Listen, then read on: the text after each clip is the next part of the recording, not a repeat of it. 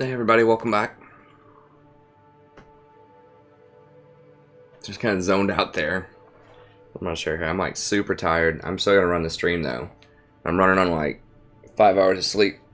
I was running on like 3, and I did. That's why I'm late. I did just. I was like, okay, I'll just take a nap. And then I passed out for. I just wanted to go to sleep for like an hour before the stream started, and then the alarm went off, and I was just like, I just can't do it. Just like hit it a couple of times, the snooze a couple of times, and then here we are. So I do want to do it. I was just like super tired. Well, I'll wake up. We can do this. It's going. I always love. It's not a matter of wanting to do it. I always love to do it. It's just like physically, I was just gonna like pass it on the keyboard. I still might pass it on the keyboard. I don't know. We'll see. But I'll go ahead and get this going. So let's go do a normals really quickly. Just warm it up. Get my cat blanket. You gotta have a blanket, or the cat will tear my legs up. She wants to get on my pants.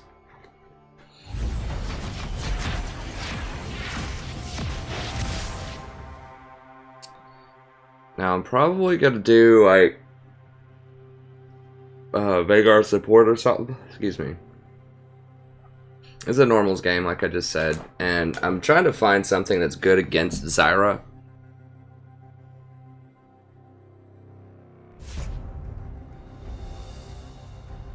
I think it has to be something that can outrange her. It has a little bit more range, but still has the kill potential. So, you know, I'm thinking like Lux. I tried Vel'Koz last time, and that seemed pretty good.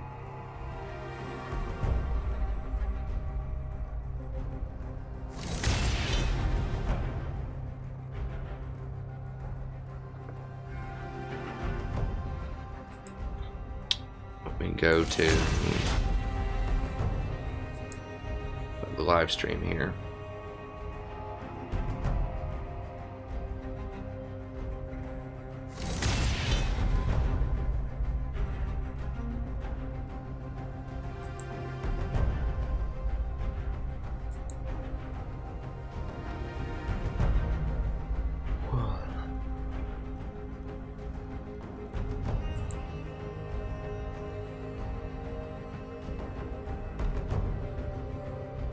Hey, what's up, everybody?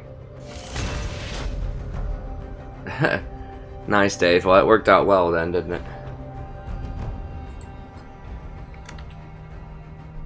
Should have probably taken at least a shower or something. I took one this morning, but once I got home, that may have woken me up a little bit, but... Oh, yeah, what are these? Oh, seriously? We're almost out of space again? Who we ban? Let's ban Kazakhs. I did release the new patch notes today. I'll do the tier list tomorrow. Most people found those. Let me... Nah, that's fine.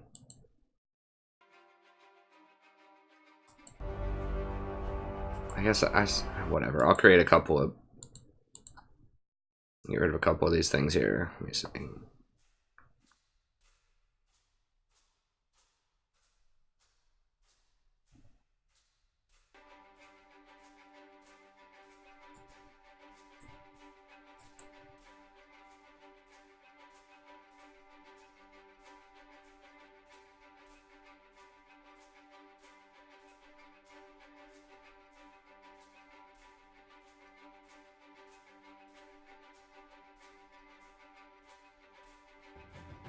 Okay, I can get rid of some Lulus, I think. Which Lulu am I on? Let me see. That'll free up some space.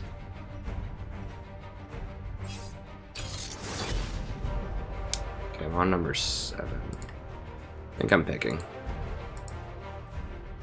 Not yet.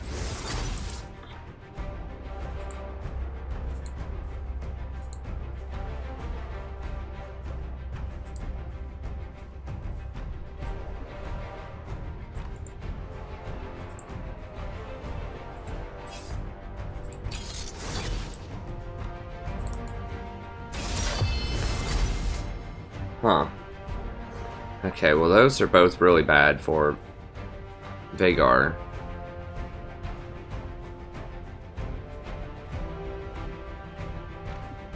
Who else? Lux. Whatever, we'll do it. No, that if the tables were turned, I would. Now I don't have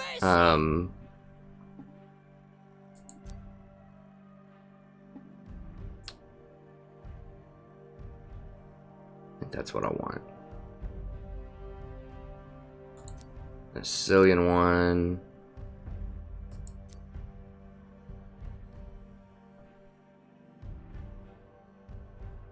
Okay, that'll be fine. You should probably go Deathfire Touch on him. But it'll be fine. I'm just trying to get a feel for,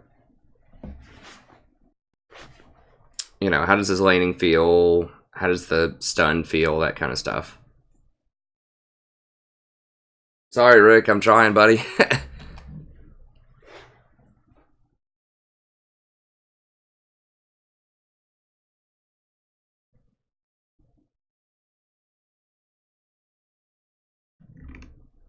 You get some coffee or something. I don't think we have any coffee drinks.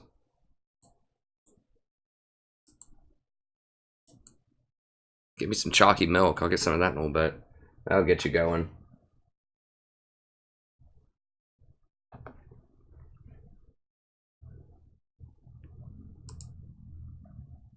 Alright, I think that's good, right? Okay, that's fine. So I can record a couple of things now if I want to. The way that I compress it, I think recording each video is like 1.5 to 2 gigs now. I used to compress them much denser, but it just like for higher quality or whatever, but it just doesn't make a difference. When I upload them, YouTube has them at a certain amount anyways. Hey Albeezus, the classes have been going very well. I really think both of my classes have some wonderful students in them.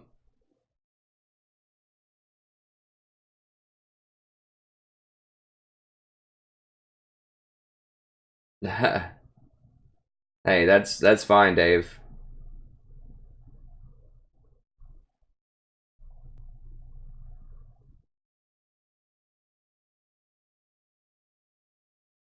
Hey, Dean Anderson. I've got a little bit of I'm going to release a full patch notes video tomorrow if you want to see that. Well, hold on. I'll go ahead and pull it up here.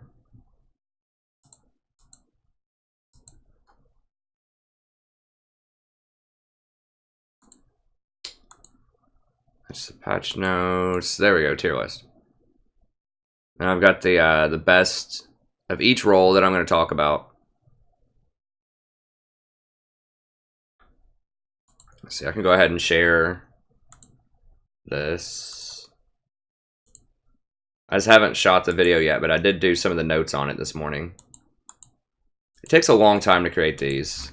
I put a lot of thought into them and a lot of research. Then, of course, I write up the Google Doc.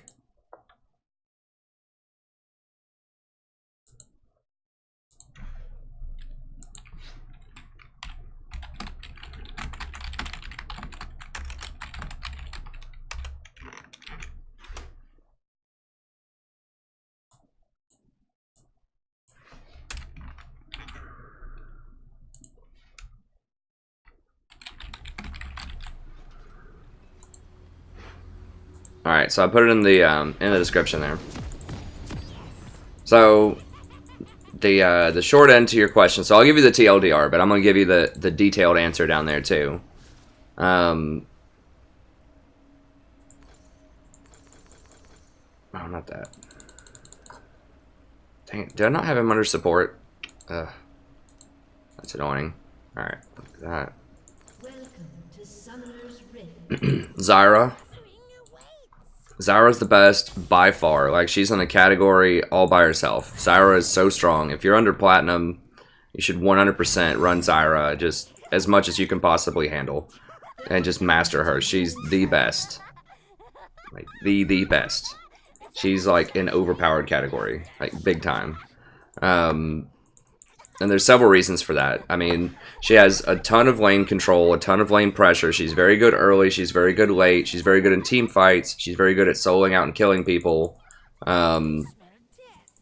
She has multiple threats, multiple options. She's got forgiving mechanics. So even if you miss your route, and I do that sometimes when I play Zyra, you can still kill them. Because the plants and your ultimate still do enough damage most of the time. So you know, if you've been a fan of the channel for a while, that I like having contingency plans. I like having backup plans. This is why I don't play a lot of things like Blitzcrank. Because if you miss your hook as Blitzcrank, you have nothing else. You're done. Your other skills all rely on you hitting that hook. Whereas something like Nautilus, who's also high up on my tier list, with Nautilus, you miss your hook, you still have lots of other options. You can still auto attack, you can still ult to engage. You're still very tanky. You still have good wave clear. That's another thing Zyra does. She has very good wave clear. So Zyra's at the very top end of the list. Other really good champions, I think Janna and Nautilus are both excellent. I think Lulu is actually very, very good. I think some of the changes to Redemption in particular and a couple of other things really help out Lulu. Obviously Lulu gets Redemption, so that seems like that's counterintuitive, right? So if she gets it, she wouldn't like the nerf, but the thing is, the champions that are really good against her, like Sona, like Soraka, they all need Redemption a lot more than she does. They scale off Redemption a lot more than she does, and they're very good against her. So that means those champions are going to be picked less, so a lot of her counter picks aren't going to be picked nearly as much. So yes, you know, the Redemption nerfs do hurt her, but she scales off it a lot less than those champions, primarily because her ultimate doesn't heal, it just gives health. So it doesn't benefit from the plus healing.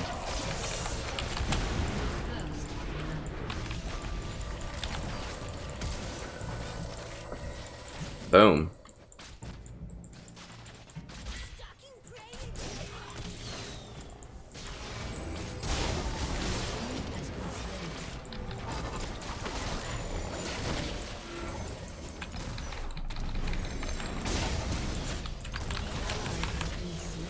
Oh, we almost got her.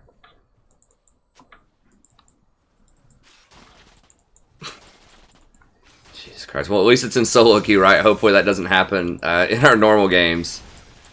It's only a short way. Someone suicides under tower. Gives out a free kill. Welcome to solo queue. But I guess we can do one more wave. So those are the top tier. Nautilus, Janna, Lulu. Malzahar, I think, is in my standard tier 2. Zyra's in her own tier, so I'm not even counting her as a tier. So that was the tier 1, the Nautilus, Janna, Lulu.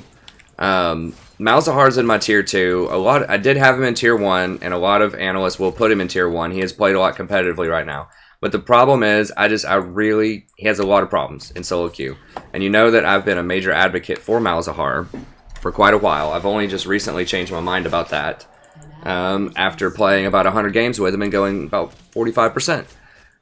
By contrast, my Zyra games, I have about 60 Zyra games, and I'm 65%. So I'm over 20% higher win rate with Zyra than Malzahar. And the reason is,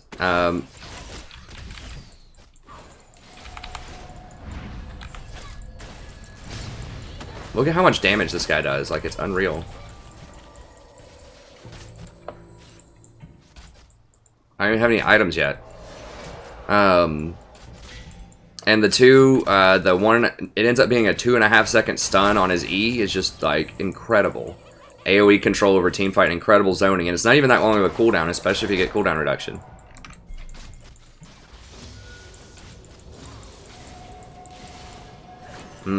I think if I drop that, even if they hit the lantern, I'm pretty sure it'll stop them. So I should have just dropped the stun anyways. Because they still have to go through the wall.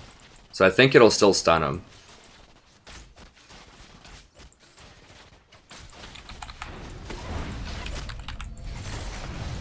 Oh, for real?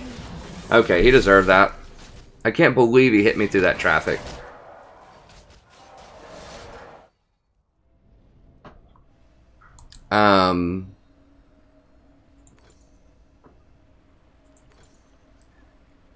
So Malzahar has kind of fallen down in my eyes a lot because he requires a lot of coordination from your team. He does have a lot of damage, but especially once you get into the mid game, it's really hard to take someone from 100 to 0, and I think that's really important with an AP support. You have to be able to do it alone because you just can't count on your team to follow up. And if you've watched any of my stream over the last couple of weeks when I was on that huge Malzahar kick, I was on that kick for like 2 or 3 weeks straight. I was playing him almost every game. It'd be so many times where I'd do 80, 90% of their health, and you'd have 2 or 3 teammates sitting around, and nobody does that last 10%. And then I'd die. So that's number one, is a lot of times people just won't follow up on it. And that's bad. Number two is he's very, very short range. So when you're against poke champions, it's really bad, or even in team fights, it can be quite bad. A lot of times you just can't get to the priority targets in a team fight, and you only can really focus out one person. So he's not really that phenomenal. He's good against pick comps, but if they have a tank or something on the front line and you're forced to ult something like a Poppy because you can't reach their AD carry, well, that's going to be really bad.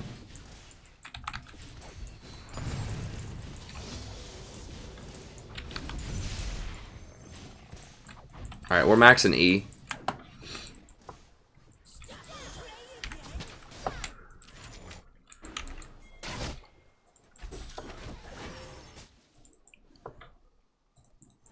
So this is the top one. And then in the Malzahar, I think kind of in the tier 2, Sona, Nami, that might have been it. Malzahar, Sona, Nami. There's more than that. I can't remember everything that was in the tier 2. Thresh I've got down in tier 3. Then the Gutter. He just requires too much coordination, too much teamwork. Once again, I just think Nautilus is a much better version of Thresh the vast majority of the time. Blitz I've also got down there, I think. Because I just think Nautilus, once again, is just a better version of him. Tom Kench I think I've got in the tier 2. He has some good matchups.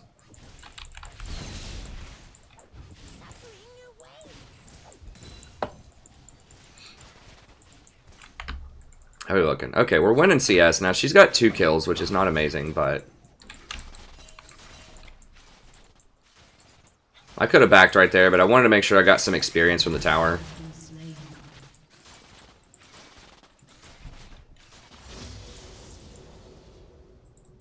Yeah, I mean, you're right, Nayun. It's not the worst thing in the world to ult the Poppy, but that's a huge tool in your kit, and if you're having to ult a tank, I mean, it's okay. It's okay, but it's not the best use.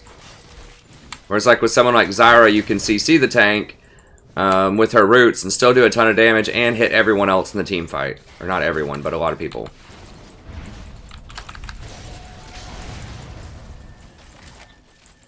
Yeah. That cage into Jinx Chompers is very, very potent. I mean, I could have maybe even ulted her there. If I get her one more time, I think we can kill her. Or at least get her heal.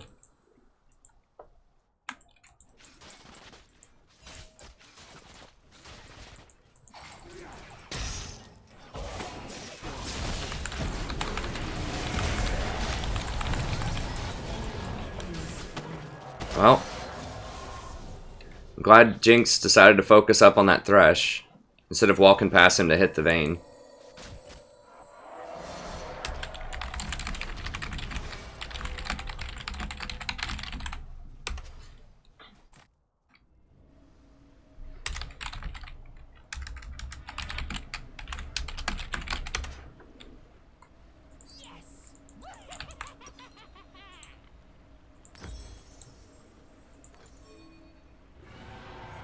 I mean, I know Thresh is in front of him, but he just used all of his crowd control on me. What's he going to do to her?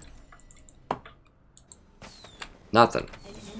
He's going to auto-attack her like he's doing anyways. So all she had to do was drop chompers on him. Drop chompers on the Vayne. Go forward. She can't dodge it because if she dodges it, she's going to hit my wall. Yeah. Okay, buddy. You weren't. You goofed it up. This is why it's important to be able to 100 to 0. I couldn't 100 to 0 her. Because she didn't hit the wall. So this is why. I mean, Zyra probably would have 100 to 0'd her. Right there. And because people just won't follow up. Even though it seems ridiculous. Like, okay. You know, it's a Veigar support. They understand that I'm going to do a lot of damage. No, they don't. Now granted, this is a little bit lower elo than when I play ranked, but not that much lower.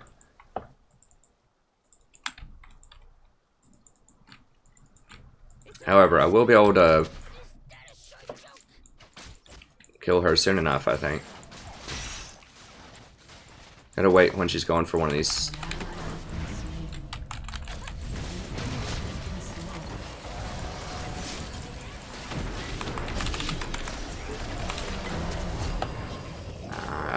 I don't know. Veigar's okay. He doesn't quite have enough punch.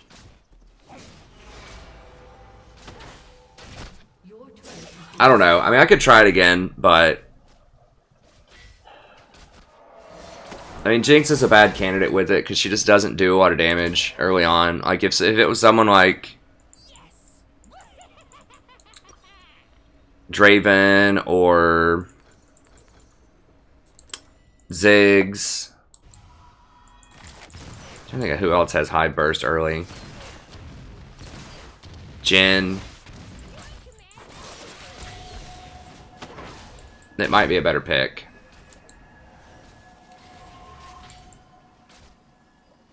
We just don't have enough right now.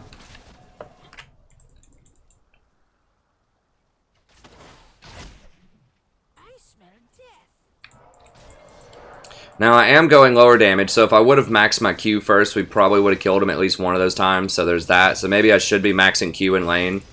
At least get 3 points in lane, and then I should have switched over to the E maybe. I'm picking E for the team fights, and for the because it increases your stun duration by half a second. Or like by a quarter of a second each time, so it's a lot. But if your AD carry just doesn't do any damage anyways, then it's not going to matter if they're stunned for that extra second.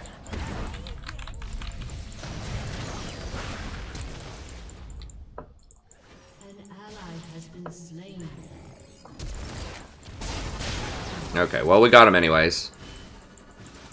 I mean, obviously, I could have positioned in those fights a little bit better and not gotten hooked and all that stuff. So it's not all Jinx's fault, obviously. I've clearly screwed some things up too. But, you know, I'm just looking for the feel of it.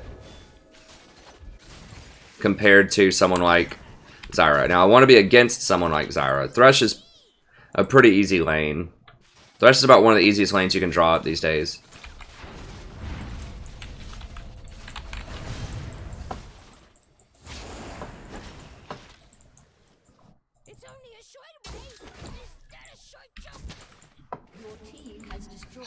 We'll see. I mean, I think, like I said, having that 2.5 second stun on an AoE CC, it's a little weird to hit it, but it's very, very good, especially against melee things.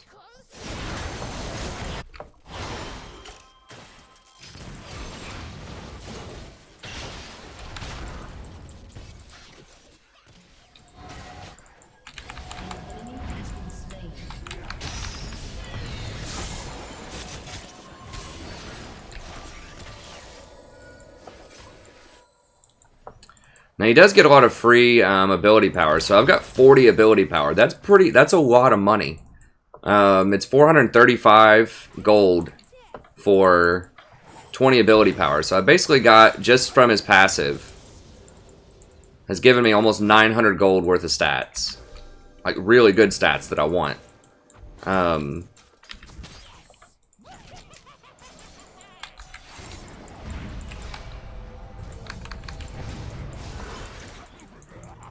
Here comes old Warwick. Yeah.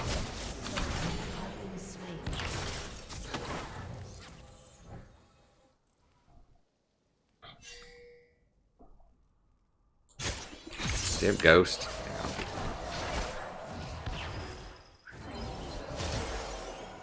How did he know to throw that at me? I guess maybe he warded it before he threw it, because I just swept that area. That's weird. Alright, we'll go for Sork Boots. We'll get this for a few more wards.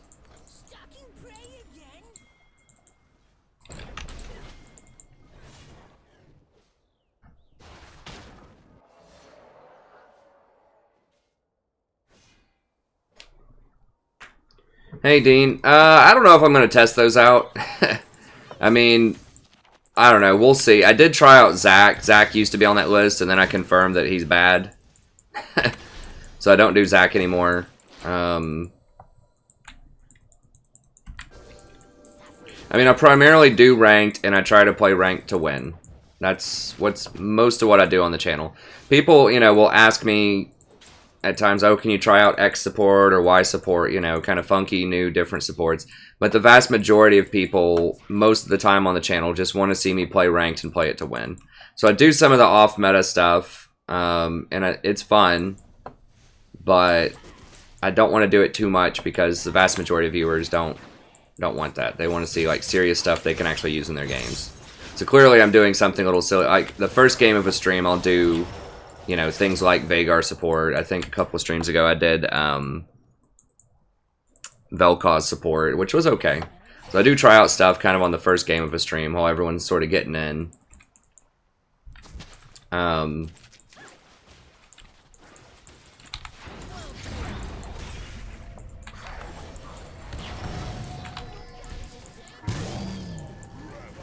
But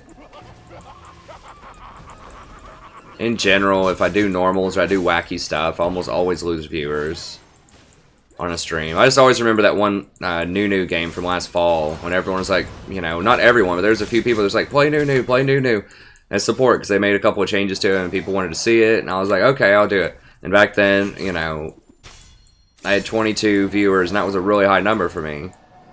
And then when I did the new, we dropped down to like 12 viewers, so I lost like 50% of the viewers, and there were a couple of people that came in. They're just like, why are you playing Nunu? He's a trash support. This is stupid. Like that kind of thing.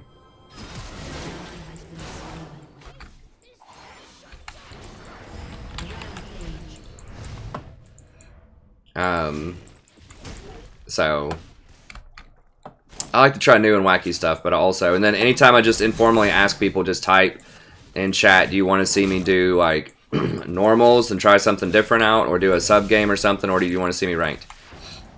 And it's usually, you know, the vast majority of responses are do ranked.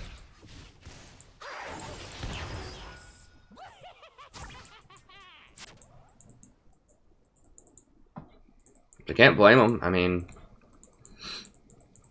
I like seeing silly stuff too, but at the same time, I also like seeing viable things that I can actually use in my games.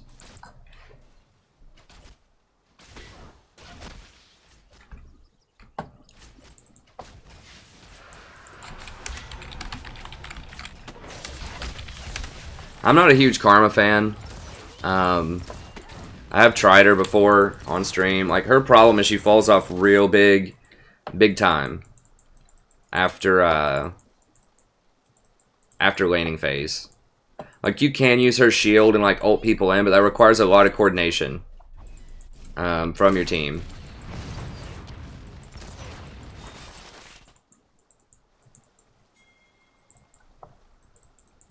You actually have to use your shield to go in, and that's basically all you have. I mean, you can do like a mantra'd Q later on. Your shields are really weak compared to something like a Janna or a Lulu, because they're balanced around using mantra'd shields in the mid game.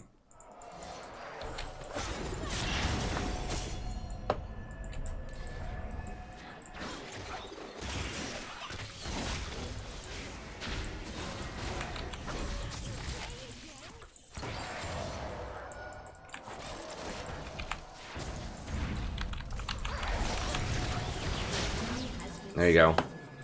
That was a long time. That gave everybody a chance to hit him. So, like, his E in the mid game is really good. I mean, I obviously just screwed up his laning phase. I could have played it a lot better. This isn't the best matchup. They have a lot of, you know, high damage people. But, I mean, I think he might have a place. I'll practice him a little bit more. Your turret has been destroyed.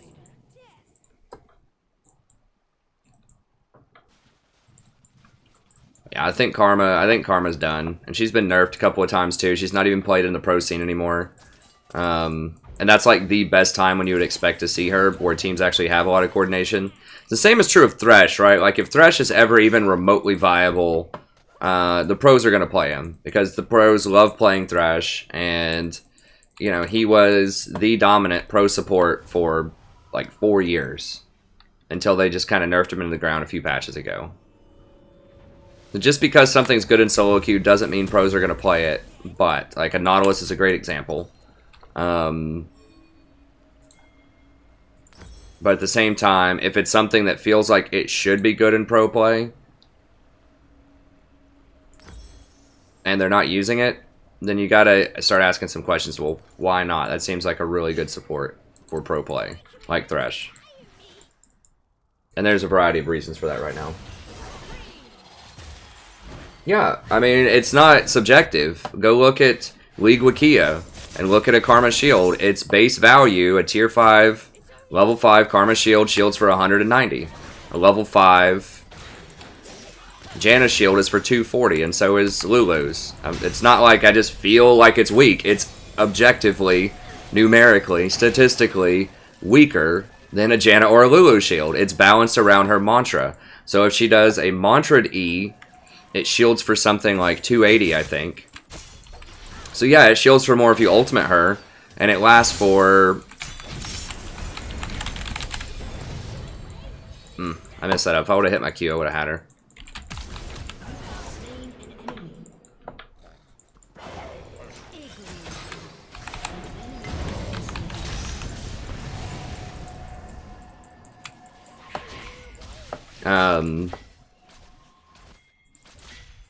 So yeah, I mean, it's not my opinion on it. It's just what it is. So yeah, I mean, if you can, and you only get that mantra'd E, you know, once every 20 seconds or something. If you're hitting all your spells, you cool down your ultimate a little bit, but just without using your ultimate, then it's way weaker. Because when you ultimate, you get that extra 50% on it. I think they even nerfed the mantra'd E. That's like the last thing they nerfed. That was kind of the nail in the coffin for her. On the it wasn't last patch. It was like the 7.1 patch.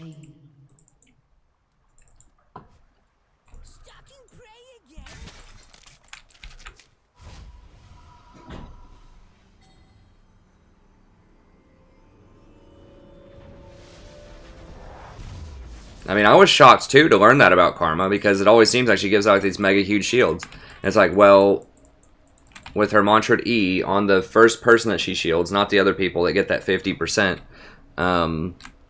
it is a big shield for a very limited window of time.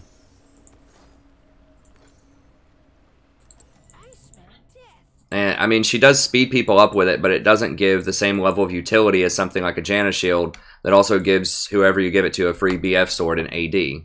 So the Janna shield gives somebody like 1,250 gold worth of AD, in addition to being a shield. And you can spam it much more. Come on.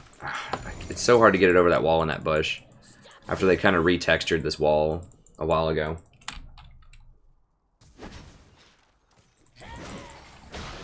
Yeah. Sieging Veigar is a real pain. Like, that E is a really nice zoning tool. And if I hit it while Lux is around... See, Lux is a good combo with Veigar. Anything that has really high burst damage that can just zero someone out if you hit them with the stun.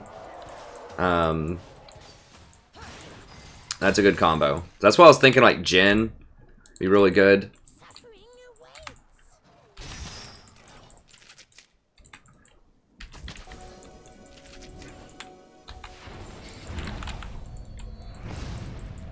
I don't have a lot of damage yet on my W, but... An ally has been slain.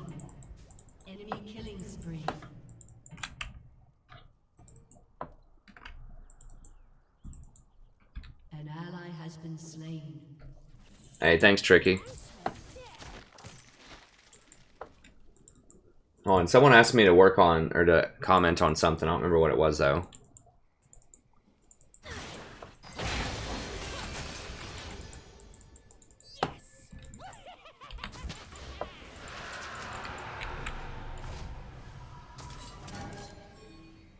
Oh, how to succeed in college? I mean, the biggest thing that you can do to succeed in college is ask questions, make sure the professor knows who you are,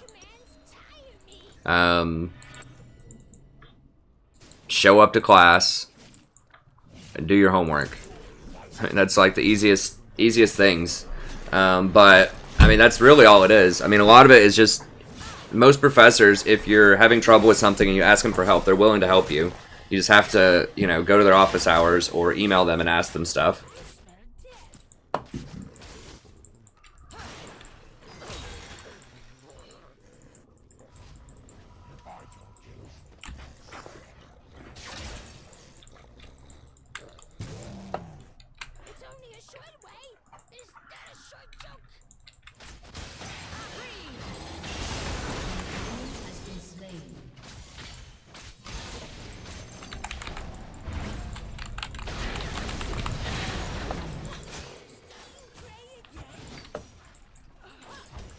Just making sure she died. That was like way overkill.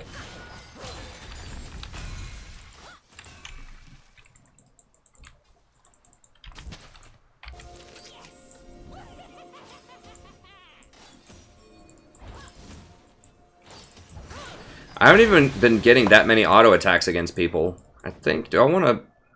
I think at this point, I would much rather max my W. I'm just going to get a lot more kill power out of it. I think getting 3 points in Q is fine. At this point, I'm not going to be just harassing people with Q as much. A little bit, but I want the all-in burst more, so I think W is probably where I want to be. So in the laning phase, you might want to get 2 or 3 points in Q just so you can harass more with it. But outside of laning phase, I would definitely max your wall first, and then maybe max your W second.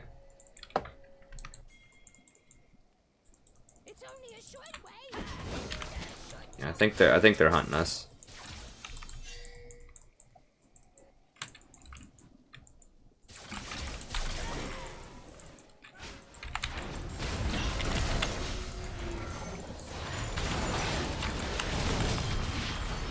Oh, that sucked.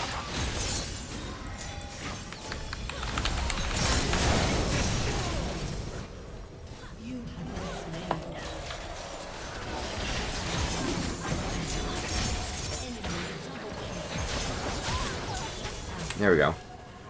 So that stun was pretty clutch. We're a bit unlucky. I should have exhausted the Katarina. She was kind of bouncing around there.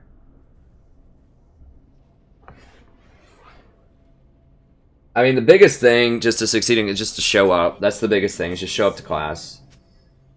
Hey, Hamid.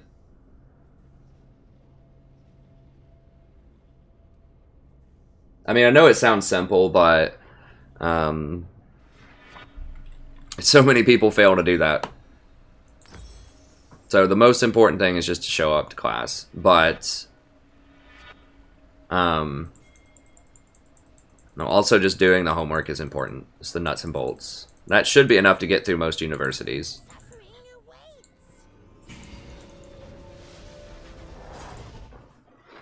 I think, you know, just time management skills. Those both fit under time management skills. And I think having some sort of either schedule or just kind of reward system for yourself is a good way to try to do that. So just say, you know what, if I don't feel like going to class today, but if I do, I'm going to give myself this special treat or something after I get done. I'm going to get, you know, this snack from the store, or I'm going to go out to dinner tonight or something like that. Just treat yourself, give yourself something, some kind of reward, or just say, you know what, if I do all my homework, then I'm going to play this game for a couple hours or something.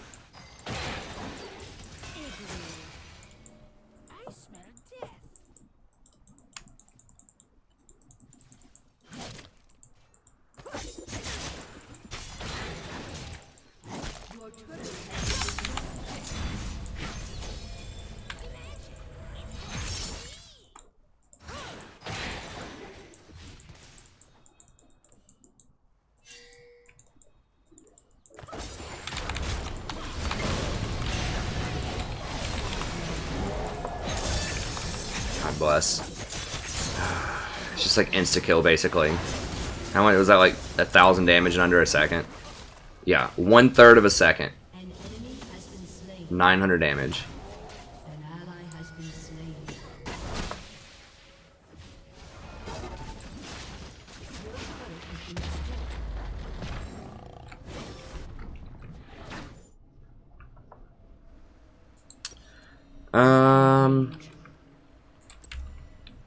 Shut down. I think we'll just go Abyssal Scepter here. Double kill. Ace. None of them are really getting magic resist. I mean, Warwick is, but that's it. And I don't really care about Warwick. Your turret has been destroyed.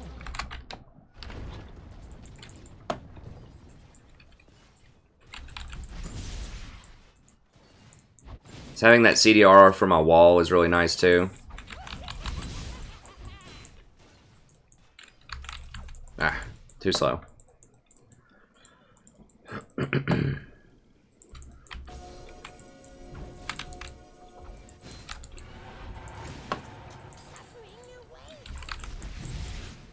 Oh, that was gross.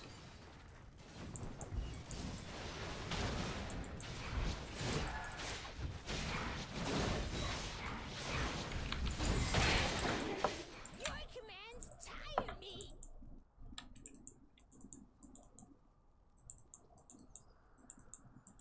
No, I'm playing support. This is just a warm-up game. This is just a fun normals game. I'm trying out some other AP supports. How did he get out of there? Did he run or something? I don't know.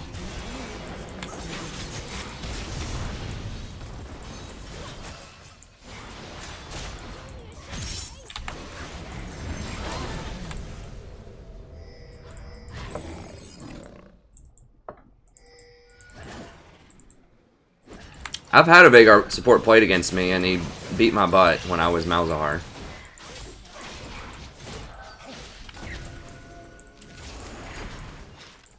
I think they had a Jhin, though, with him. I think Jhin is crucial to these kind of AP comps.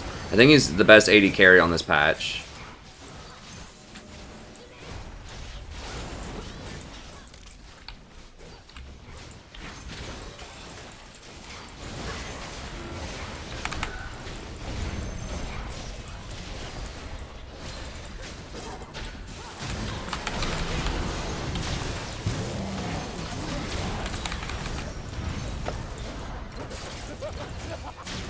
Has been slain.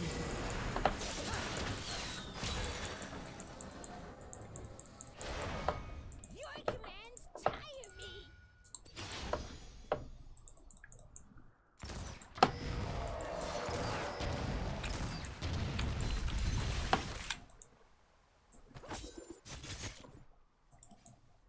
Suffering away. We don't have the smite.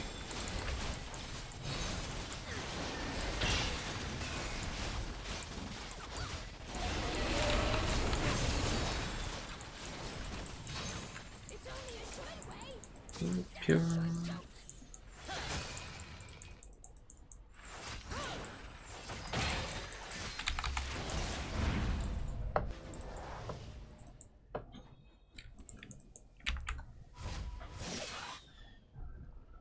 Let me see here.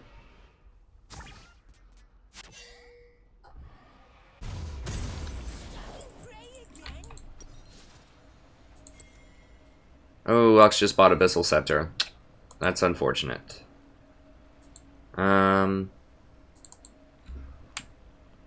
Okay, whatever. We'll just get a Void Staff next. It's fine. We still get the 10% CDR. Like, the book is still good, the Fiendish Codex.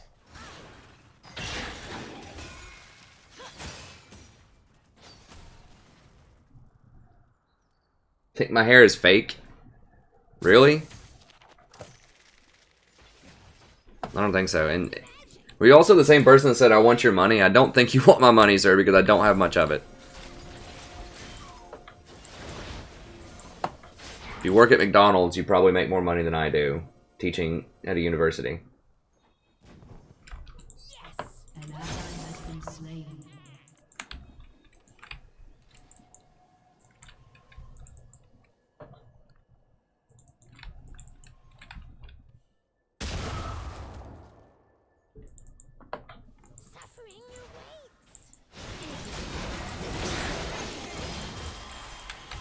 Sweaty hair is also shiny. I don't know if you've ever sweated or not, but I went to the gym earlier today and passed out, so. You have been slain. Okay.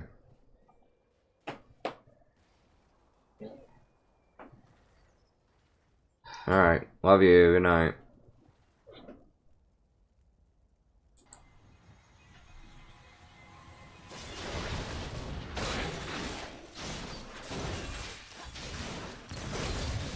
Now, teachers actually make a lot more than adjuncts at a university. Way more.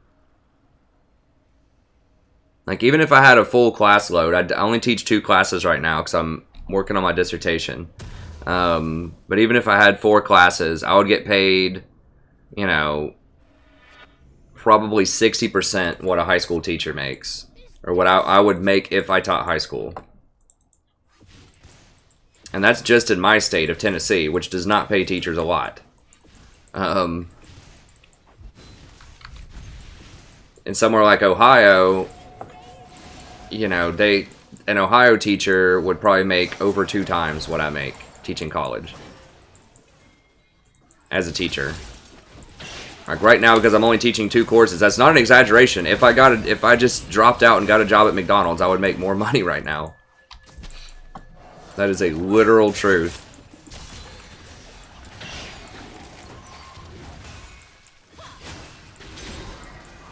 You go. I've got 9. Yeah, one more. Wait. Lose track. I have 11 years of education beyond high school. I could make more working at McDonald's. That's the state of higher education in the United States right now.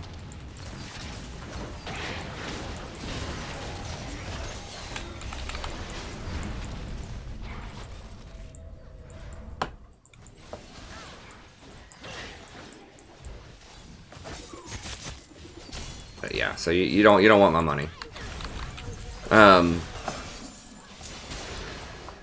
Yeah, I don't know what to tell you about my hair, man. It's real hair. It looks real goofy sometimes. If I had a wig, it would look much neater a lot of the time.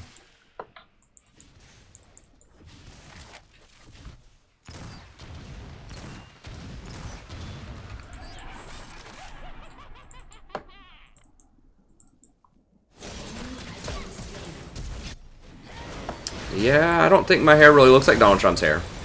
It's a lot thicker.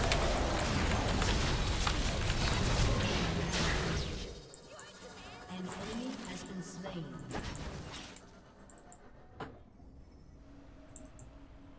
He's also over twice my age.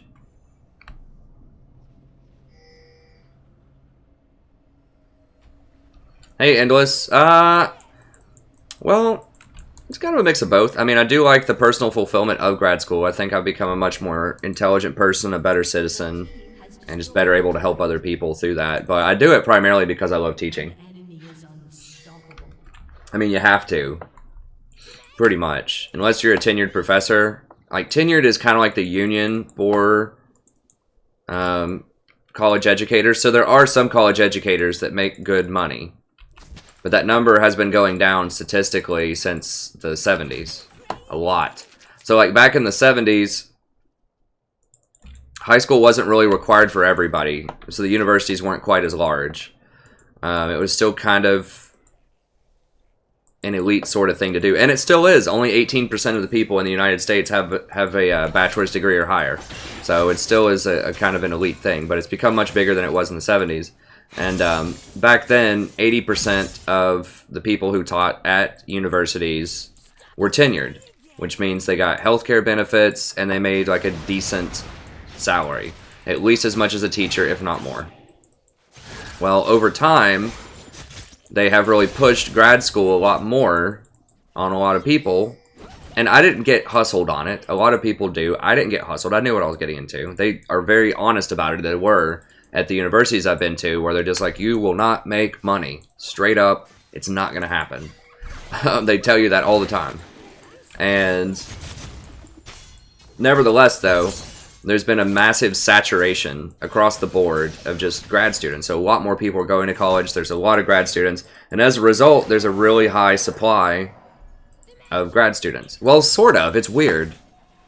because they're always places are always scrambling for adjuncts as well. So there's some kind of limit to this. I can't even kill the support at this point. He does have Spirit Visage though.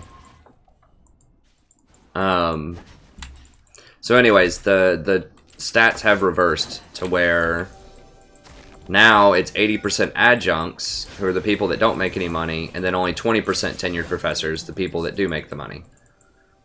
Because they can get away with paying people gutter wages because they know people will do it. They know grad students, there's a lot of them out there, people with PhDs and advanced degrees who want to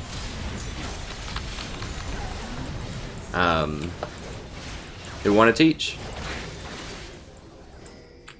That trend's gonna disappear though, because I have so many friends that are grad students that just leave to go do something else. They're just like, I just can't live on this. I'm tired of living out of my car. I'm tired of being homeless. Not like literally, although sometimes there are actually homeless adjuncts. I think there's a woman who wrote a book. I can't remember exactly, but I know she's kind of famous. She like lived out of her car so she could teach college classes.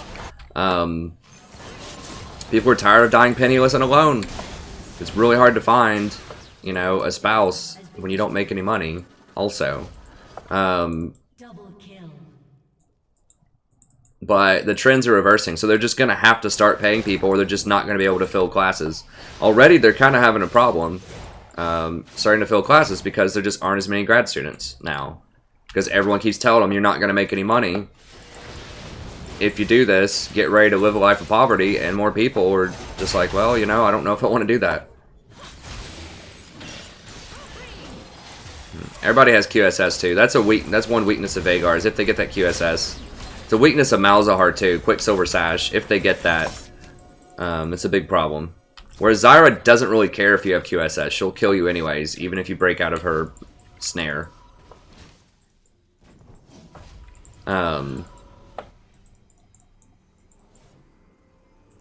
But yeah, I don't know where I was going with that, but that's just kind of the state of how it is.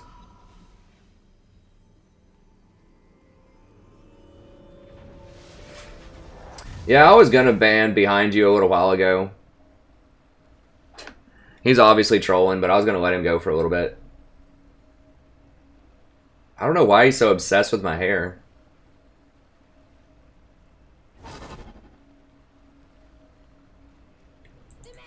Yeah, he's just, I mean, he wanted to get banned. It's pretty obvious he wanted to get banned.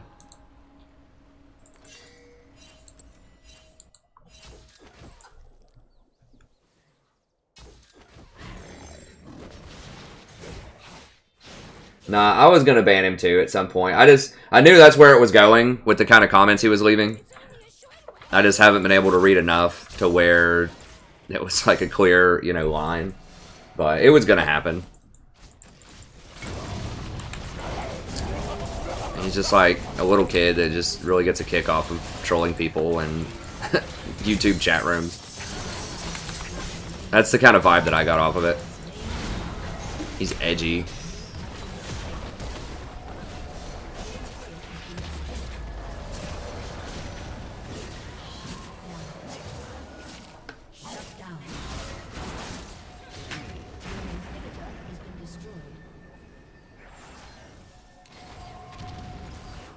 Hey Arnold, how's it going?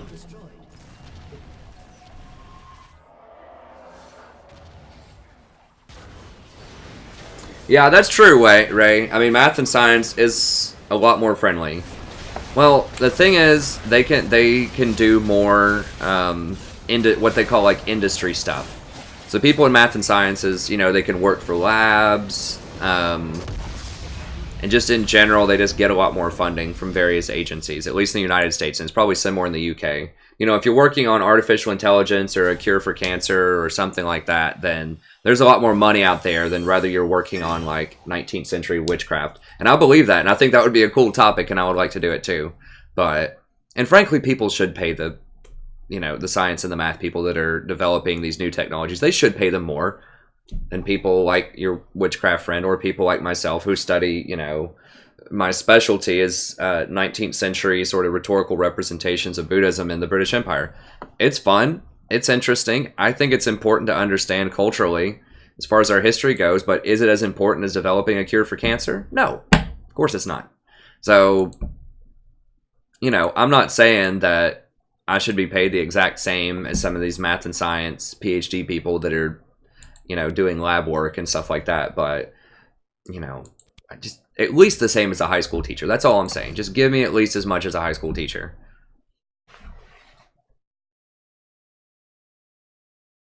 Because I am preparing people for the future. I mean, my persuasive writing class is actually super important. So yeah, the weird stuff, the witchcraft in the 19th century, colonialism and stuff like that, like that's all cool and everything. But like the persuasive writing stuff, like teaching people how to think better critically, and how to improve their writing, that actually is really important, especially the critical thinking. So that is something that should deserve quite a bit of compensation. But like I said, I don't want a whole wheelbarrow of money. Just the same as a high school teacher would be fine. I mean, it's fine that it's less. I'm still going to do it because I love doing it. But it'd be nice if it was just the same as a high school teacher.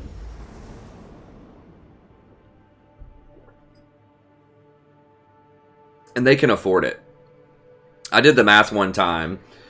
And you just think of like, okay, someone who actually teaches the course, an educator, just think in your mind, like, what's a fair number? So of the revenue that a course generates in college, like, what do you think would be, you don't have to answer this or anything in chat, but just think in your mind, what's a fair number for that instructor, the person who has the expertise and who puts together the course and actually teaches it? What's a fair number for them to receive? You know, you'd be thinking in your mind, okay, well, the university does do quite a bunch of stuff. They advertise for the class effectively. They run all the logistics. They get people to go there. I'd say 25 or 30% would probably be fair for the educator, and then the other 75% to the university. Right? That seems fair, right? No, 5%. 5% of the revenue that a classroom brings in. And I'm talking about just that one class. That's not everything that every student takes. That's like, that class represents 1/5 of their schedule usually. Most students take 5 classes in a semester. So adding up all of that for each individual student, you know, according to how much the instructor makes, it's usually 5%. So to turn it into something that a high school teacher would make that would be reasonable, you would just have to take it to 10%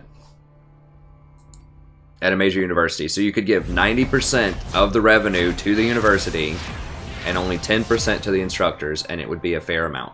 But they still only do half of that. They still only do 5%. Which is like, that's exploitation just about to the max.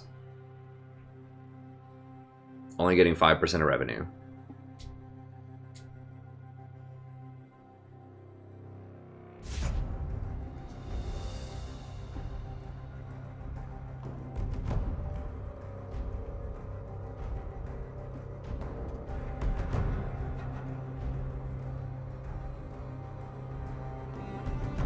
Well, that's also true, Tyler. That's another big thing, is it's like, well, if they're making that much, if they're not even giving the instructors that, why not at least reduce the cost of education, right? So why not at least, you know, reduce the, because what are students paying for? There's an increase in 10% in education every year, basically. And what, are they getting better education out of it? No, I don't think so. I mean, there are some amenities that are really nice, like having a projector is very nice in my classroom. Trying to think of other amenities that are really nice. Like, there are some administrative things that are useful, like academic counseling, writing centers, libraries that are able to interlibrary loan and borrow books. You know, bringing in some speakers and things like that to help enrich the culture of the campus.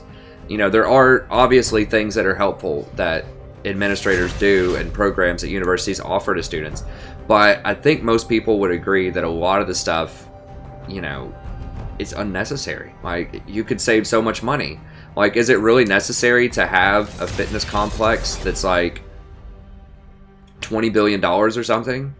Like, no, just add a couple of weights in there, some treadmills, maybe a couple classes for your yoga and your cycling and stuff. But the problem is, a lot of universities are competing with other universities for students, and so they want to look as nice as possible, so they're making these places like resorts. Like, you've got like these palatial dorms, these things that look like palaces. You have just like really just fancy stuff all around campus, and it's nice. I mean, and this like beautiful groundskeeping. Like, it's nice, but it's just too much, because the money's not going to educators. So if it was 10% up, you'd think, okay, well, we're going to improve, you know, our educators a little bit here, so that they don't have, so they can spend more time commenting on student papers and meet with students instead of having to work second jobs at restaurants or you know, do other side jobs. That's not the case. So yeah, I mean, it's a broken system, and eventually something will have to get fixed with it.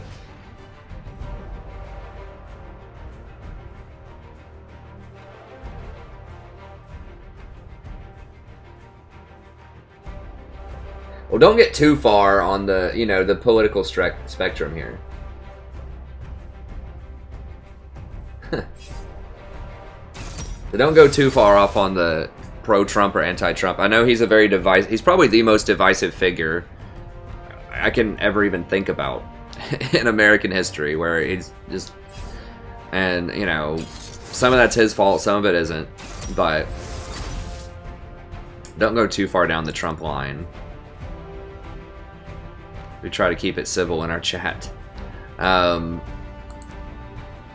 But yeah, I mean, and that's not, you know, this has been a problem for a while. This isn't new. This wasn't a Trump thing. This wasn't an oh my god, she got through pick ban. Who'd we pick top lane?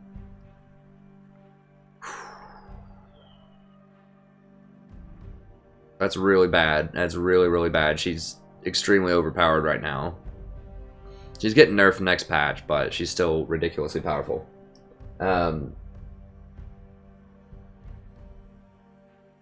Yeah, I mean, at my University of Tennessee, for example, when I went there, it was about $5,000 to $5,500 dollars per year, which is a really good deal for that university. And that wasn't that long ago. I mean, I graduated undergrad in 2007, so it was only like 10 years ago. And now it's over $10,000 per semester. It's like $10,000, $11,000, $12,000. That's if you're in state. If you're out of state, it's way more. But yeah, it's just, it's gone up so much. And yeah, they have some fancy new buildings. I don't know. I don't know. It's just, it's too much money, and everyone knows that.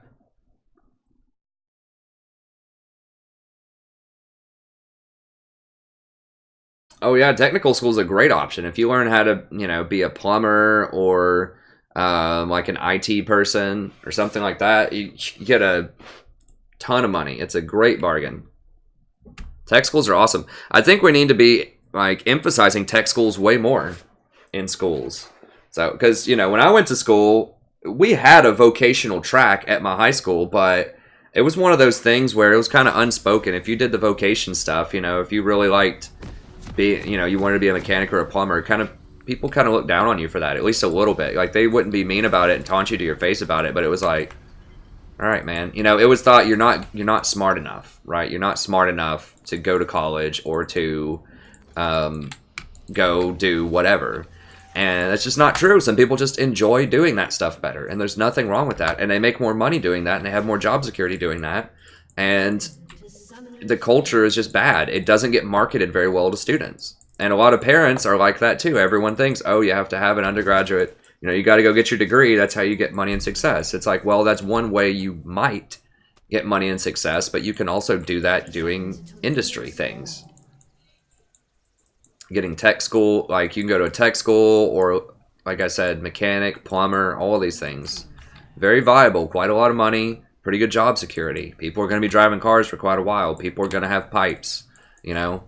So it just kind of looks, people look down upon it because they think of it as it isn't really that much of an intellectual endeavor. Although, to be fair, a lot of stuff that people, especially that parents want their kids to do, isn't, I don't know. I would say that, I don't know, that's a dangerous road to go down. But I'll just say that, you know, a lot of times some of these classes and like what ends up going on is a similar type of skill sort of thing. It's not like, in other words, it's not like when everyone goes to college, parents want their students to become like great philosophy majors or great literature writer type of major sort of things. A lot of them want industry type of stuff. But I think that trade schools can be great. Now, I like college, and I think that, you know, colleges should be a thing that people should want to do if that's something that they want to do, but I don't think that should be considered the only option or the only path, especially considering the cost that someone brought up a second ago. And that it just doesn't make a lot of sense. You know, if someone knows going in, hey, I don't like college, I'm probably not going to do very well in it, I would much rather do this other thing instead, and then their parents force them to go for 4 years, and they just don't make, they like drop out, or they just really hate what they do. Then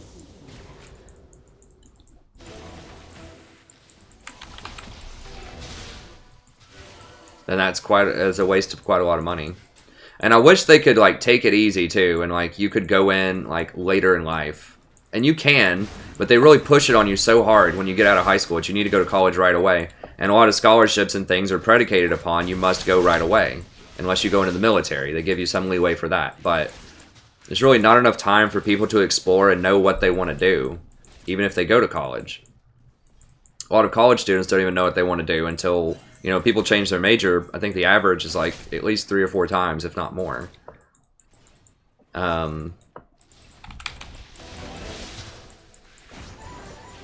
Someone is pretty annoying against Zyra early on if we can't all in him, and we can't because we have a Varus on our team. I hate Varus. I hate him. Just straight up, I hate him right now. He's just really bad in solo queue, and he's just kind of like the champion de jour that pro players have been playing, and people want to play it too. And he's very high skill cap, and the payout is so low in solo queue. He's just awful. And I'm sorry if anyone's like a Varus main. I don't mean to offend, but he's not in a good place right now. I just think if you want a champion like Varus, just play Ziggs. Ziggs is way, way better. Like, pro players pick him. I still don't understand why they pick him, because last week when I looked at the LCS, he only won 38% of his games, so I don't get it. I get Ashe. I get Jhin. I just don't get Varus. But yeah, that's rare though, James. I mean, I'm sure we all have friends, right, who didn't know what they wanted to do. I mean, I didn't fully know what I wanted to do when I went in. I was just like, you know, I think I wanted to do like psychology, and then I like spoke with a psychology person. I was like, you know, this is a lot more kind of statistical, data-driven type of things than I really want to do. Like, I wanted to kind of do like the black couch, you know, 40, and I kind of want to do like counseling and stuff, but I wanted it to be much more kind of high-end, you know, the classic stereotype of someone coming in and sitting on the couch and talking about their deep problems, and then you can help work them through it, like that type of thing. That's just not what happens in a lot of psychology these days. Like, maybe some with counseling, but a lot of it is much more like, which medication should I prescribe to this person? Or there are certain protocols. I should talk about it this way. There's certain limitations to like what you can talk about, how you can talk about it, and a lot of it's just just not quite what I was into.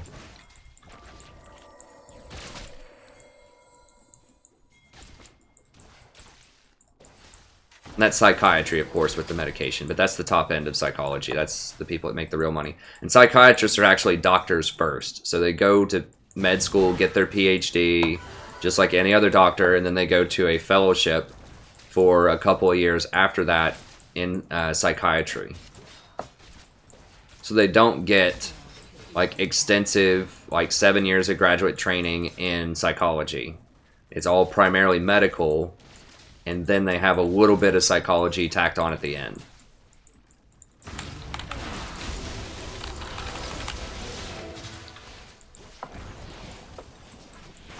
which that's fine. I mean, I have friends. Well, I actually don't have any psychiatrist friends. I have lots of medical friends, but so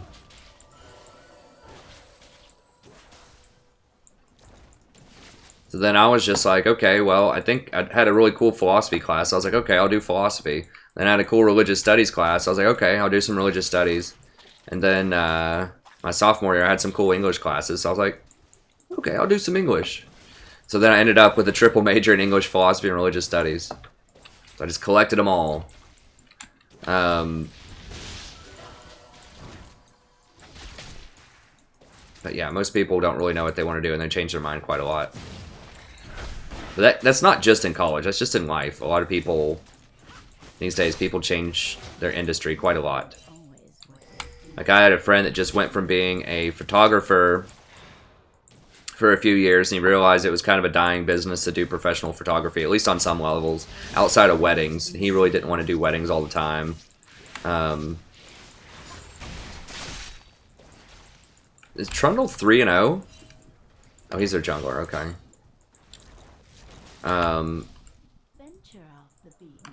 Darius is getting murdered by Camille. Darius is just fresh, like, super nerfed against champions like Camille.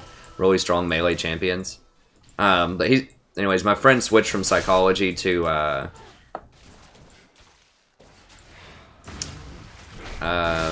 physician's assistant. Which is a pretty nice paying job. It's kind of... It's kind of like on the same sort of tier as, like, a nurse, I think.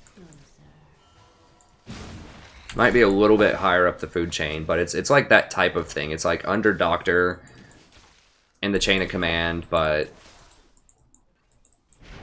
it still is a really nice job. But yeah, so he just switched all the way over from that.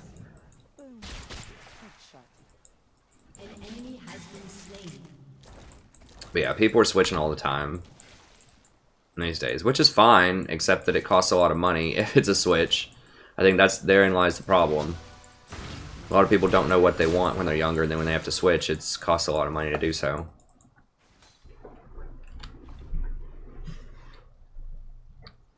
Yeah, I mean, that's true, Caractus. There's a lot of humanities people that just... I mean, it's not just the humanities. I used to know this guy when I went to a card shop when I was a teenager, who worked next door at the Subway, and he had a PhD in astrophysics. But it is a lot of humanities, more so than others, end up just working jobs completely unrelated to what their humanities degree was in. We probably need to buy pretty soon. We are crushing her in CS, so that's good. Camille's just going to be such a terror later on.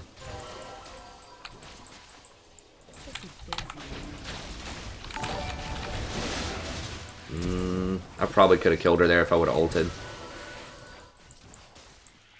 I thought she'd flash and heal faster. I think she flashed.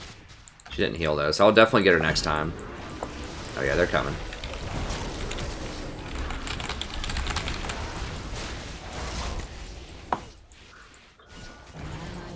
Yeah. Yeah, so he shouldn't have flashed earlier to go for that kill. Like, if they have their heal up, just never flash. It's a rookie mistake, because that's using a 5-minute cooldown for a 3-minute cooldown.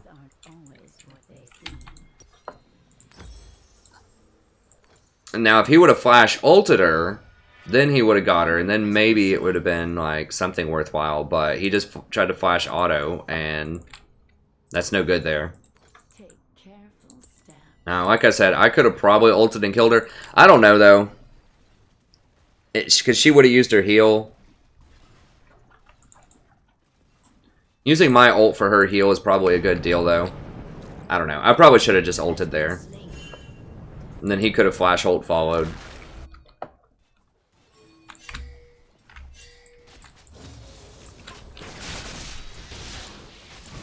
I think just do what you enjoy doing. I don't know. I think money, like, you can get money from places, or just adjust your lifestyle to where you don't spend much money.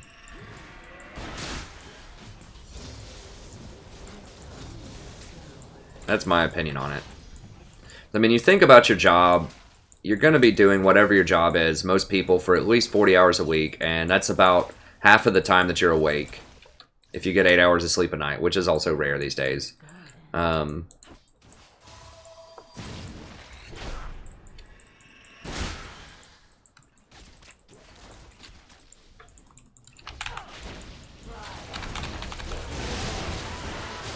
Oh, now he uses it. Okay. Well, he did get it. That is a pretty long stun. Okay, we got her flash. That is a pretty long stun. I'll give him that.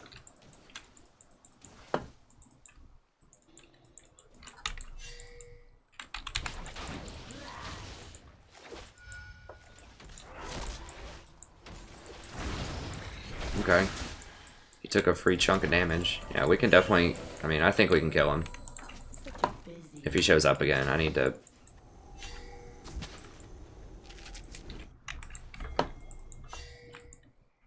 Dude, I don't care if he's here. What's he gonna do? An ally has been slain.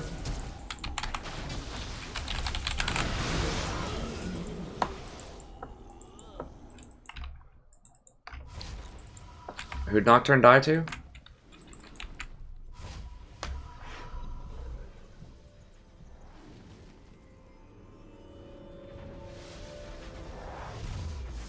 What do I think about Twitch? I think Twitch is really good.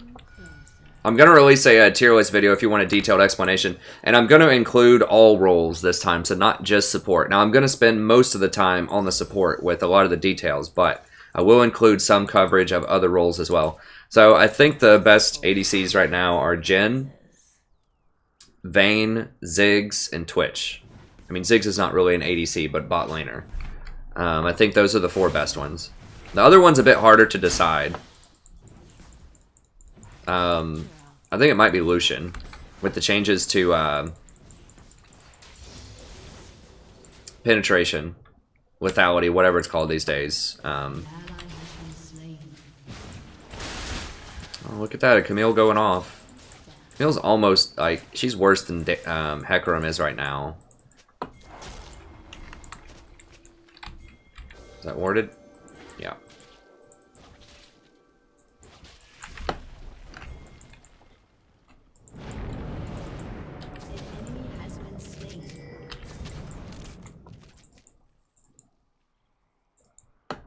So much more to see.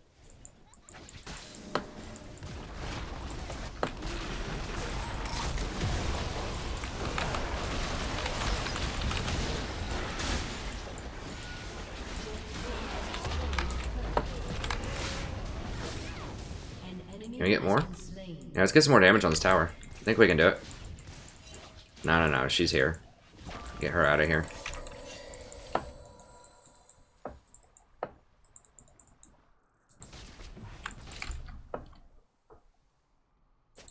Things aren't always what they seem.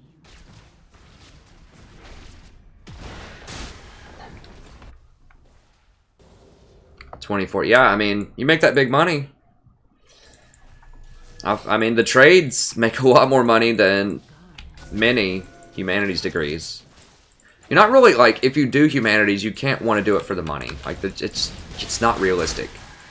Like, you're saying, okay, I'm giving up some money because I believe in this.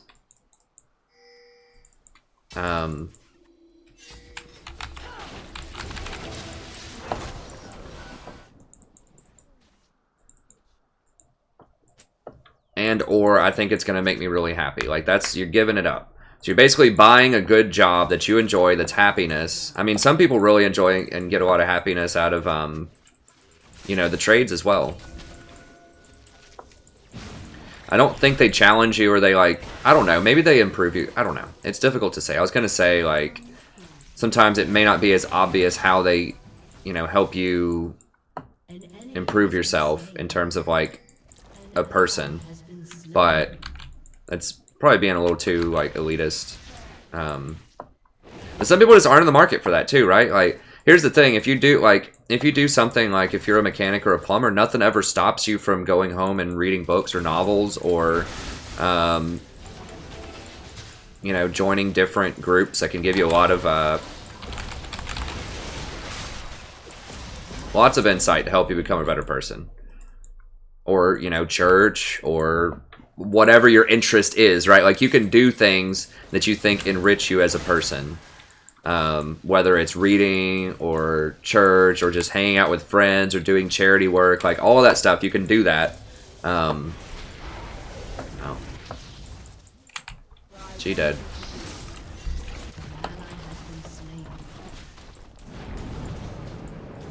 Hopefully Rise is dead too. We'll see. Oh, we gotta get out of here. She's gonna kill us. I gotta heal. Yeah, I do need to... Really? Really? So he ults onto Rise if Rise kills him. Okay, we'll go back in shifts. Let's see. Give me my mask. Such a busy world.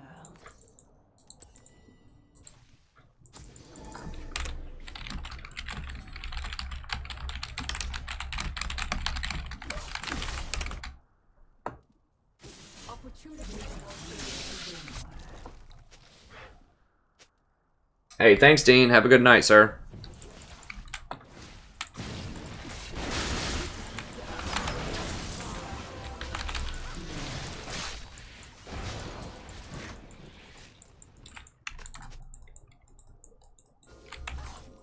Did Camille just give up bottom? Or give up top? She was just like, whatever.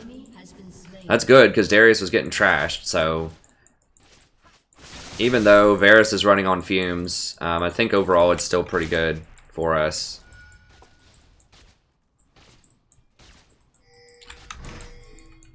Take careful steps.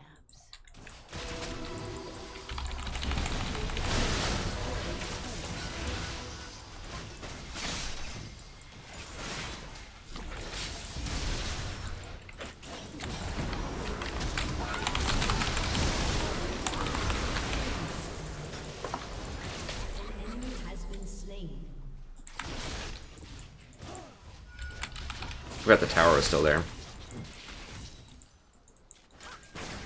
Okay, okay, fine. I mean, we could probably get that tower, but getting the Mountain Drake is nice too.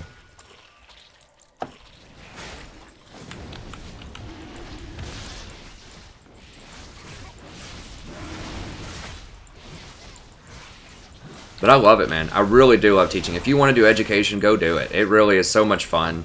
Because I have a good time with it, and I know I'm just, like, legitimately making a huge impact on these people's lives. And that's really what I enjoy. Just giving them the kind of stuff they can't get elsewhere, you know? Just teaching them how to really explore themselves, how to really explore society, and just become better critical thinkers and enjoy their lives more. So if you want to be a teacher, I still highly recommend it. I'm not one of these jaded old curmudgeons yet in education that's like, don't go do it, you'll regret it later. Like, there's plenty of them. They're just like, really, you want to go do the humanities? Like, there's so many haters of our own field. Now, I don't like the politics of what people teach, and I think that gives the field a really bad name, that we've become so politicized and so heavily associated with far-left ideas. I mean, that's fine. Like, there should be, you know, far-left ideas. I'm not saying there shouldn't. I'm just saying there's not a representation of even moderate, middle ground type of ideas in most classes, in at least English, and in a bunch of other humanities. And that alienates a lot of students. But, anyways, that's a different thing. So the politics, you know... Oh, God, he missed it. And she went anyways. Okay. Or he went anyways. Okay, good enough. But the teaching, I always love the teaching. I always love the teaching. It's a really cool experience. Especially being able to teach the way that I want to teach. Like I said, I wouldn't mind teaching high school. I'd love teaching high school if there just wasn't as much red tape. I'd probably still like it. I'd find a way to make it really cool and interesting, but...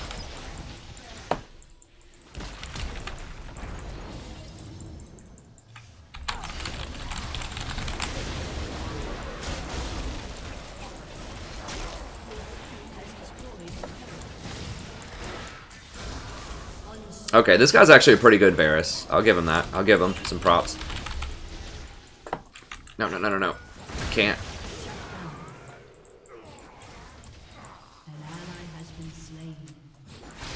I don't want to die. I don't want him to, like, flash in and kill me.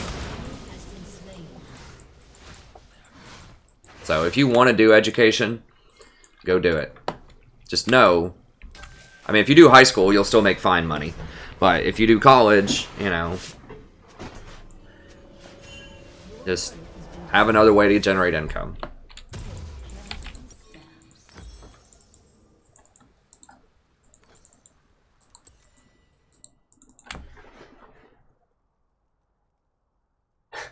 That's right, James.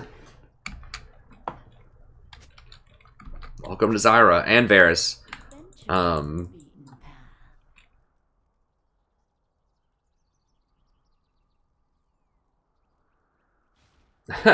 There you go, James. James representing. I consider myself a moderate. I really try to see all sides of everything as much as I can. But I do think, yeah, students would find it refreshing.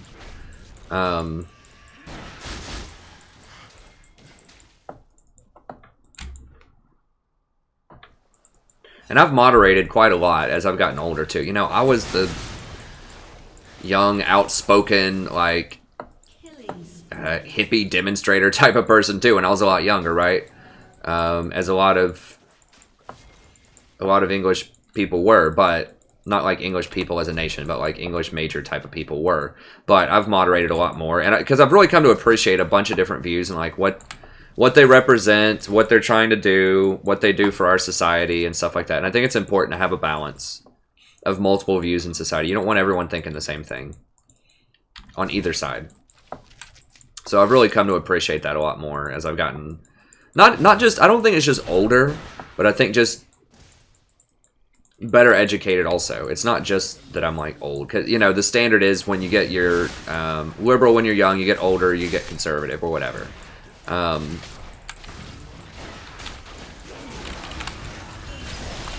0. Yeah, we're dead. We're dead. Is he gonna get one more? Yes. That's still 2 for 2. Dude.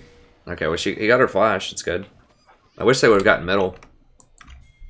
But I think just really coming to appreciate a bunch of other views in our society and around the world. I mean, my religious studies major undergrad was awesome. I got to look at all these different cultures from around the world and just see the way that they, you know, understand the world, how they get motivation, what they care about, just how it's so different from kind of the society that I had grown up in. And it's not that I don't like, you know, the South and East Tennessee. Of course I love it. It's my favorite. It's my favorite place on earth. But, hold on, let me item check here. Okay, she's got Abyssal Scepter, so I need to go Void Staff then. It's just to say, just gaining a full appreciation for different perspectives. And I think that was really cool. So I'd do it all over again. I'd go to grad school again. Even though I, you know, make less than a McDonald's worker right now. I'd still do it again. Absolutely. I have no problem with poverty, though. I've grown up in poverty my whole life, so...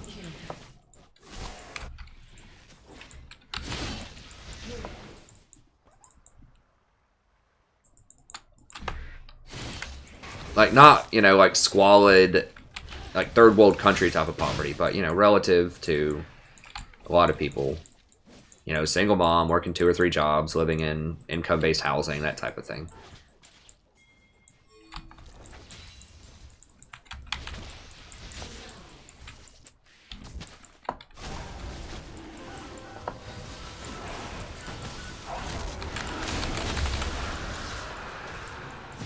Put some damage on her there. Maybe Varys can... Nah, he's not going to pick her off.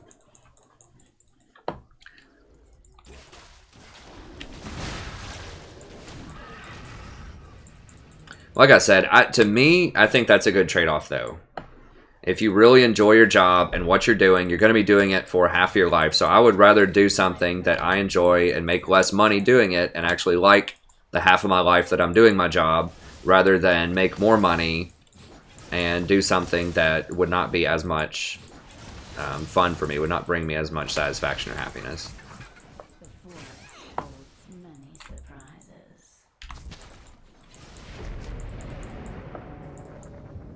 Nocturne, hello? Intriguing. At least the ult, it's not that long of a cooldown at this point, I don't think. I mean, I had plenty of chances to do other things. Other things that would have probably been fine. Like, I could have sold annuities. Could have gone to law school. My grandma really wanted me to be a lawyer.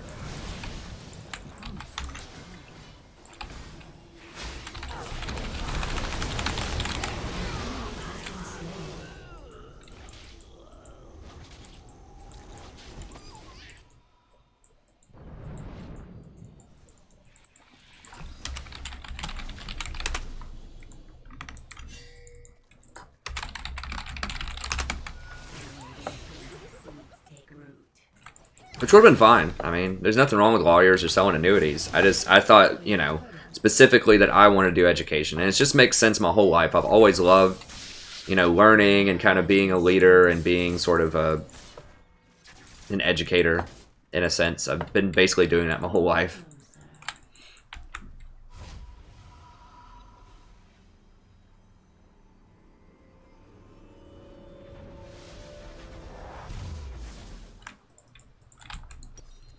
Alright, let's see here. Yeah, we'll go ahead and finish up Eye of the Watchers. It's getting kind of important that I have 4 wards, because we're rotating around the map so much. Okay, I'll start talking about legal a bit more here.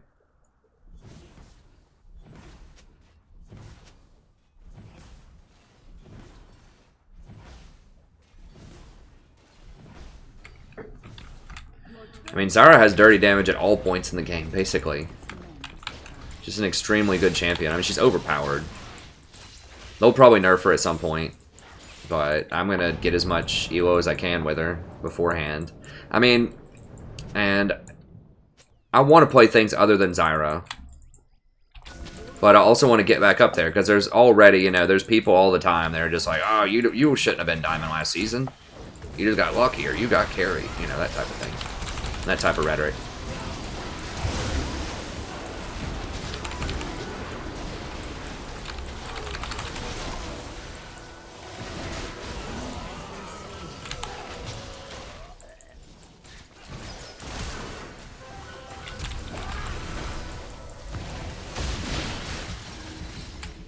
Nah, he's going too far, I think. Well, maybe not.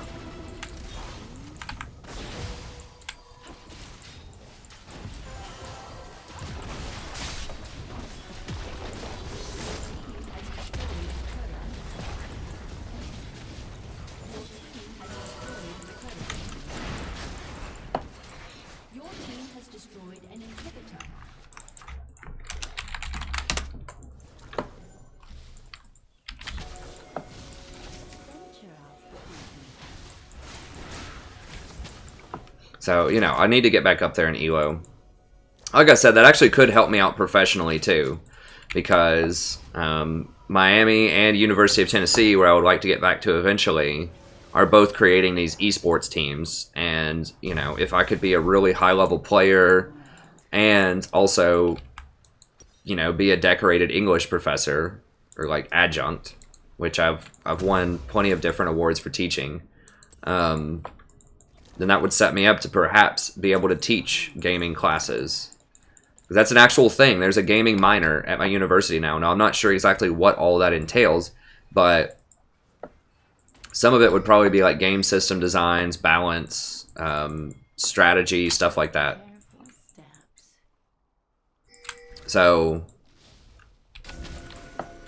because there's a growing interest in that industry. I mean, the gaming industry is going to be the #1 entertainment industry by far of the future. It already is. I mean, I think that the gaming industry pulled in more money than the movie industry, if I'm not mistaken, within the last couple of years. That's not even counting the secondary market, like what we've got going on here, where you've got like streaming and stuff like that that generates extra ad revenue. That's just like selling the games, I'm pretty sure.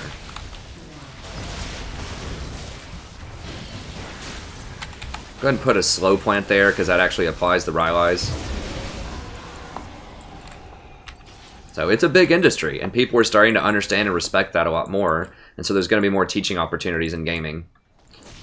So if I can get to a high ELO, that gives me a lot more ethos, a lot more credibility to teach a class like that. If I'm just like, hey, I'm a, you know, a high diamond or a master level support, I also have, you know, X number of years teaching higher education. You want me to come teach your gaming class, you want me to be an analyst on the intercollegiate team, or something like that, or a coach, then that could be really interesting professionally to do that as well. So there's a lot of reasons, and of course it helps the channel if I'm higher ELO, because people are, you know, I have a higher ethos, and people are like, oh, he's a diamond support, I'll check it out. Whereas, like, I know there's people that come in now, at least, probably, they're like, well, he was a diamond support, but, yeah, I don't know. So that's why it's important to try to get back there. And Zyra is just the fastest ticket to do it right now. At least for me, and I think it could be for other people as well. It's extremely good. So much more to see.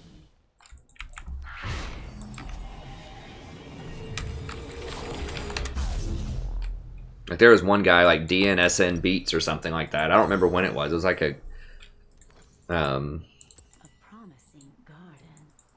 it was like a few days ago or something. He's just like, you know what? You need to just accept the fact that you're high gold and that you belong here now or whatever. And there's been people that are like that. I'm like, no, I don't. Why do I have to accept that? I was diamond last season. I just haven't gotten there yet.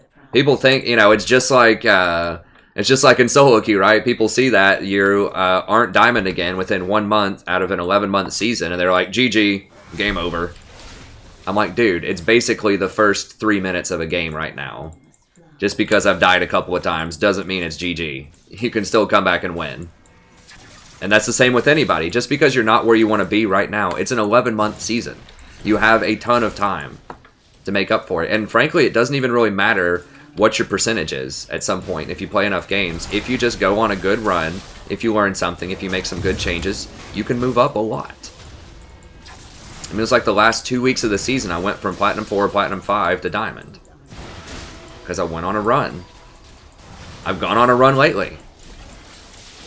I've won a ton of games. Since I started playing Zyra, I think my win percentage has just gone up astronomically. So sometimes you just figure something out, and you go on a run, and you go up a lot. Happens in real sports, too. Happens in football. Sometimes you just go on a run. People are down a lot, and something just starts clicking. You start gaining some momentum, and then boom, all of a sudden, you were down 20, and you win in the fourth quarter.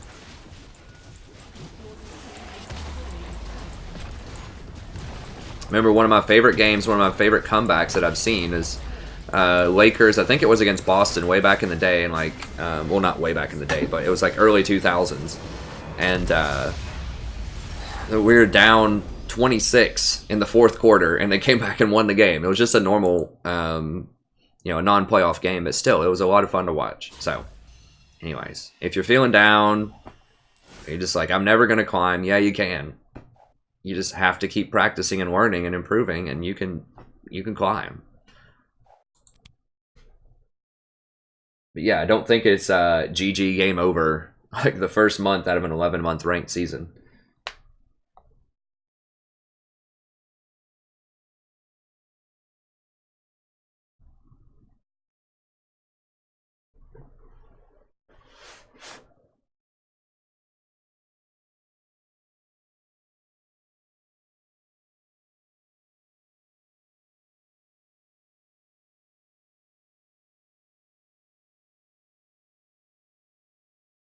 That's right, Sarukhan. Well, my problem was I wasn't playing against high people. I was getting a lot of like lower people on my team. I did play against some high people. I played against Lemon Nation in one game, who I think he's still the support for C9. I'm not 100% about that.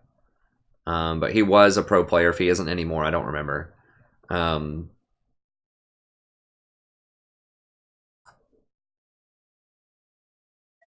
go ahead and go again. I don't think I was recording that. No. That was a good game. I should record it. Although, you know, I was off talking about education for half of it, so it's probably not the best VOD. That's okay for stream every now and then. So we have a lot of regulars here that I think don't mind sort of my aside stories. It keeps the stream fresh a lot. But for people that, like, that's the first thing they see of me, that may not be the best impression. They're like, why is he never talking about the game? Hey, what's up, Alex? I might go get some chalky milk here in a second, man.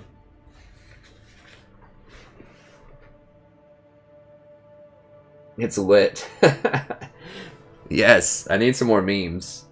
Let me see if there's anything.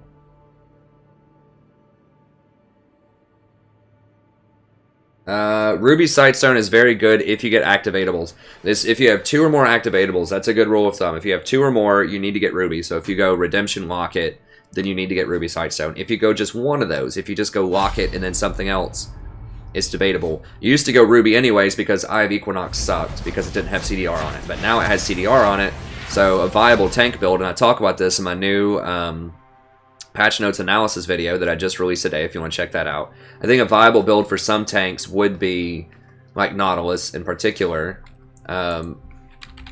would be skip Redemption, go for Rush Locket, Eye of Equinox, and then Knight's Vow.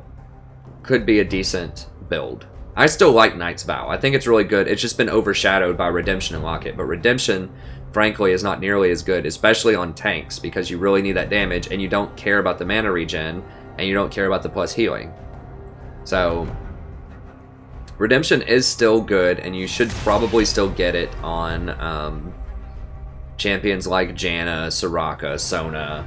But on tanks, I'm not so sure. It depends on the situation. But you definitely want to get Locket. Locket is... I would almost get Locket on these supports if you don't have mana problems. Get that faster. Because it's just... It didn't get nerfed, and it's still really good. And I already kind of liked Locket better than Redemption in a lot of situations because it can't miss. Redemption people can run out of that circle, but they can't run out of the circle with Locket. So you just have a lot more control over how it's getting applied. In addition to it just has better defensive stats on it. But hey, thank you so much for the sub, friend. Sorry, I don't have my headphones in. So Sora Volva, thank you so much. Vanny, Batmat, Vin. I don't think all of those were just now. This computer kind of glitches out on the side. Oh gosh, they got Zyra, huh? Well, we might get interesting here, boys and girls.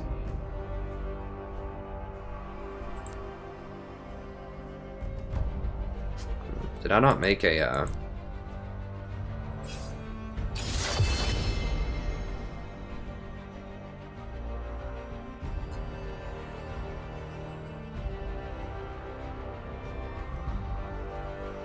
don't remember if I have a support page specifically for Miss Fortune or not. Now, I could do Vel'Koz or something here.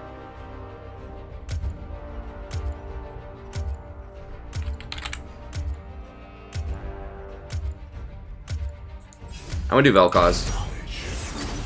Disintegration.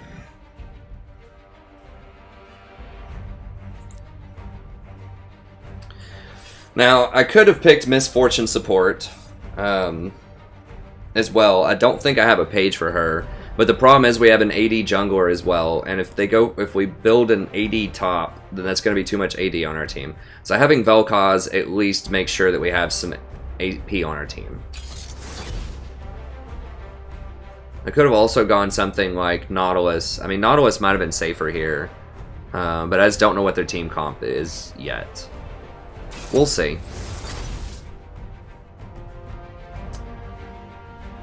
I think I want that one. Oh, that's dual pin. No, I don't want the lethality. This is Zillion. There we go. Yeah, Zillion.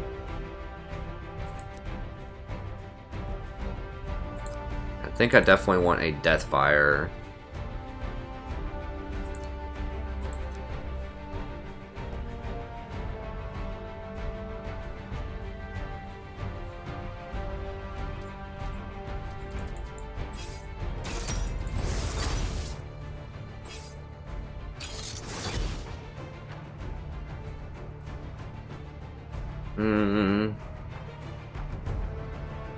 I'm not going to be basic attacking Zyra that much, unfortunately.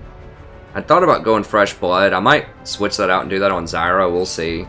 Melon made a pretty good case for that. But my auto attack range is shorter than both of theirs, so I don't want to run up and auto attack them. So I think that's still where I want to be. This. I think I want this flat damage for burst. Penetration, DFT. I like having a little bit of mana regen here.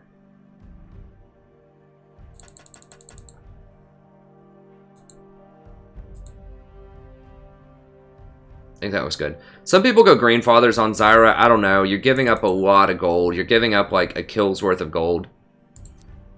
And really, because it's not maximum health, it's current health, it doesn't do a ton of damage. It's not a good execution type of thing.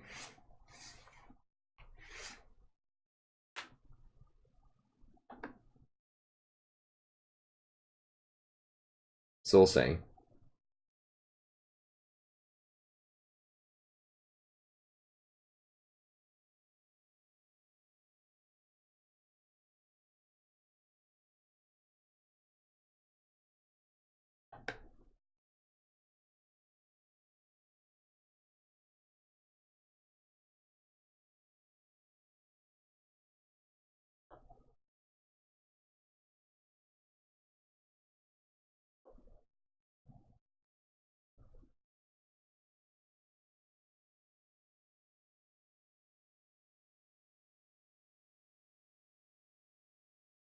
Hey, Zabo. I think we have a pretty good representation. I think it's about, you know, my community is about the same as the league statistics in general. So I would say that probably the average people that watch are low silver, bronze, or high bronze. But we do have some platinum people here as well. I know there's a couple of diamond people also that watch. So we have a pretty good representation of a lot of different people.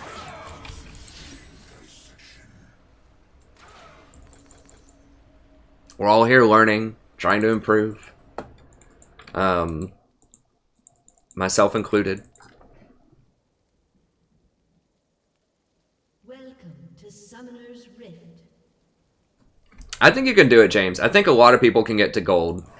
You know, like I've said, the biggest difference that I've noticed between diamond players, when there's like an actual diamond player on my team, 30 seconds until minions and just other elos, it's just intelligence. That's it. It's just making smart decisions. Like, yeah, they might have slightly better mechanics, they might hit a few more CS, but most of it's just decisions, and anyone can do that with just practice and the proper insight. Anyone can do that. You don't have to have mechanics like Faker to move up in elo. You just have to make the right decisions. That's the biggest thing. It's just knowing when to back off. In particular, knowing when to back off. So, like, having enough self-control not to dive that tower when someone has 100 health. Even though it looks really juicy, you're going to get baited because they have heal or flash or something like that. So just having self-control and just knowing when to back off. That's one of the biggest things. And knowing when to rotate and how to take objectives and all that kind of stuff is important. I talk about all of these things on the channel all the time, on the stream and in the guides. So, I've had a bunch of people tell me they've gained a lot of elo after watching my videos. So I think everyone can. Sometimes it's just a matter of time. And this season's really hard to climb into, as I described in my Season 7 Psychology and Advanced Tactics video that I released a couple of weeks ago, why that is. But Season 7 is one of the harder seasons to climb in, at least at the start. Primarily because of the auto-queue system. Not just because like you get auto-filled, because most support players don't, but because other people do, and that creates a lot of psychological problems.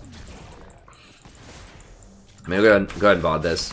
Hello everybody, welcome back to playing another game of League of Legends. I'm the Strategy Professor. We're doing a little Vel'Koz action here today.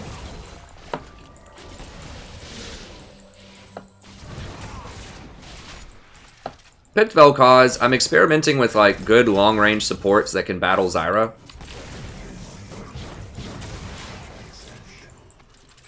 Vel'Koz outranges her by quite a lot. He has really nice poke. He has really good all-in also in teamfights, so he's kind of similar to her. I still think Zyra's a lot better. She's more consistent, but I think he's good against Zyra.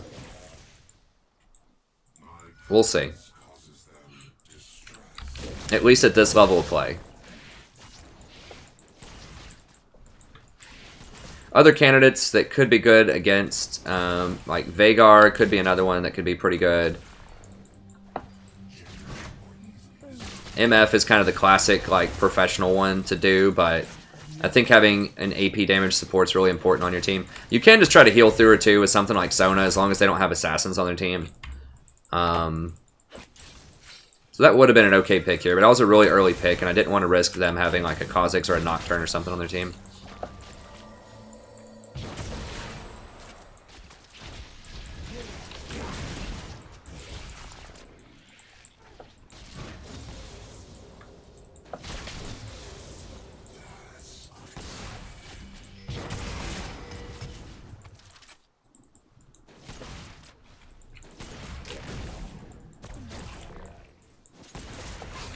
Does he have Warlords? How is he staying healed up so much? Okay, I'm just going to go for another point in Q rather than W. W doesn't offer that much.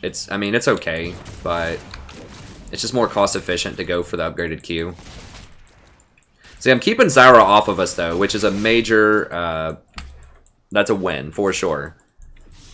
Because Zyra should be up in our face doing a lot of damage. She's one of the most aggressive early game supports. And the fact that she can't do anything because I keep hitting her in the face with Qs every time she tries is, you know, that's a good thing.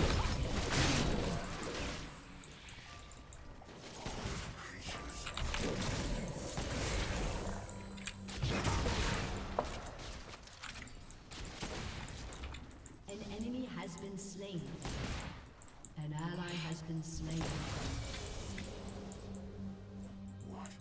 Double kill.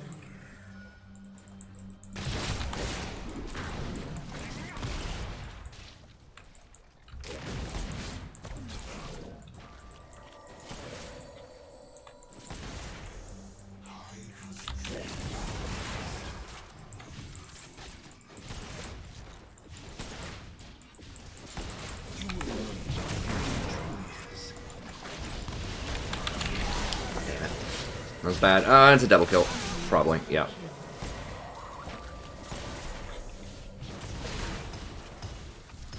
Yeah, I should have flashed his thing, his W.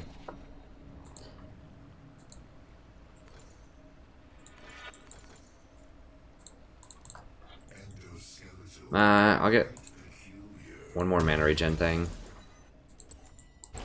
Jin's just so good right now because they changed the penetration and the way that works. Because he's always been a really good early game bully, but now he actually gets to be a lot more meaningful in the early game. Oh, someone picked Yasuo? I just noticed that. He's so bad right now.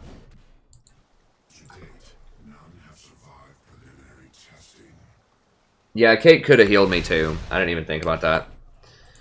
I could have dodged it. I mean, I could have flashed out of that or just dodged it. I feel like I'm just not used to Vel'Koz's hitbox yet either. Each champion's hitbox is a little bit different. I thought I could walk out of it, but I think he's got a bit of a fatter hitbox than Zyra does. So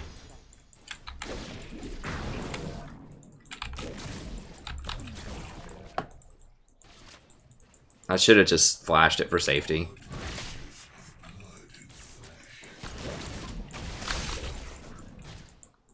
Did he not buy? He got back that fast, huh? I guess Zyra just stayed for a bit longer.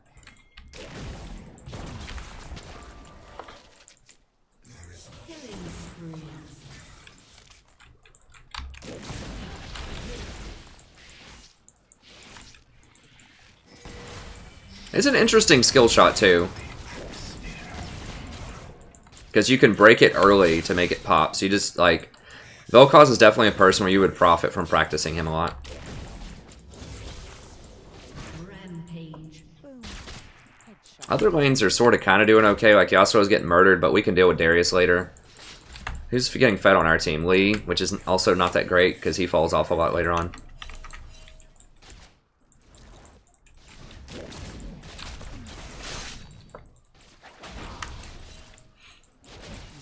Where did he go?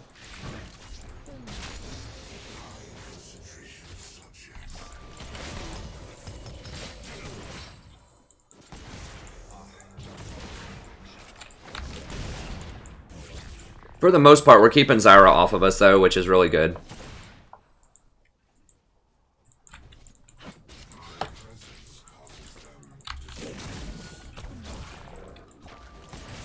I just goofed up in that early trade, but I do like the feel of this matchup.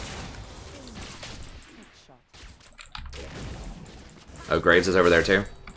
Okay.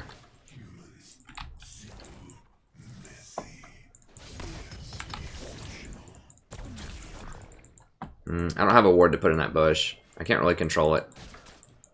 Zyra, you can put plants in there to get some hits on it, which is nice. How does this dude keep healing up? Oh, he's got potions. I think rushing Leandries is actually really good on him because he has that built-in slow. Of course, it's very long range, so it's pretty good poke.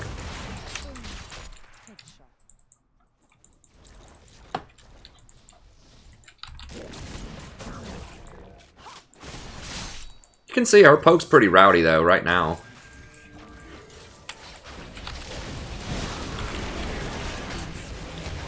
Jesus.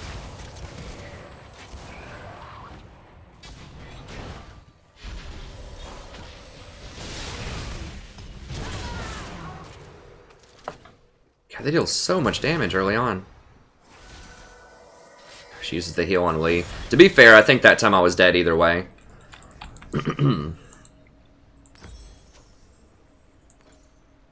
I just can't get hit by... I just have to play really, really far back. Like, I absolutely cannot get hit by anything. Did they not kill him? How'd they not kill him? I guess Lux missed everything and he flashed or something.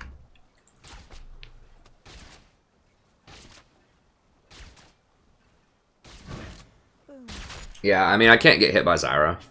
I have to stay really far back.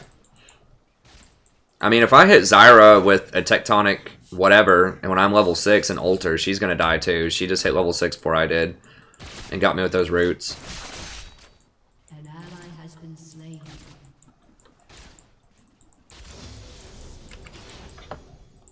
Because I died the first time. She gains more experience. It's really important with Zyra and a lot of AP supports not to die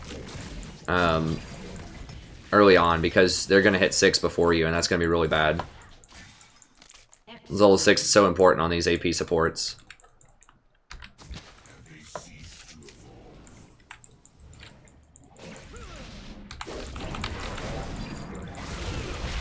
Oh my god, for real? Okay, he's gonna get her.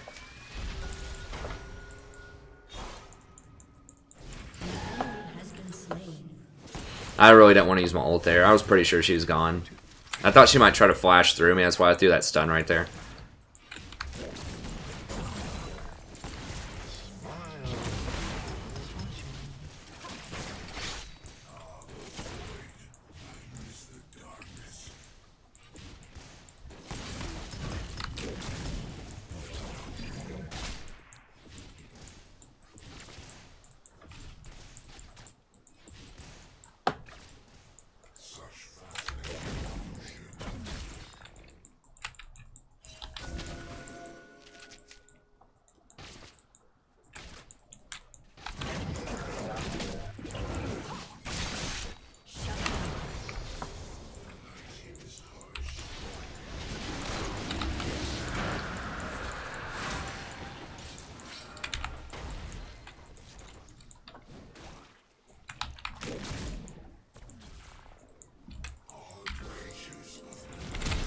God, how did he get there? Did he flash? He, like, blast planted over the wall, or he flashed? I don't know.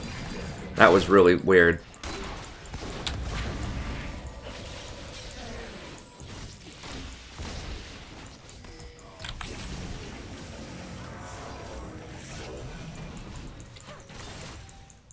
Get him out of there.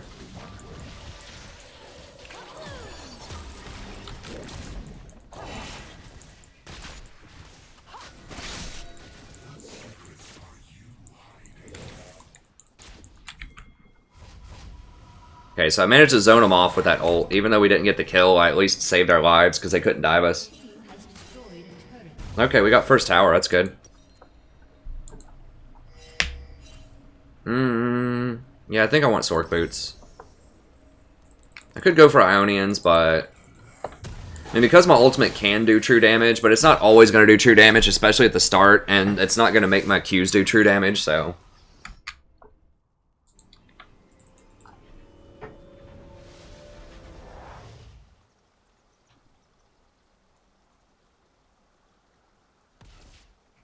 I would not pick Tahm Kench against Zyra. She's just going to poke you out a lot. Like, you might be able to save people with your Chomp.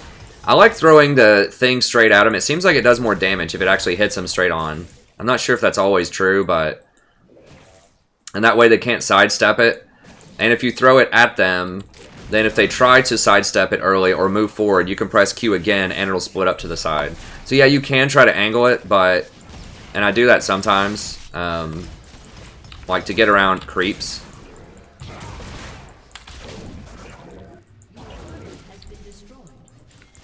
But I think it's much more likely to miss. I don't know. Maybe, maybe not. I think it's a lot easier to dodge when it's far away from you. Because it takes more time for it to expand out, so it gives you more time to see where it's going. Whereas if it's coming right at you...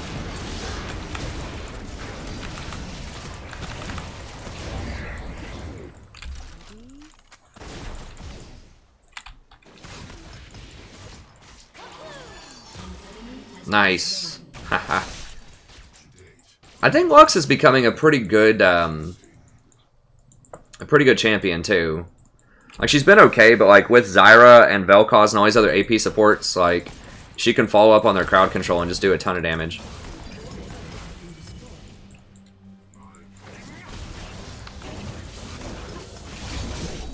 I think I'm gonna max this second.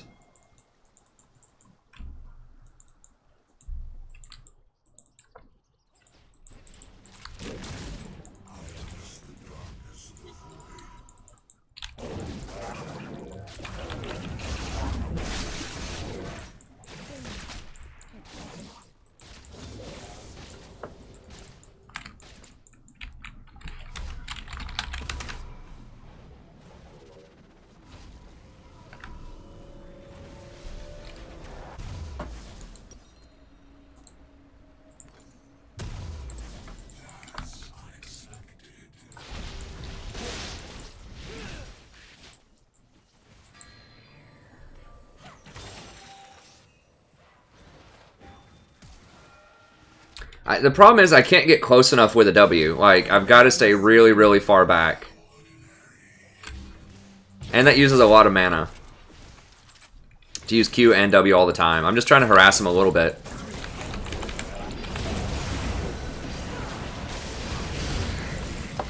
I thought I was going to hit that E. An ally has been slain. An enemy has been slain.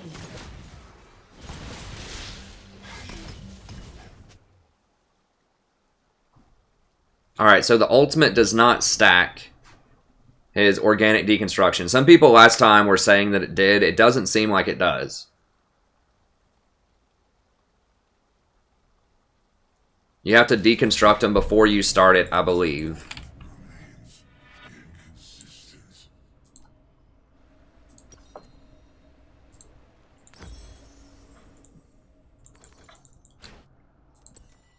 Because that certainly didn't proc it. Didn't proc the research in the middle of it. So I think you have to stack it beforehand. So you have to hit them with, like, stuff. You have to hit them with an E, Q, W. I think the W might proc it twice. I'm not sure. If they stand in it for the full delay.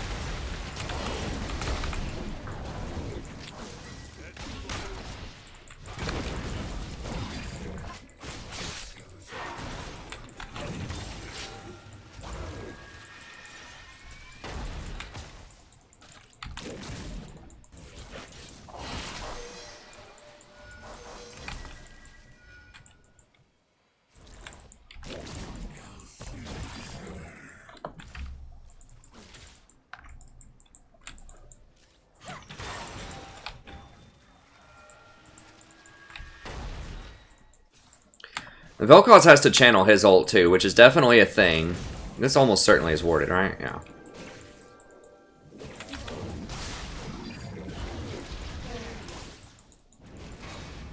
Where Zyra can just instant cast it and run away.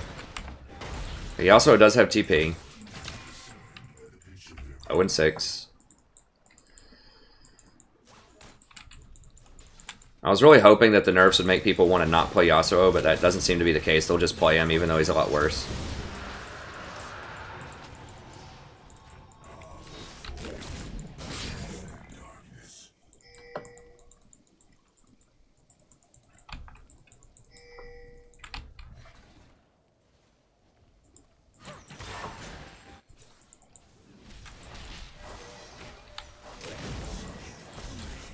Okay, they're pushing middle.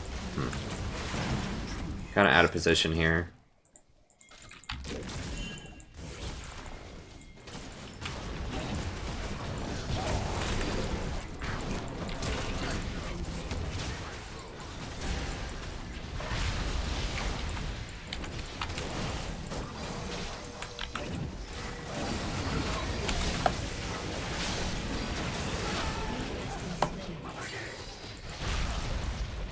That wind wall plus my ultimate's pretty nice, because that protects me from getting hit by a lot of stuff while I channel my ult.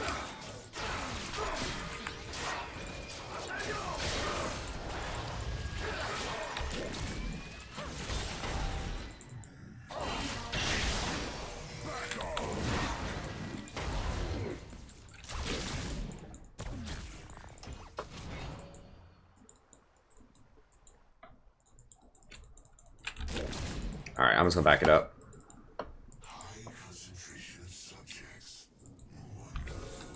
Okay, that's gone.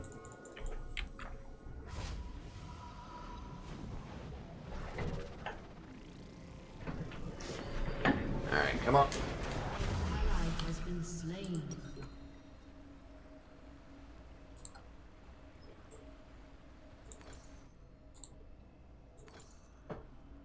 Sell one of these and we'll get our 4 wards here. Okay. She's like, I want on your lap. Wait, no I don't. Wait, no I don't.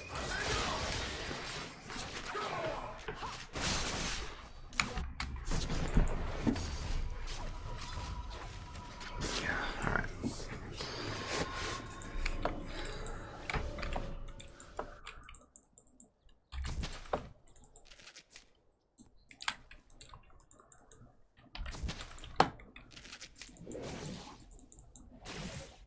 Now you want back up here? You have to decide.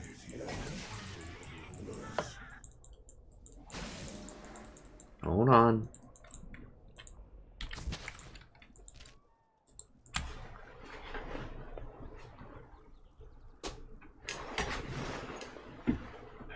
Come on.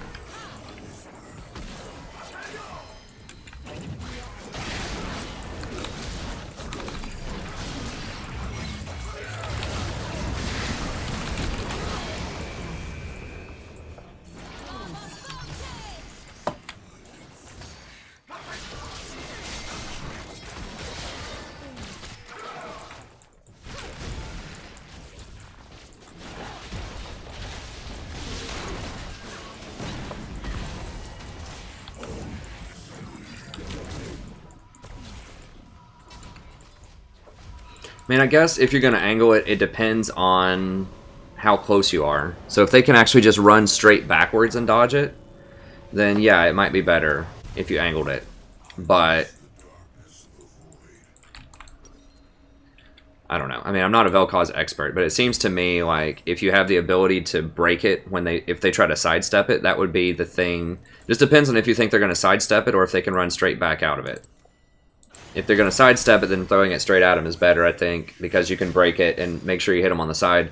If they're going to just run out of it normally, then maybe breaking it diagonally would be a better move.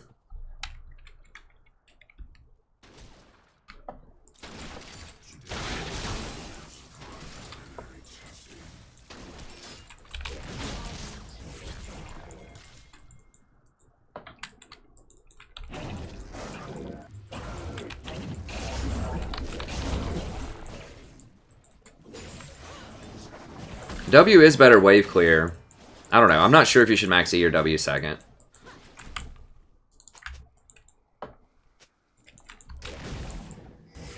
Try to get more wards down. This is so dangerous, though. I have to wait for my Qs to check.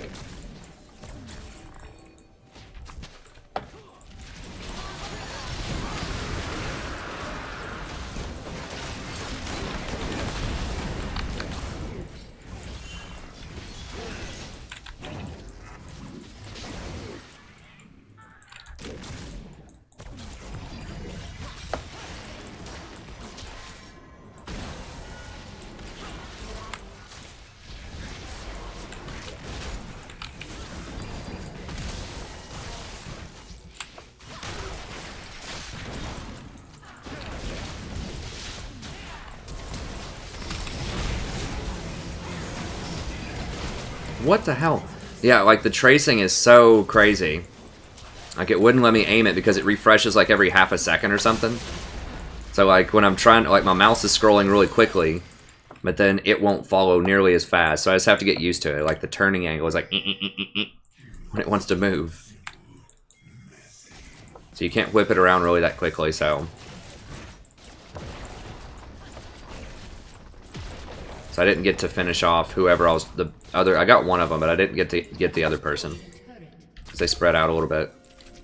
And I tried to switch angles really quickly and that didn't work out.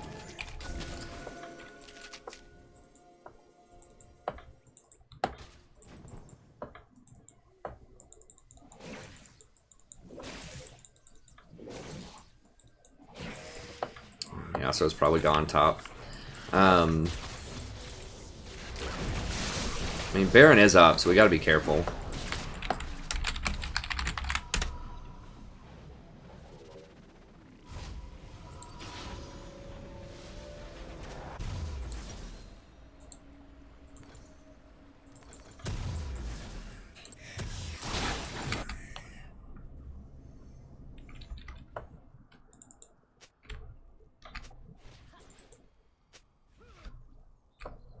I just answered the angling thing, guys. I know it's cool to angle it, but I still think that throwing it straight at him makes it much harder to sidestep.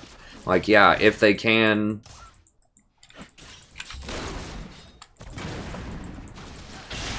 If they can just run straight out of it, then yeah, of course. Say, don't. Say he's about to... Okay. There's about to be a huge team fight breaking out, and she's about to, like, crawl over me.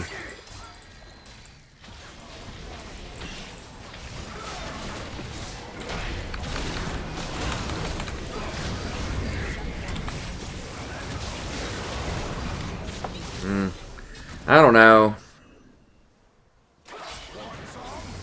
I want to try him out, but it feels like his ult just doesn't do enough damage unless they're fully researched.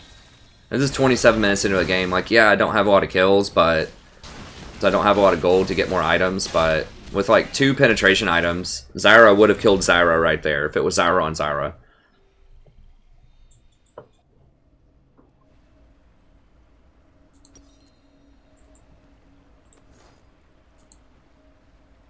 And I focused that beam on her for like probably a good second and a half there before they killed me, and it felt like it just only did like a quarter of her health. So I might need to go to another candidate. I mean, Veigar might be better. I don't know. I mean, I could just go a more traditional type of thing too, where I'd just pick like Misfortune. That might be the best pick. I need to make a Misfortune page though if I'm going to do that. I don't think I have a Misfortune page. So Misfortune trashes Zyra in lane. She's pretty good later on also.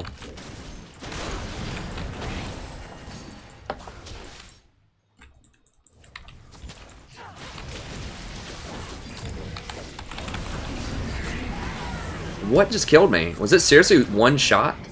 Oh no, she hit me with stuff, but it was like 1 or 2 shots. I think that was... I don't know. Whatever. We traded me for Zyra, which is good, because that gets 1 less Baron off of him. And frankly, she's just a lot more useful than I am at this point.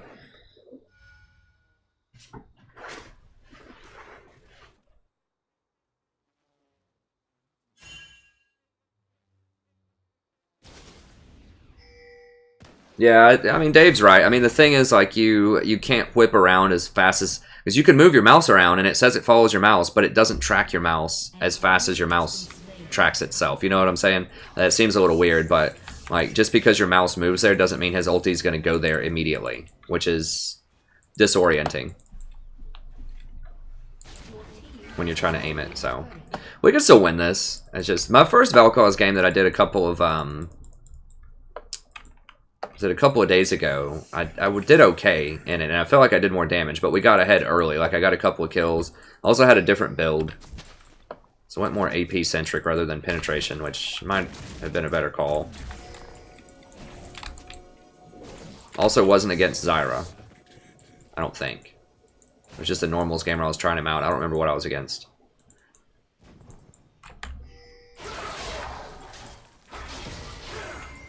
I mean, we have about similar contributions. Like, she has kills, but I have more assists than she does. So, I mean, she's up like 3 kill assists on me. But she's died 5 times too. I can still, you know, be impactful in a team fight, but I really have to trigger that organic, or like his researched, the true damage thing.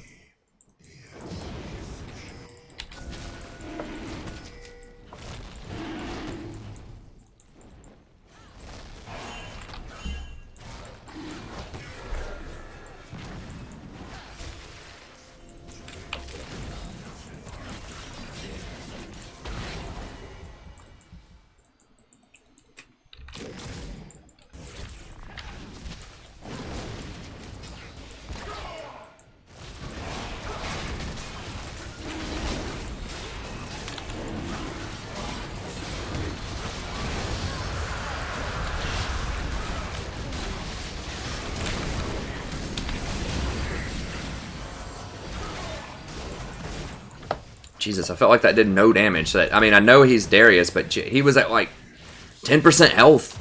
It was almost a full channel ult, didn't kill him. Oh man, I really have to get that true damage, but you have to get close. Well, not too close. You gotta hit a bunch of consecutive spells.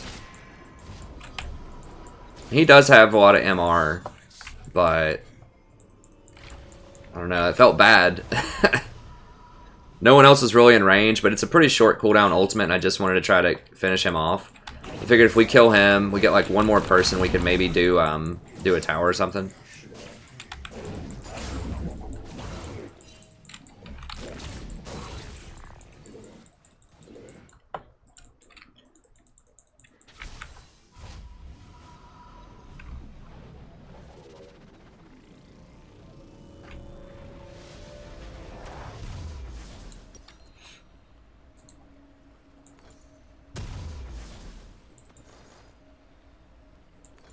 More control ward.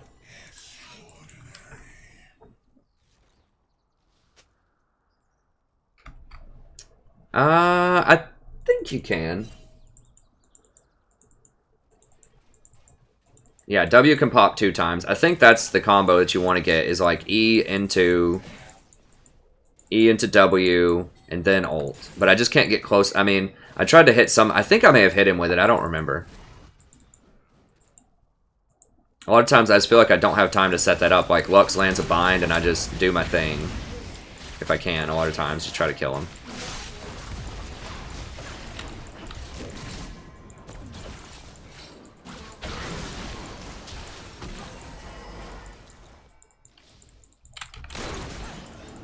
I do think maxing W next for the wave clear would have been a good move.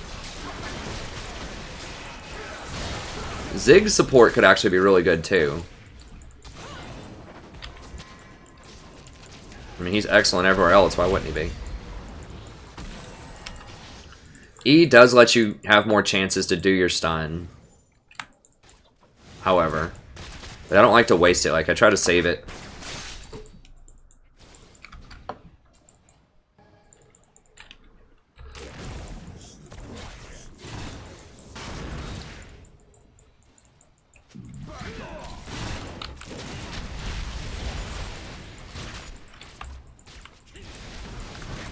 He also is becoming a threat.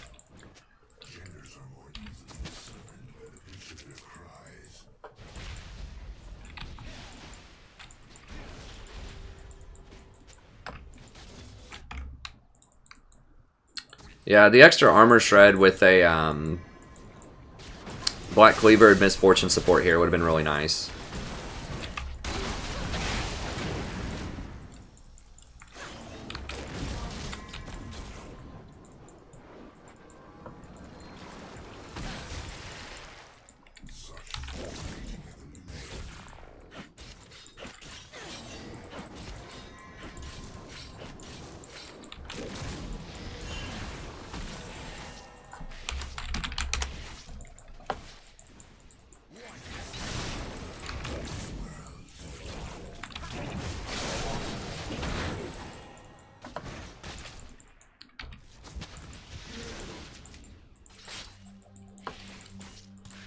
Oh crap, I didn't see that plant there.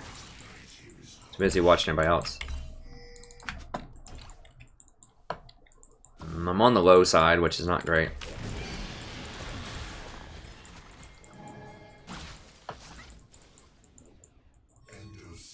How many wind drakes do they have? I feel like she's moving so fast. We have so much poke.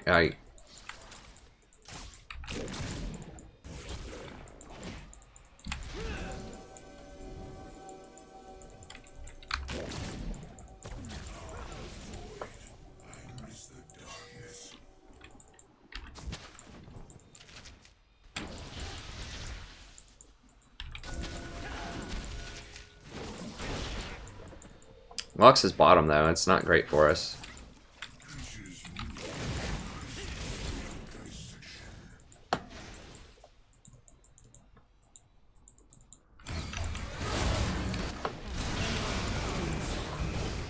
Oh, they killed him. Yeah, the old split push and lose. I mean, maybe. I have enough poke where like they can't really do Baron that well, I don't think, against me.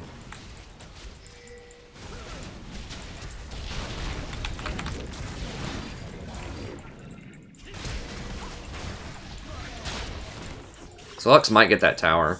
I mean, if you have a lot of poke, then split pushing is better. Like, I've got poke and disengage and all in. So it's better to split push if you have that, because then they can't really take Baron, because I'm just going to do too much damage to him, poking him out.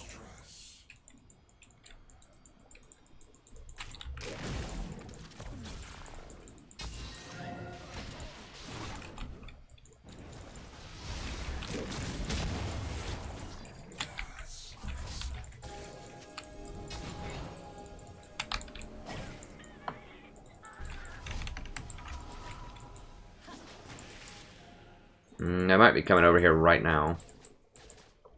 They're going to want to investigate that dragon, probably. Or they might go Baron. But we've got wards kind of around Baron. No, I think they probably... No, they didn't sneak through the cracks. Maybe... I don't know. Maybe they did. No, Jin's over there. It's going to be really hard to watch both of them, especially when I'm out of wards. But I can't back right now.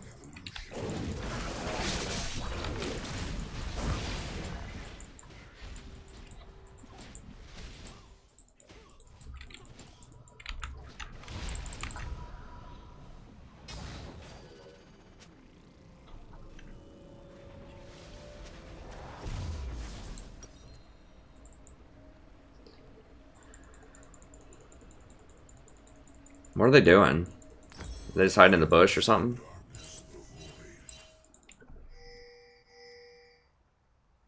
Yeah, this is ranked.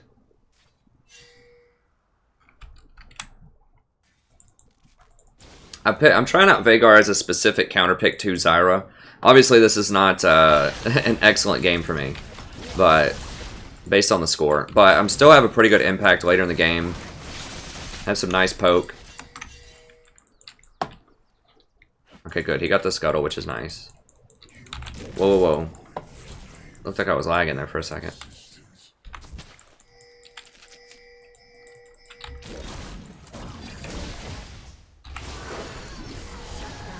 Nice. That slow's pretty brutal. Pretty brutal.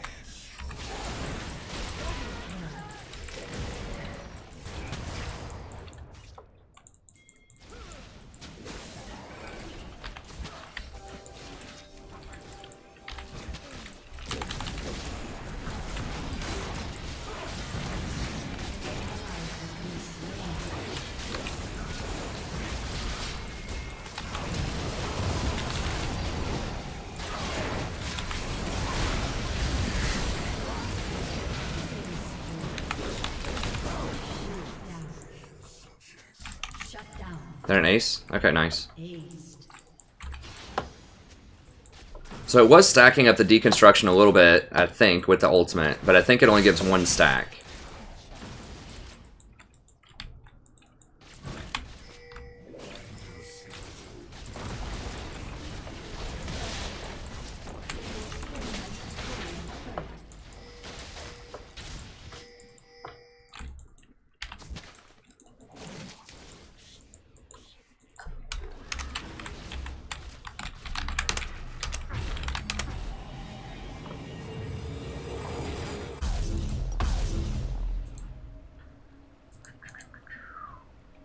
Nomicon. I think I just go for a Ludens here. Right? Yeah, let's just go with that.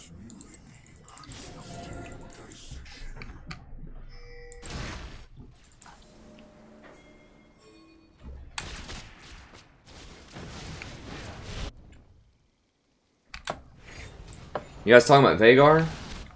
Or Nasus? I heard Q stacks.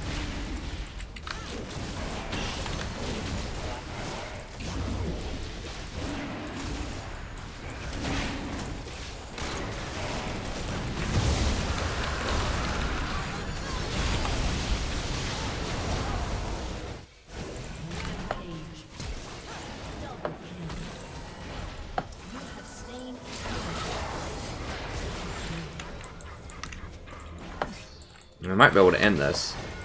Just, yeah, we've got empowered minions.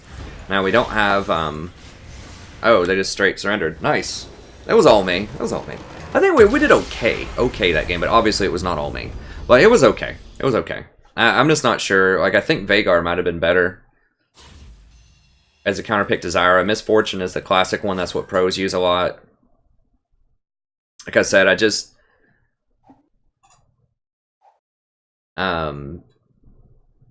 I just wanted magic damage because I knew we were going to have a Lee Sin jungle who's AD, and there's a high probability in this meta that you're going to have an AD top. So, you know, just having an AP damage support is really helpful.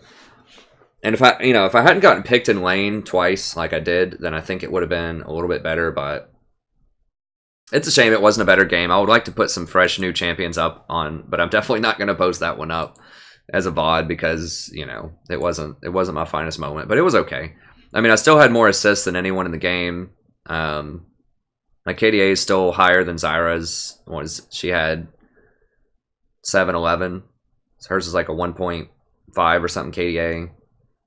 I had a 3 KDA, so it's okay. All right, we'll go ahead and do another one.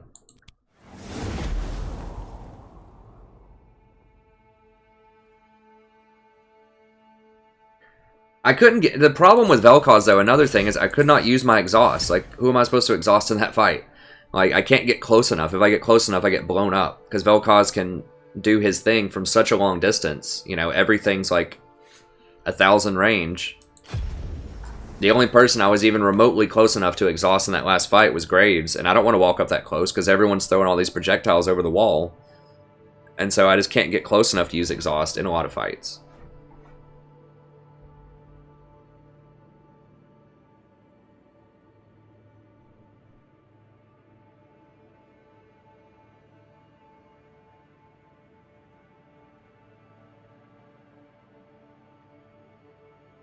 I don't know about Gragas support. I'll have to try him out. I think Lulu's very good. I mean, this is my new tier list. If you want to see what my new tier list is, check it out. It's in the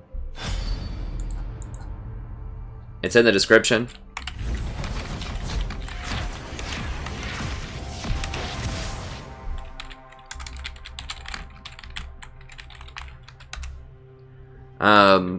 But yeah, I think the new buffs to Lulu and the changes to Redemption actually bump her up into the S class, the highest class of supports. I put her right up there next to Janna now. The Redemption nerf doesn't seem like it's good for her, but indirectly it is because that means people are going to be playing things like Sona and Nami a lot less. And both of those are very, very good picks against Lulu and lane. So Lulu does have a hard time against Zyra. But against most other supports, she's pretty good. She's really good against Malzahar. But I think she's going to be really good. Yeah, I think she has a lot more poke pressure. Like, the reduction in her Q cost is huge for poking in lane.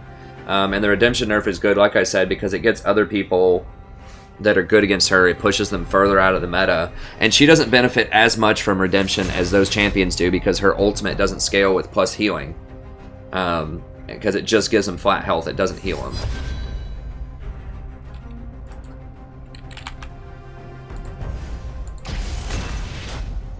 Oh, I meant to put up MF runes. If they take Zyra again, that's going to be interesting. Hey, Danny.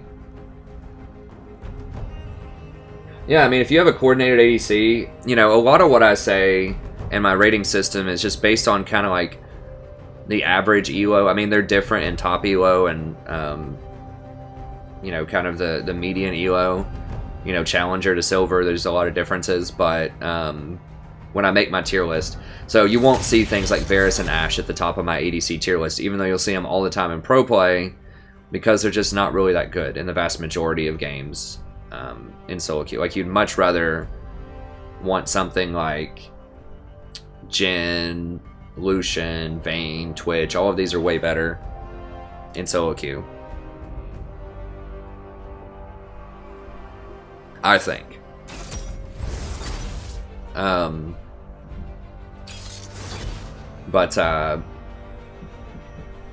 Yeah, so I think Lulu can be really, really good right now, and I'm gonna talk about that in the video. I've got it written up kind of in the tier list a little bit here.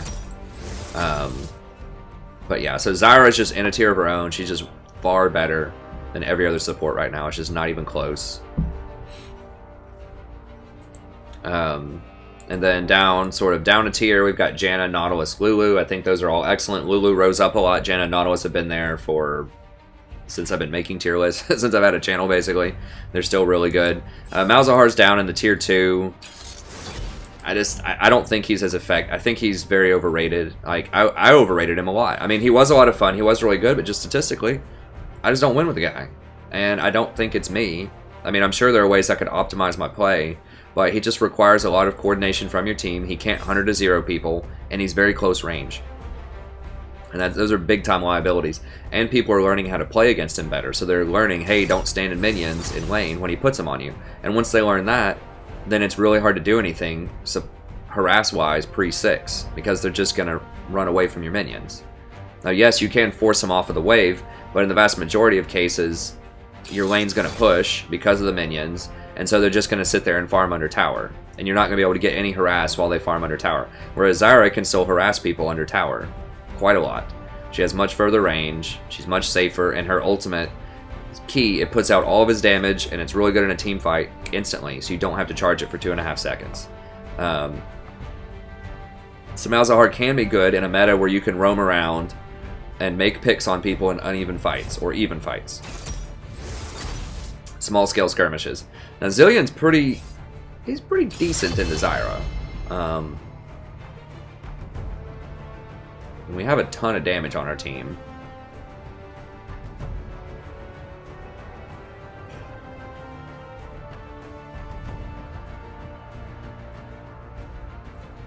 I think Janna would be okay here. Lulu would be okay.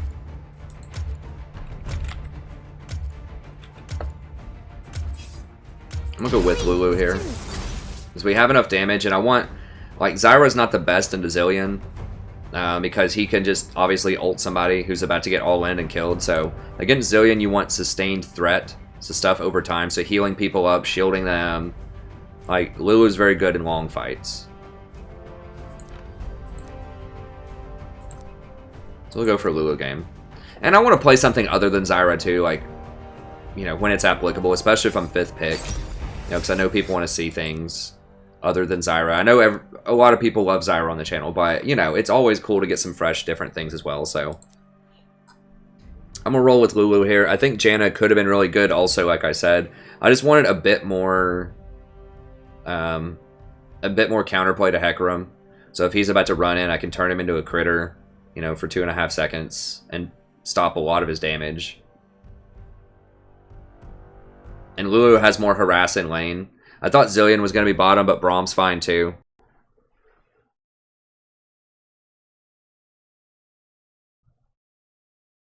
Yeah, I think Miss Fortune actually is really good. She's down at the very bottom. She just kind of snuck in there because she's so good against Zyra. And she's really good against Hecarim too. So because she's good against both of those champions, I think she's actually pretty dang good.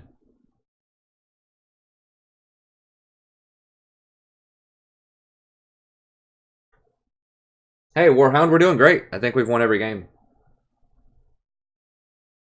I haven't played Lulu. This is my first Lulu game since the buff. It is significant because it gives her a lot more early game harass with her Q. It's more significant that Redemption got nerfed because it means people aren't going to be playing Sona and Nami as much, and Soraka to some extent, because they're just not as good when Redemption... I mean, they're still good, but it hurts them more than it hurts Lulu.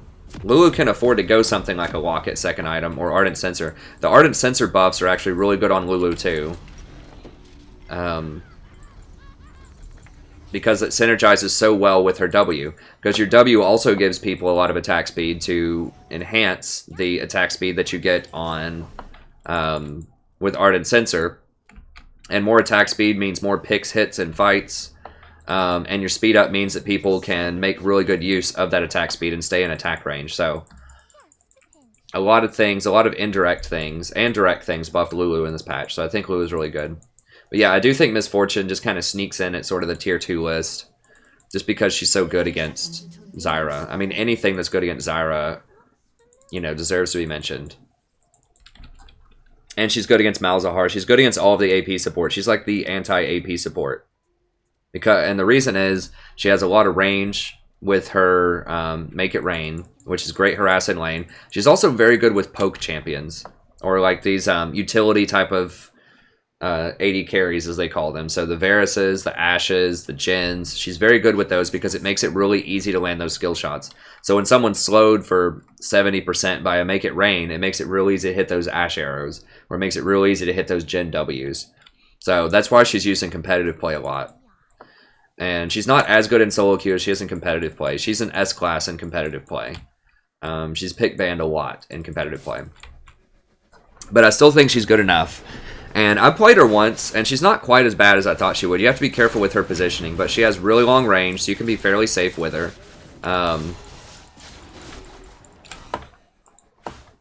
And her ultimate has pretty good utility with Black Cleaver.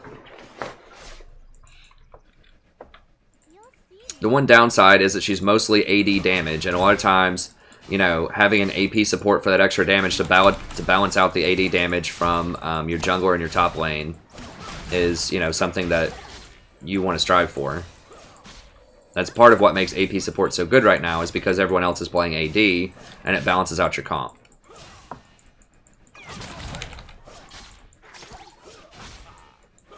Okay, I'm gonna go ahead and VOD this. Hello everybody, welcome back to Playing Another Game of League of Legends. I'm the Strategy Professor. Playing a little Lulu action here. Lulu, this is patch 7.2. Lulu just got some buffs. Did she just heal? Is he lagging or something? I don't know why he would heal there. So Lulu did get some buffs. She got some direct buffs to her Q. And then she got some indirect buffs from the Redemption nerf. And I was just telling the stream this. From the Redemption nerf and Ardent Censer buff. Because Redemption nerf means people aren't going to play her counters, Sona and Nami, that much, or as much anymore. And Ardent Censer nerfs because she's probably the best champion with Ardent Censer in the game. Janna's pretty good too. But, and then I think Octorok asked me, well, why does Sona win so much? Why does she have the highest win rate? I think it's exactly what you kind of alluded to there, in that she's fairly straightforward to play. She has good lane pressure, and she scales very well later into the game. So, for people who don't support a lot, that maybe aren't used to it, she's pretty easy to play. Like, she has a very low floor, as I like to call it. Like, to play her at a decent level, it doesn't take that much. Now, to play her at a super optimal level does take a bit more skill, because you have to make sure you're hitting people with the W's in team fights.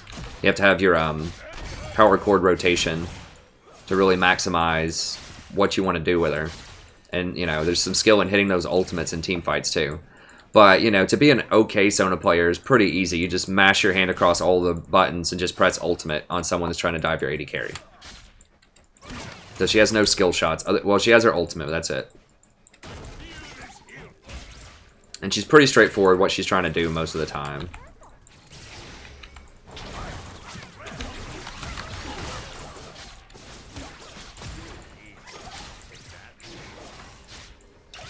Careful, this dude's going so hard. You gotta be careful, bro.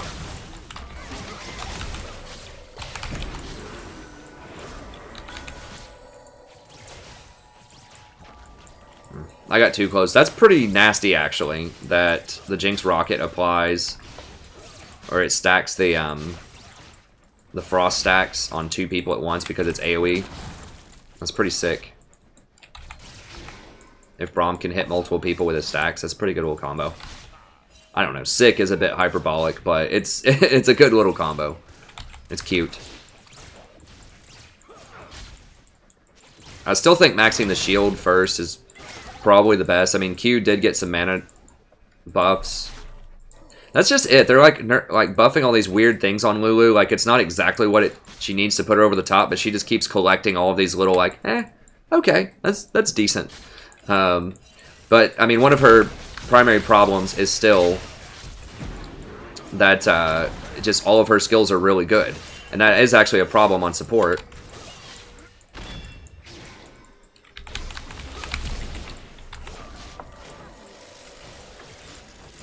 Oh, God, Jinx had virtually no health. Nice.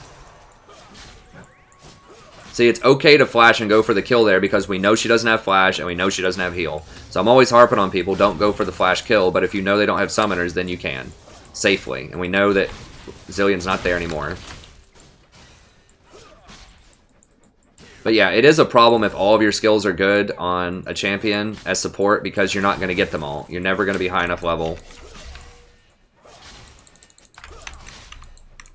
Dude, get out. Get out. Get out. Okay.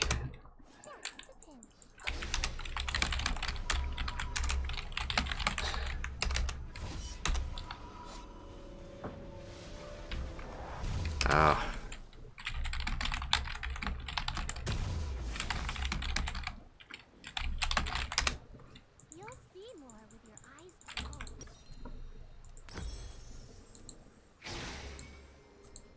So,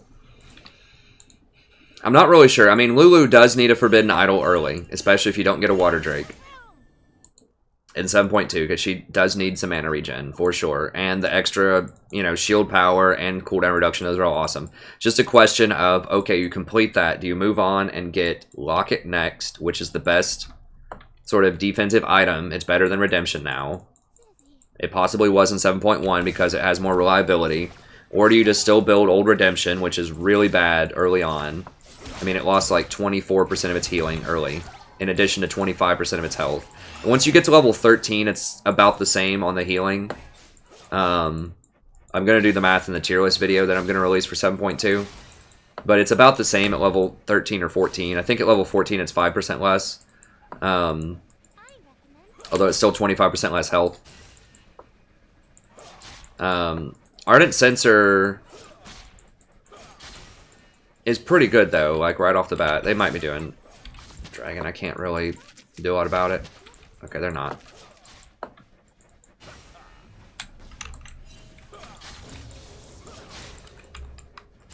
Okay, he's got a BF and a pick. Wow. Yeah, he's dominating. I like Draven a lot, too.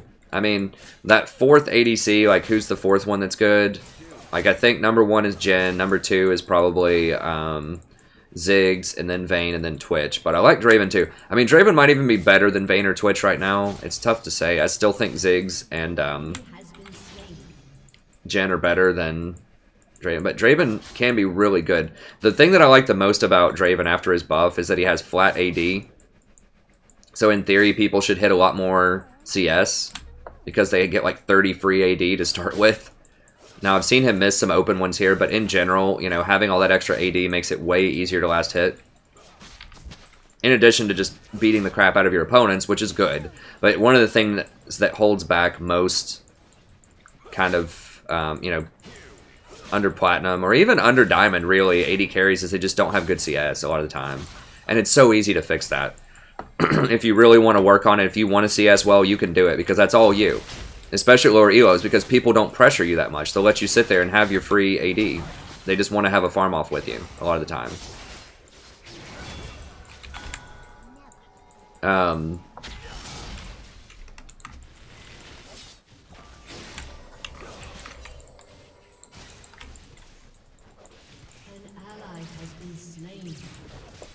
have a feeling we're about to get shanked. I don't have any wards. Dude, back up, back up. I don't have wards. I had to ward over the wall. He's about out of mana, too. I think, does he have flash? He doesn't have flash yet, so we gotta be careful with that. But yeah, so just hitting a... If you play AD carry, or really any role other than support, if you can just get your CS to like 80 by 10 minutes, I will guarantee you will go up an entire division. You'll go from silver to gold just by doing that. I'll promise you that. Because think about it, if you're only hitting, you know, 50 CS by 10 minutes, how's this guy doing? He's got 80 at 10 minutes. Okay. That's exactly where you want to be if you want to be a good AD carry. Perfect, I think, is 100, which, you know, that can be hard to do. But getting to 80 is not that bad. Getting an 80%.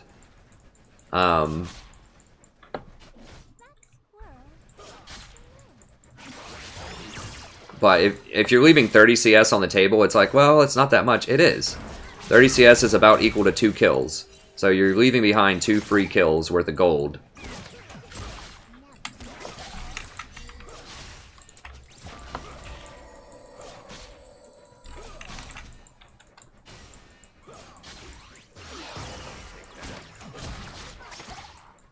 Okay, there he is.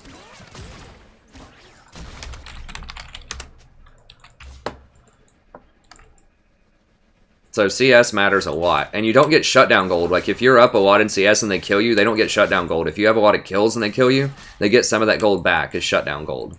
So, getting a lot of gold through CS is one of the best ways to get it. The best way to do it is through objectives like towers. But the second best way, I think, is CS. And that's the easiest way, too. All it takes is just mechanical practice. So if you just go in and just practice for 15 minutes a day, just play a couple of lanes, I'd say like 20 minutes. Just do 10 minutes each and see how high you can get on CS. And then once you get to 80, I'll promise you, you will gain a lot of elo. Obviously, that doesn't help you as much for support, but if you have like 80 friends that you duo with or whatever, that's something I would definitely, you know, tell them. And if you play similar champions a lot, it helps you out because auto attack animations are different for every champion. And it doesn't seem like that's a huge deal, but it can be if you're really trying to aim for high CS. So just getting used to the auto attack animation and the attack speed, the base attack speeds of different champions and things like that. Like Caitlyn, for example, has a really slow auto attack speed. I think one of the slowest for any major ADC in the game because she has such long range. Whereas, I think someone like Draven probably has a fairly high attack speed. Vayne probably has a pretty high base attack speed. So just getting used to just those minor little things, like auto attack animations, attack speed, things like that, can be super helpful. And then also, when you're more familiar with champions, then you don't have to worry about your abilities. Like, you don't have to consciously think, okay, I need to do this ability, or okay, I need to, you know, this is what I need to do in this trade. It's just going to come more naturally because you're going to have more experience with that champion. So if you play something like Draven all the time, you know, catching those axes, for example, is just going to kind of become second nature if you play him enough. So you're not going to have to sit there and focus for as long on it. So that's where playing the same champion, or at least similar champions, over and over again can really be a boon. Okay, I'm going to try out the new Ardent Sensor. This Draven's doing very well. So I think buffing him up is a good idea. That's one kind of problem with Ardent Sensor is, like, it's a single-person buff primarily designed to help out AD carries with the attack speed. So if your AD carry's not doing very well, the item loses a lot of its value. But if your AD carry's doing very well, it could be quite a good item. I should have gotten boots, maybe, but whatever.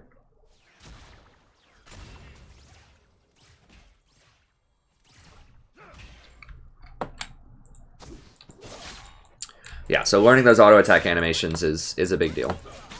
Someone just pointed out that Anivia has a notoriously bad auto attack animation. That's true. I mean, Zyra has a very crisp one, so it's real easy to trade in lane. Trade and get away quickly. Like, I love Zyra's auto attack animation. What do we have? Oh, he's already got IE at 14 minutes. I'll take that.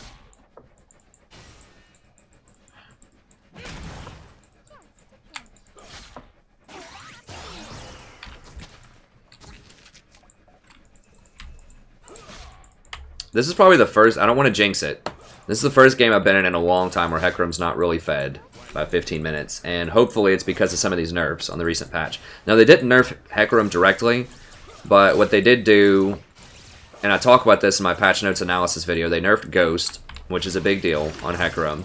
They nerfed Courage of the Colossus, which is a big deal on Hecarim. And they buffed lethality items, which buffs up champions that are good against Hecarim, like Graves, like Kha'Zix. Because they can actually kill him, especially early on.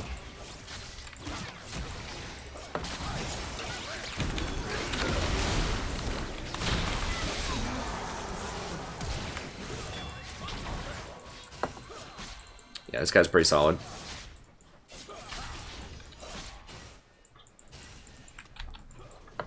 Go ward.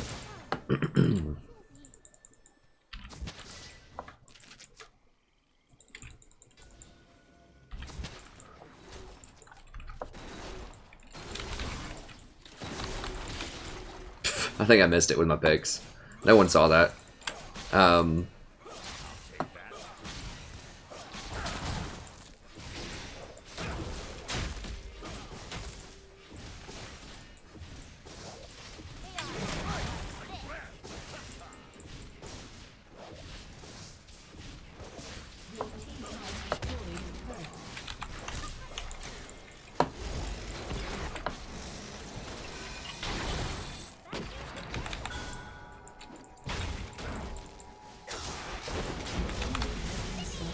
Nice. Wow. Holy cow, this team's so smart. Did you see that? I've never seen that below Diamond. They actually let the Zillion ultimate wear off before they killed him. Like, oh my god. I love this team. They're so smart. Doing an excellent job. That's one thing that just irks me so much is like people with that Zillion ult. Zillion will have like 10 health and they'll kill him when he has his ult on. I'm like, all you have to do is wait and then you kill him afterwards. And they'll be like, oh, you know, you can't wait those extra 5 seconds. I'm like, yeah, you can. Look, if you kill him, he's going to be in his little invulnerability for 2 seconds anyways, and then he pops back up with like 80% of his health. And it's almost certainly going to take much, much longer to kill him. Like, there are maybe, like, some very limited situations where you kill the person that has the hourglass, if they're killing you, is a good example, and then you run away or something, but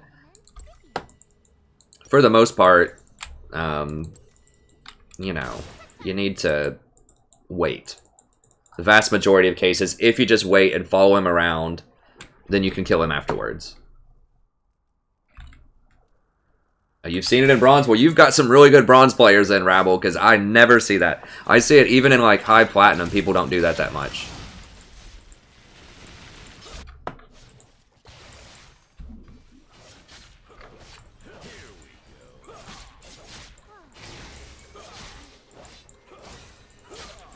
It's telling you from my personal experience, I've seen a lot of players in pretty high elo like not do that. Oh, did he get Bloodthirster?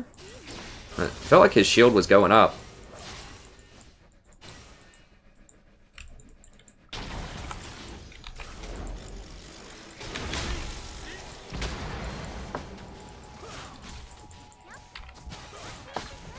How much is this giving now? Is it going to tell me in the tooltip? 25 to 35. Okay, so I'll have to look on League Wikia to see what the exact numbers are.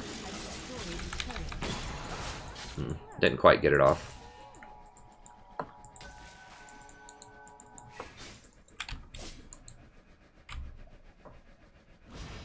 This guy's pretty nice with the CS. I might see if he wants to duo. That's the most impressive thing about this guy. I mean, he's been doing well at other things, but his CS, really, really good for this elo.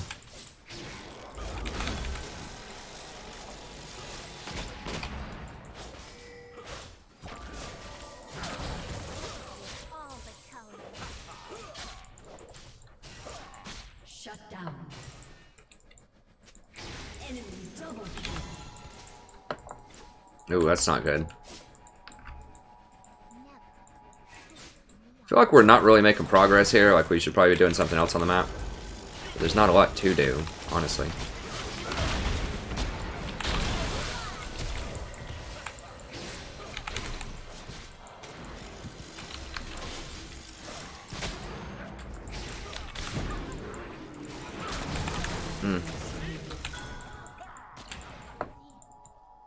I should have healed his portrait. Probably dead. Oh god. They're coming. They're coming, get out.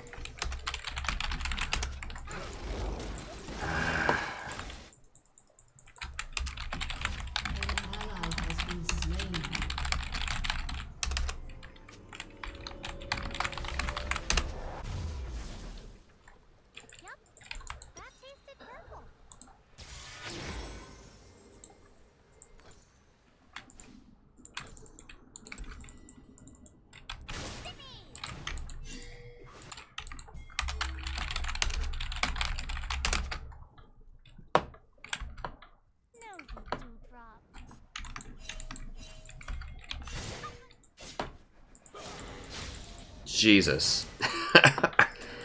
I don't even think he crit him there. Maybe he did.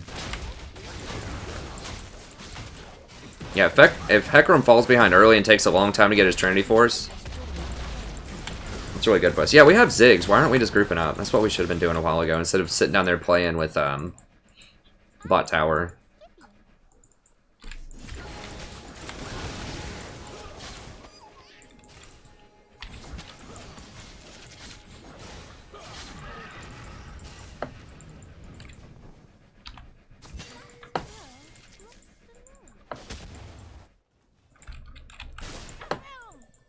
They might be going mid.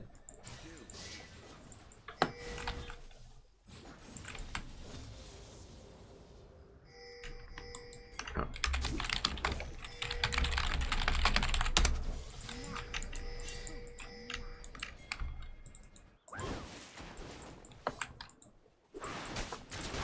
Zillion might be able to get middle, but they're going to have to come challenge top here in a second.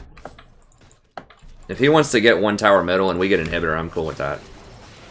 Yeah, you don't want to risk Baron here. Hecarim's are live. I mean, yeah, Graves is a higher level, but you just don't want to risk like a miracle steal, because why?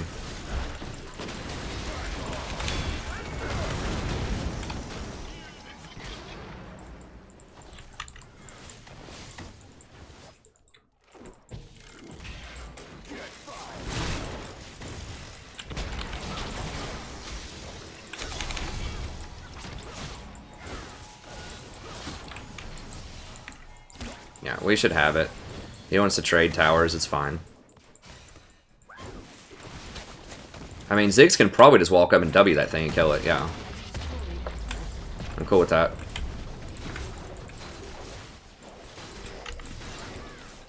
Your team has destroyed an inhibitor. They might try to get him over this wall here. Okay.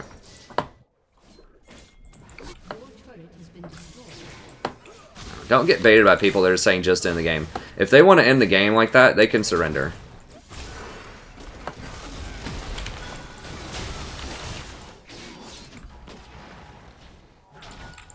Otherwise, you just play a nice tight game. Okay, we got him.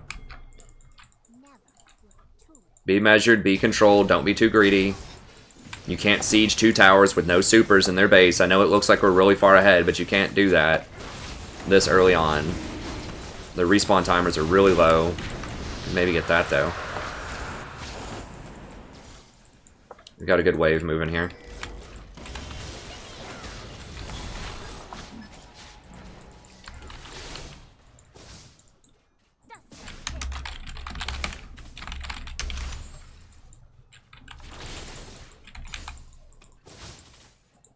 Raging. She does seem kind of mad. Trying to get, they should have pushed this wave faster, but whatever. We've got supers going. Like, we could back and buy, but we just have such a good wave here, like, you might as well.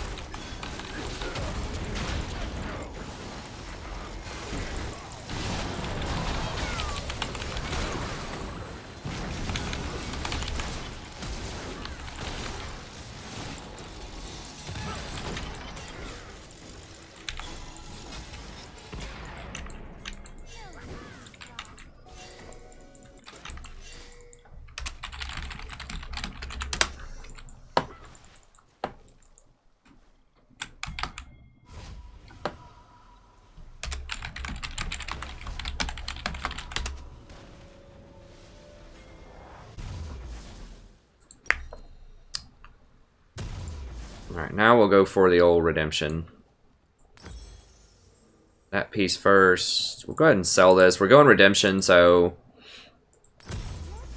I'm probably going to go Ruby Sightstone if we get to that point.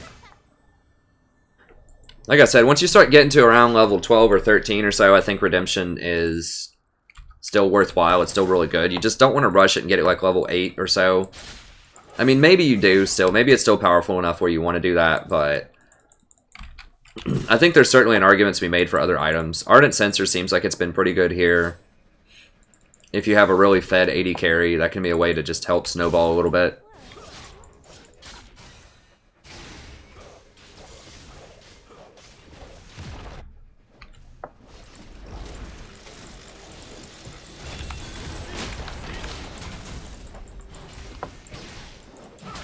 Ziggs is just the man, though. Like, I'm flabbergasted they don't play him more in pro play, and that he didn't get some kind of nerf.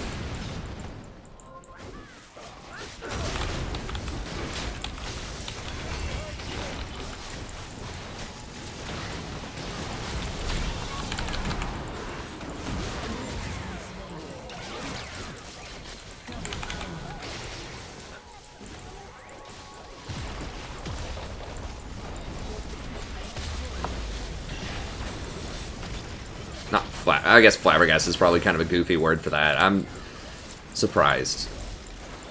I'm not really that, like, intense about it.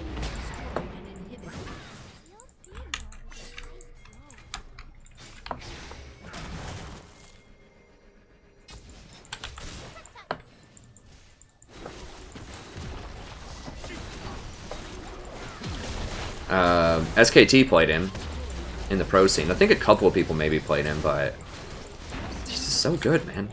So good, especially if people want to run Kha'Zix and like Fiora or something. Like, he's excellent in that kind of competition. Because Fiora is very good against the tank. She's very good against Maokai. Camille is also very good, but Camille's always banned in pro play.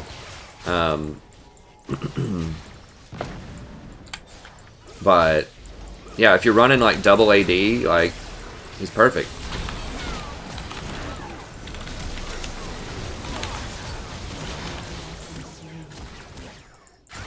Yeah, I'm gone. Well, they finally got us. At least a little bit. But we did get triple inhibitor, so that's fine.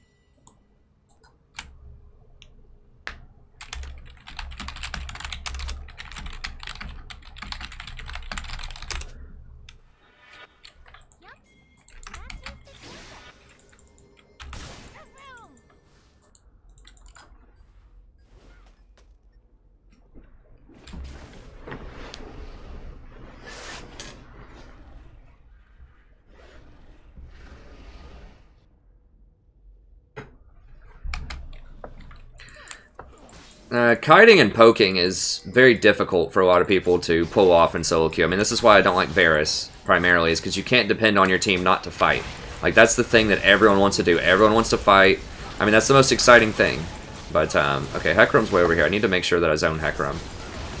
He's not even interested. He's just, like, rage split pushing.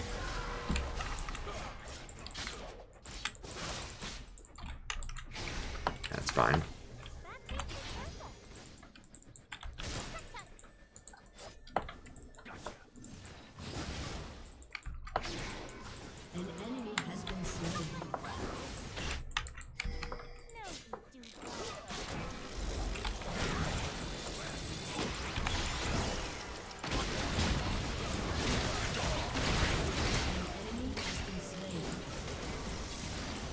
Hopefully this portends good things.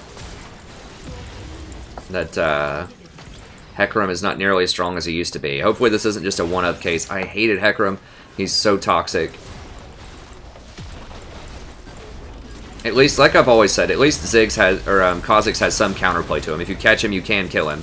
Hecarim was different in 7.1. Where it's like, he's just super tanky and impossible to kill.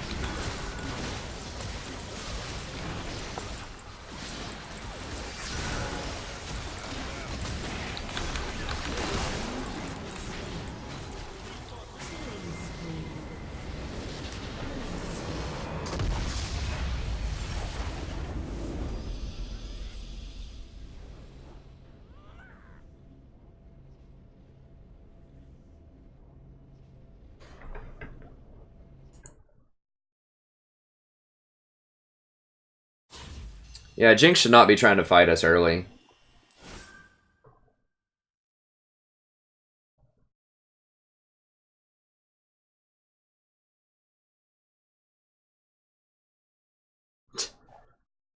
Job maker. To be fair, I mean, I don't know. I think after Draven and I got those first couple of kills, we would have just triple killed him if Hecarim came bottom most of the time.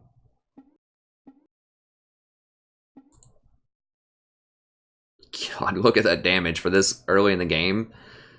He did like double damage, just about, of their next highest damage on their team, which was Zillion. It was like 2.5 times the damage of the Jinx. Let me check this guy out. See if he wants to roll.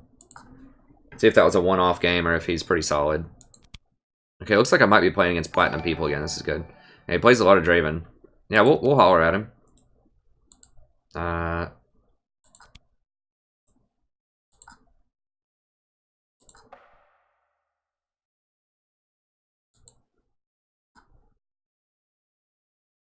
Bottled Coke is good too. I haven't really consistently had sodas in over 10 years, but I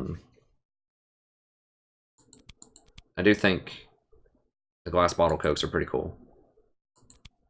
We'll see. We'll give it a second here. I'll answer. Okay, he wants to. He's down to clown. Okay, so he does play Draven all the time, basically. What is his name? Is Bottle Coke.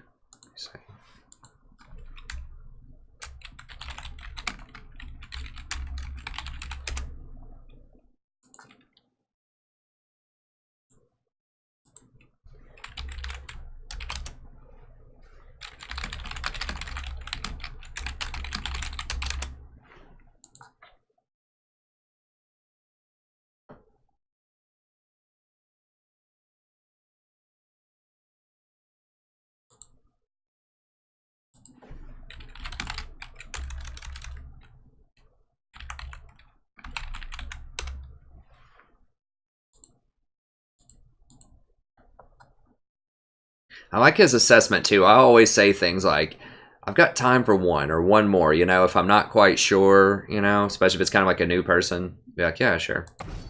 Got time for one more. And then if things go really well, sometimes that turns into 10 more, but, you know. I don't have class tomorrow. It's fine. But I still need to probably go to sleep here in a little bit. Like I said, I was about to pass out. I'm definitely a little bit more awake now than I was.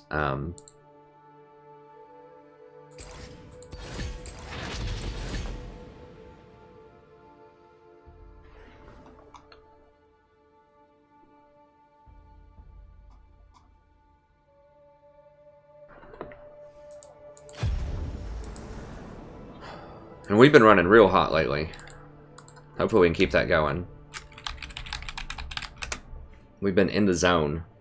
Ever since I made that video and I started thinking about what I was doing a bit more and playing more consistently. I've been cranking. I mean, look at that. That's a lot of blue. And that was a normal game, so that's not even a ranked game. That was just for funsies. So we've been 1, 2, 3, 4, 5, 6, 7, 8, 9, 10, 11, 12, and 1.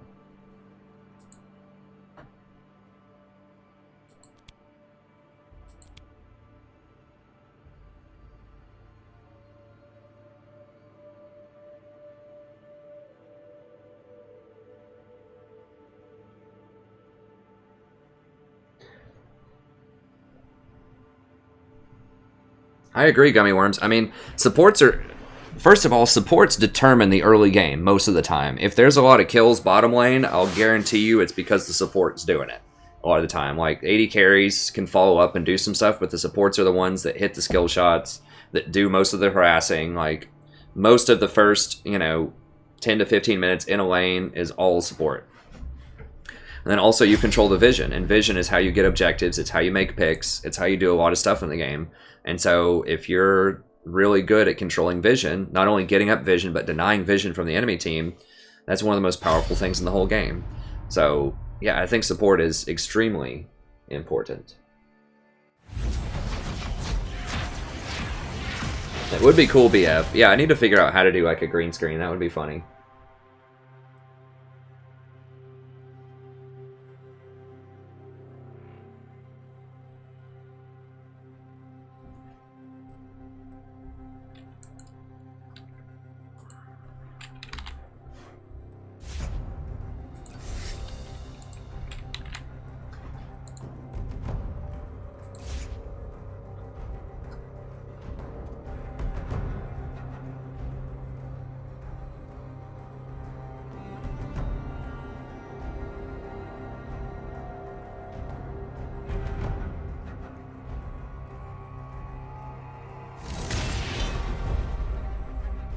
Oh, are they nerfing her on the next patch? I haven't looked.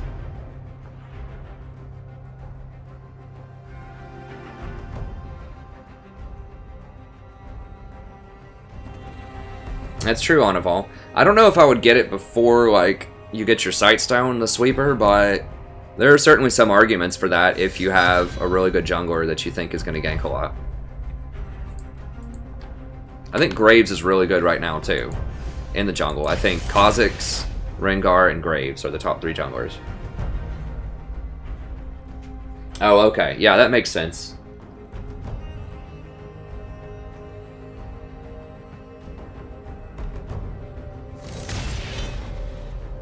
Yeah, I'm really not a huge fan of Thresh.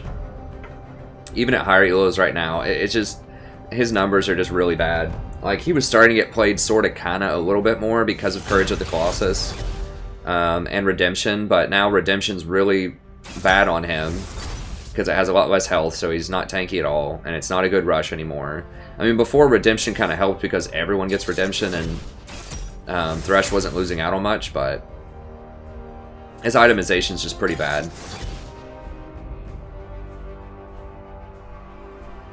It's like harder to hit. Like, you can last hit with the, because he counts as a ranged unit, and that also means that he doesn't get the bonus off of Knight's Vow if you want to get that. So you can't get that item. He's not good with Redemption. He's not good with AP items, obviously. So he's just kind of stuck in this limbo where he can't get a lot of the premier items. Like, he can get Locket.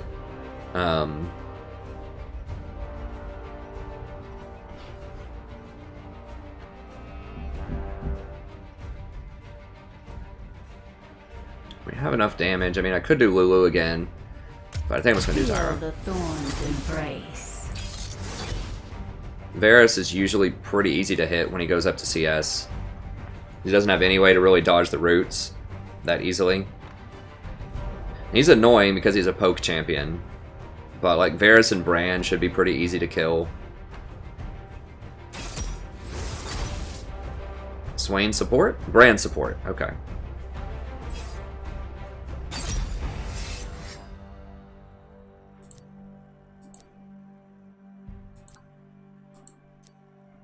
Alright, so we have another duo on our team. So it's duo, which is nice. Yeah, and these are the masteries that I'm currently running on Zyra. I've kind of moved over to getting those summoner spells and the move speed and all this rather than the damage. Although the damage is nice. I just saw a lot of high-end players doing it the other way. And then I've dialed back the penetration a little bit more for some more armor in lane as well. So 4 less pen for 9 more armor in lane.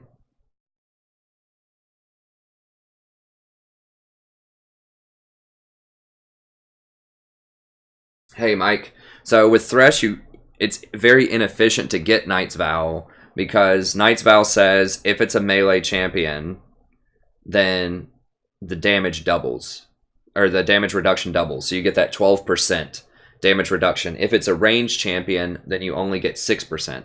And so you lose half of the efficiency off the passive. So you can get Knight's Vow, it's just not going to be as good because Thresh counts as a ranged champion. That's why it's really hard with Targon's Brace and things like that to activate it with him. So you actually have to last hit because you don't get the bonus execute. Sometimes I run Windspeaker and sometimes I run Thunderlords on Lulu. It just depends on the matchup. So Windspeaker is good, but you got to remember that Windspeaker only affects her E shield. It does not affect her ultimate because her ultimate just gives somebody health. So it does not actually heal them. So plus healing items and Windspeaker do not affect Lulu's ultimate. It's always the same number. If you have AP, that affects it, but not plus healing and not Windspeaker. So she only has one skill that scales off a Windspeaker, so it's okay. But it's not nearly as good as it is on someone like Janna, who has 2 skills, or Soraka who has 3 skills that scales off a Windspeaker. So it's okay. But if you can bully them out in lane, then it's very easy to proc Thunderlords. I'm pretty sure because Pix hits also proc it. So it's real easy to proc Thunderlords with Lulu. I'm not sure if Pix hits do it, but either way, like, you know, if you go up E, auto, and then Q them, it's real easy to hit 3 spells and get the Thunderlords. So Lulu can apply pretty good pressure early on and a nice amount of poke. So that's why it's viable to get Thunderlords, because Wind Speakers isn't as good, and Thunderlords is pretty good on her for early game aggression if you're against something like a Thresh or a Braum or just some other kind of pushover lane that's not going to be able to fight you back early on. So we were against a Braum last time, so I ran Thunderlords. But I mean, if you're against something that is very dangerous where you're not going to be able to proc it a lot, so, you know, if you're against a Zyra as Lulu, then you probably would want to go Wind Speakers instead. Welcome to Summoner's Rift.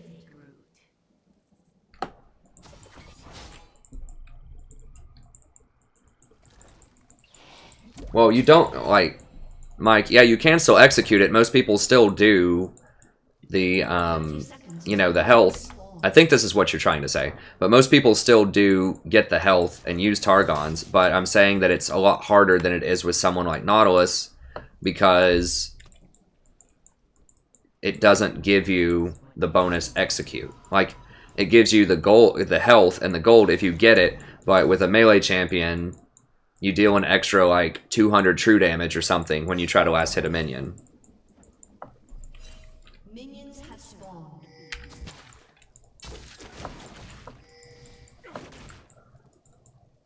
So that's all I'm saying. So a lot of times you have to run AD on Thresh to make sure you get that last hit.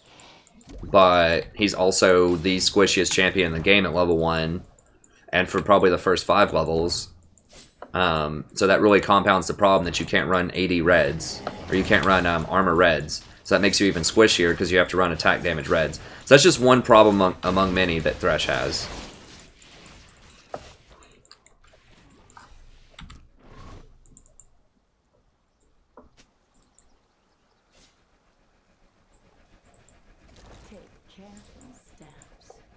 So he didn't smite, and he didn't time his last hit properly, so my plant stole his buff.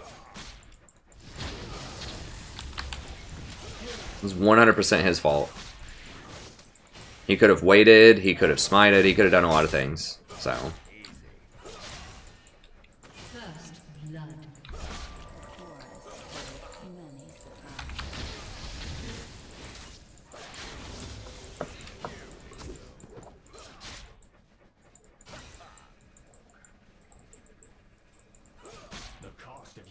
I guess at least I'm playing a champion that can, you know, really pressure them early. Who's their tech room? So we gotta be a little careful.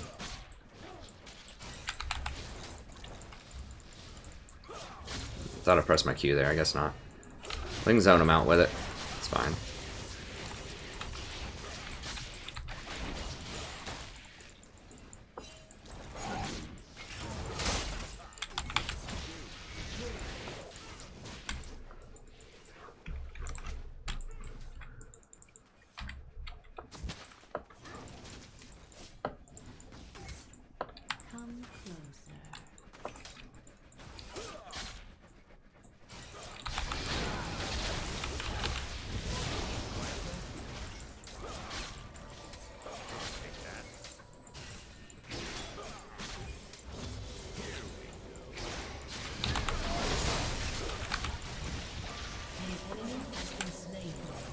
Okay, sweet.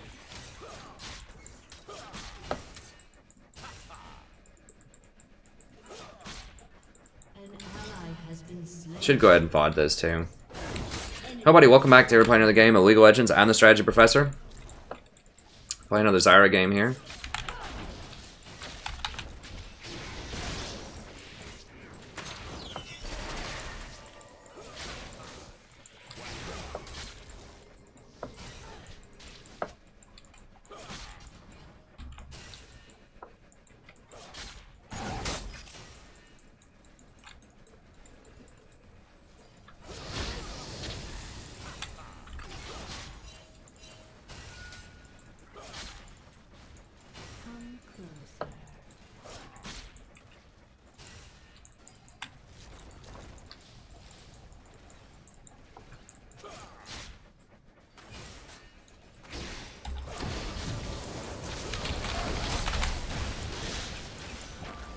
Got his heal. Ooh, that was close. He almost burned out.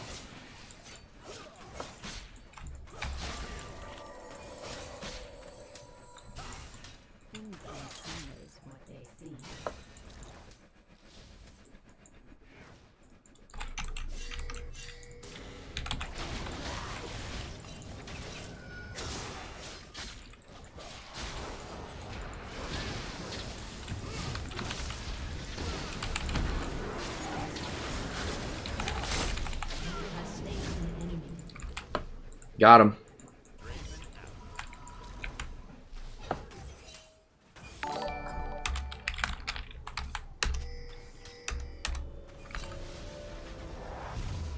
Wait until my seeds take root.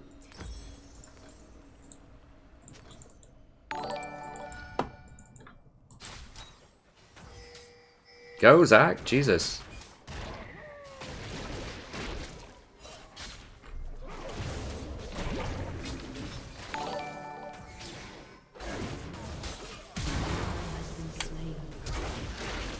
Gosh. Nope, nope, nope, nope, nope. And kited, killed. Yeah, you can't expect much out of someone that lets a Zyra plant steal a blue at level 1.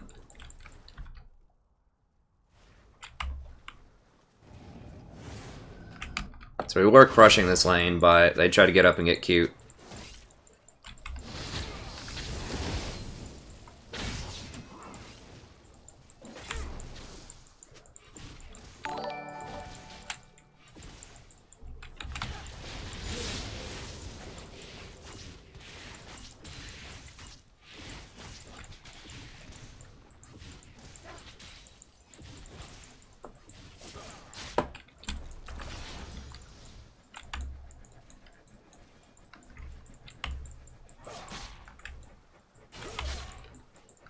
Such a busy world. Like, if Echo would have actually hit that, then they could go for it. But as soon as he misses that, like, they have to back up.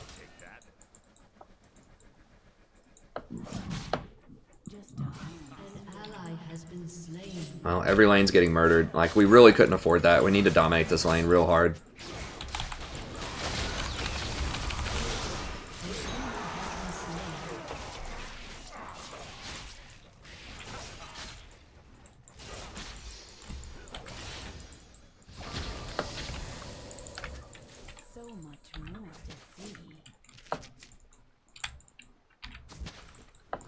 I have a feeling he's about to get murdered by Brand. Hopefully not.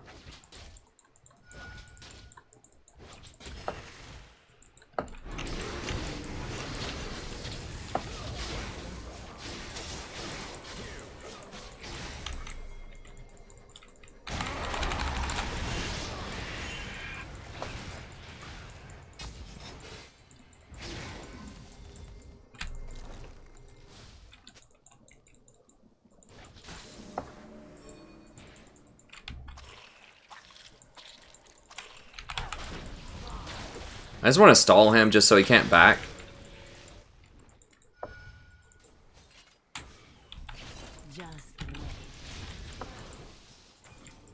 Not quite close enough. Just so that Riven gets some more alone time with that tower. I can't believe he didn't kill the guy. I guess he got healed or something.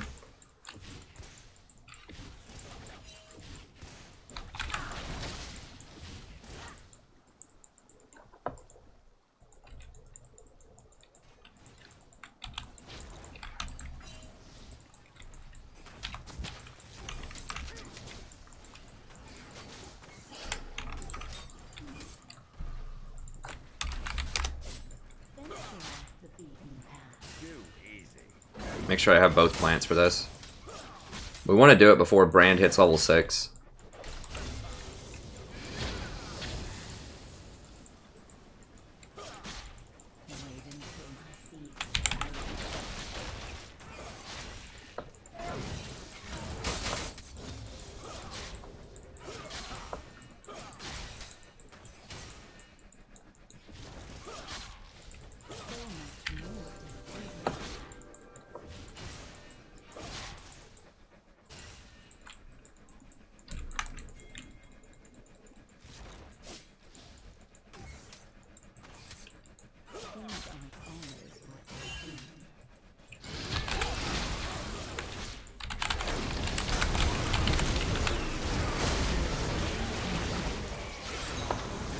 So I flashed out so it wouldn't bounce from me to Draven.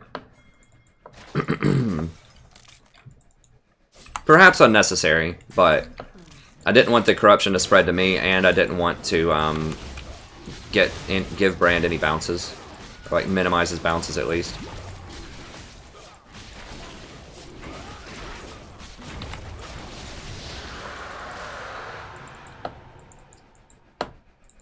wave here. I'm a little scared of Hecarim.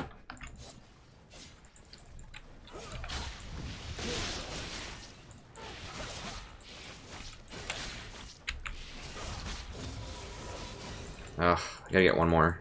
God, it's so dangerous.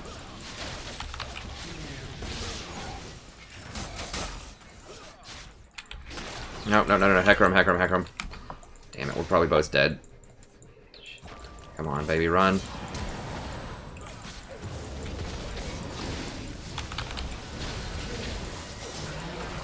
No. Yeah, we should have just gone. We should have just maybe gotten half of that wave.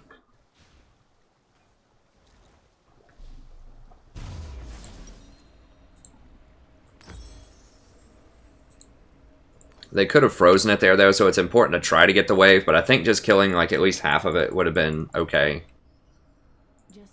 It may have just been too greedy altogether. I knew there was a possibility he could be there. Don't die, please. Does Zach have his passive at least? Yeah.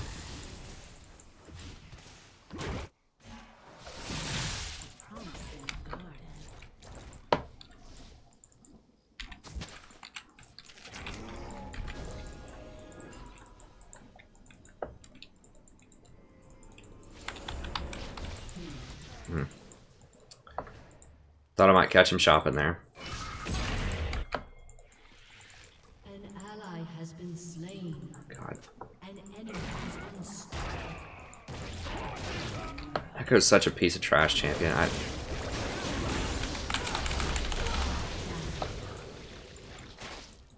Like, he's good. I just, when he's really good in the meta, he's so annoying because he's just so squirrely.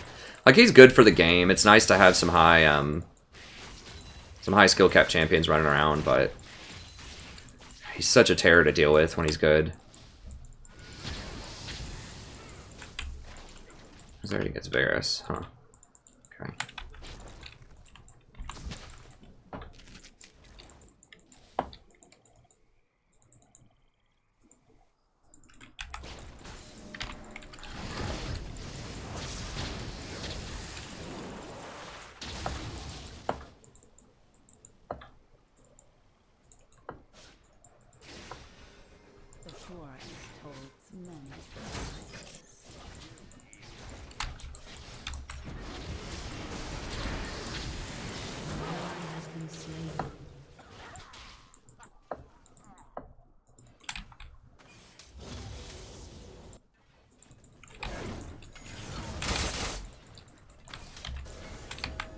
Are you kidding me right now, bro? Get out of here with that crap. Jesus Christ. Freaking Hecarim, man.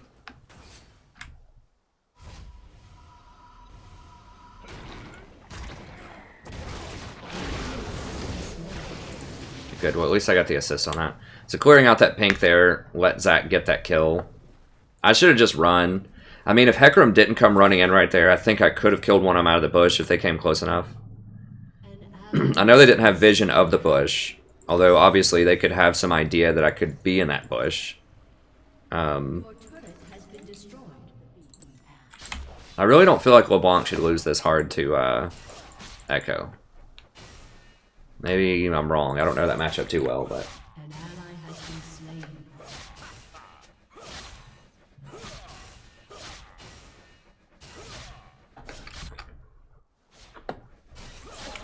Your turret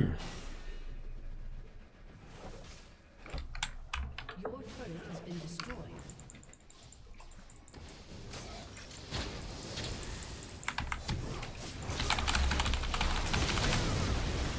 Get him, dude. What? Come on, bro. Oh my god.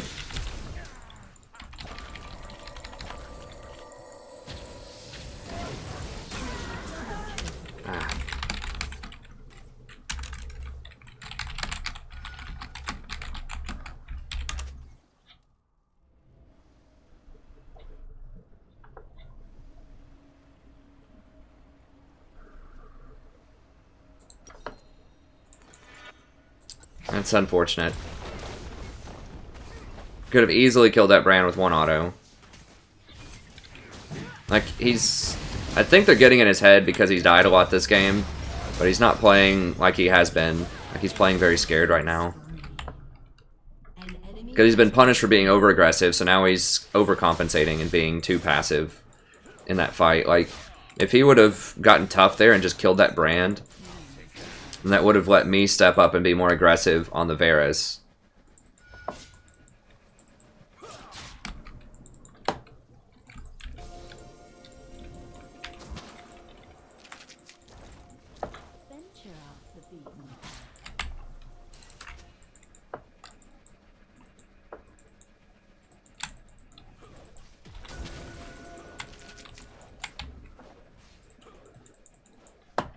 Try to sneak in a ward here before they return.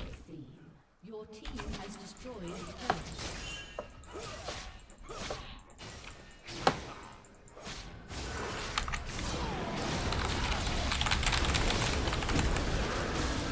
Auto, auto, auto! has been slain. Enemy rampage. Yeah, he's lost it, man. If he would have just turned around and autoed that Hecarim like 3 times, or at least attack auto while he's running away, he could have killed him. I mean, we almost killed him level 1. He's just scared out of his mind now. In full tilt mode. Alright, let's just grab one of those. Probably gonna get that dragon. Well, they wasted time getting the scuttle instead of getting the dragon, so... More to see.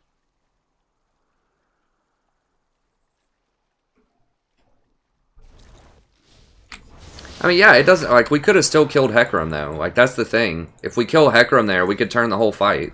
But he didn't auto-attack him.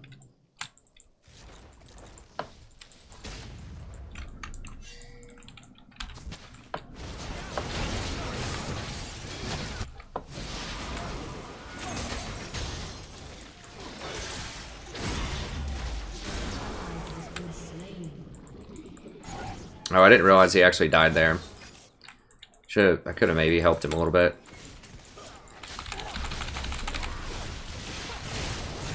Oh god, for real?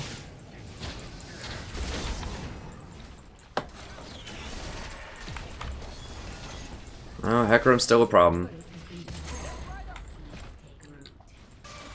I mean, Echo's really the problem here, but...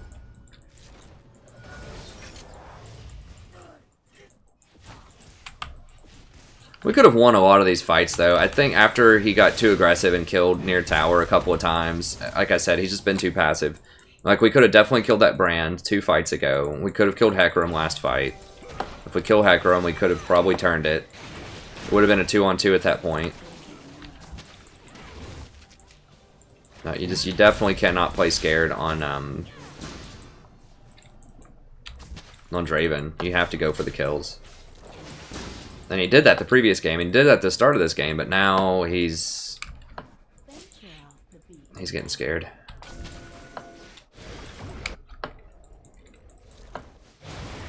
I got him. It's fine. We could maybe get some picks right here. I don't know if this is warded or not, but we got to start trying some things. Okay, nice.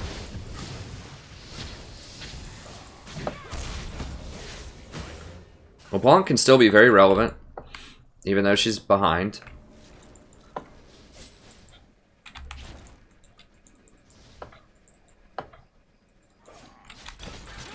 God.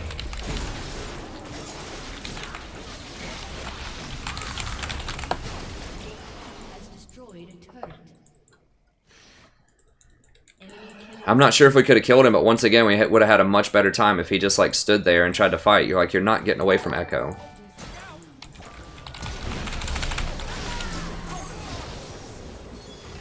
Oh, I couldn't flash fast enough. I think he flashed for it.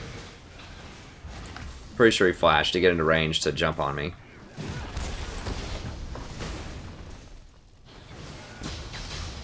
Sometimes it's hard to tell with all these jumpy champions.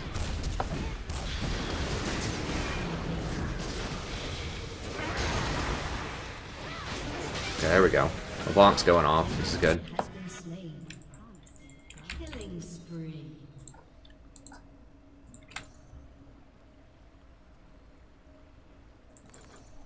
Okay, that's fine.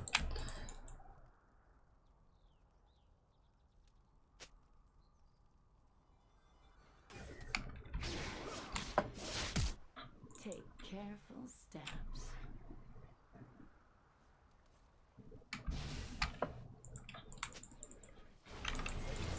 An enemy has been slain.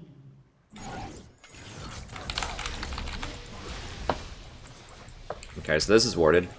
So he gave me some free information about his wards, which is good.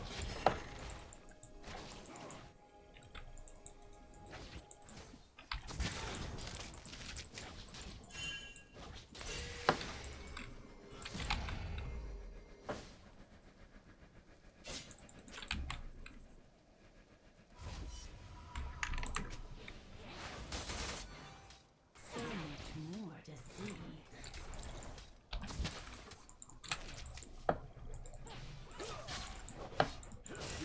I need to get my level 2 ult, so I need to get this experience.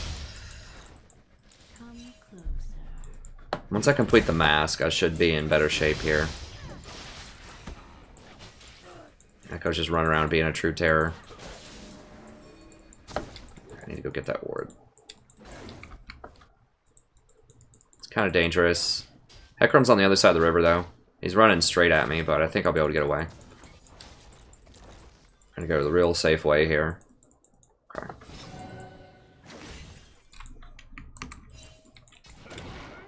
Venture off the beaten path. Stickle damage on in there.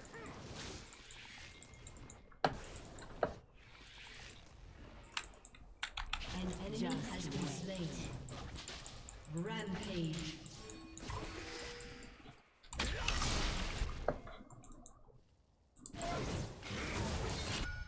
Your turret has been destroyed. Come closer.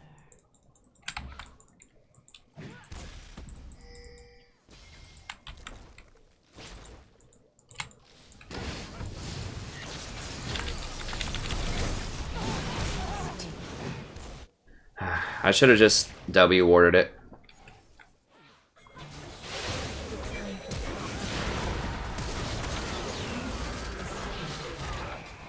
Okay, nice.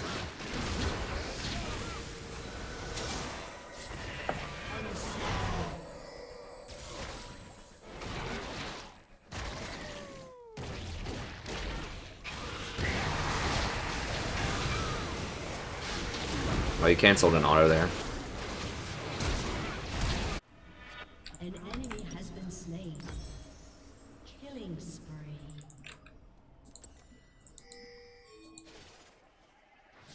I'm gonna counter push this top. Wait until my seeds take root. No, Riven wants the CS. That's fine. I'll give it to her.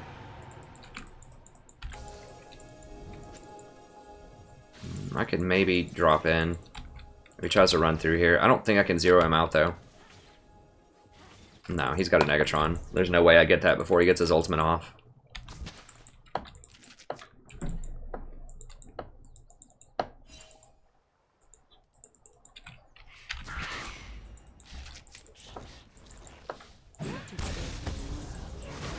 Really need that 4 ward item pretty soon.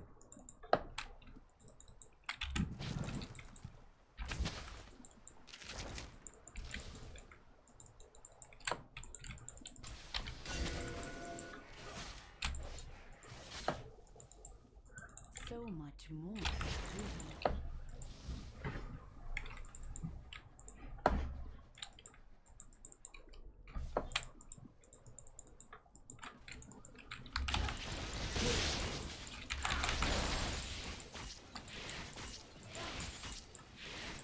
How big is Riven? Riven's getting pretty big, yeah. Okay, finally hit level 11.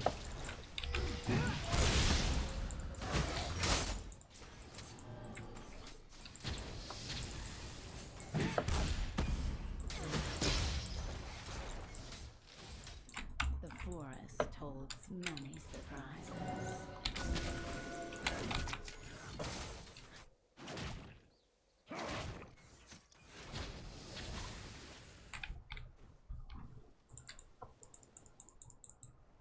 Things aren't always what they seem.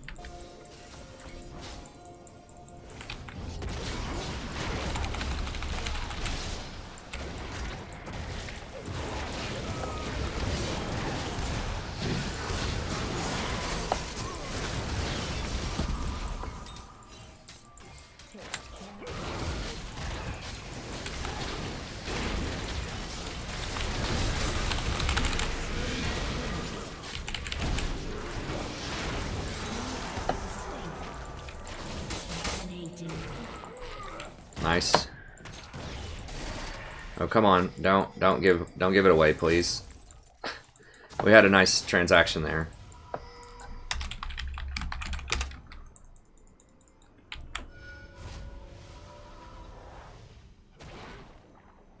Yeah, I mean, it would be nice to do Baron there. Like, if Zach hadn't dove that, we could maybe do Baron.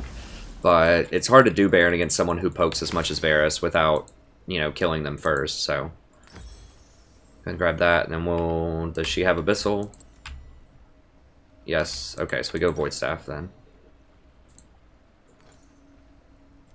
Wait until my seeds take root.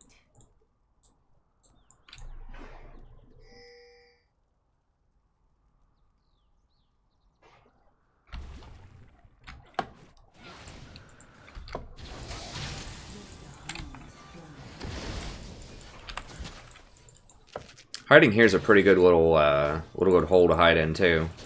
A lot of times, if you can't quite get over here, if it's a bit too dangerous, if you don't control enough map territory, if you can just keep all this clean, and then like ult over that wall. Oh god, who is that? Riven? Do we have? We don't have a tower. Boom! Quadra ult! Oh god, if only I had an ult there. I don't, but we'll still kill a lot of them. That would have been a beautiful thing, but my ult was on cooldown. That would have been like a quadra kill there, for sure. If I just had my ult.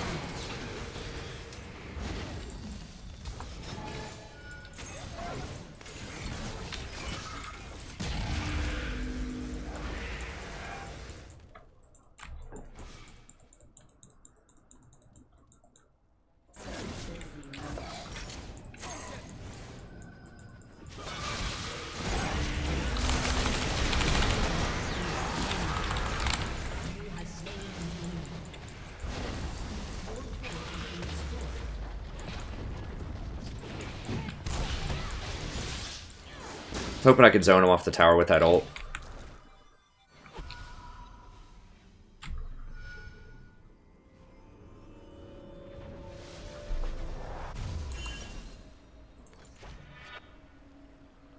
The forest told an ally has been slain.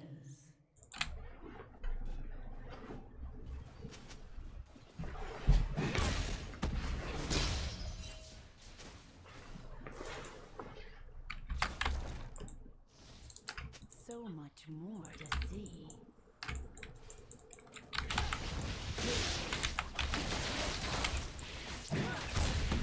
Oh, Riven died again. I don't think they have any wards around Baron. I've got this. That's such a luxury that you can just drop a plant there and clean that from a safe distance, so you don't have to actually sit your face in that bush to get it, or use a ward to get it.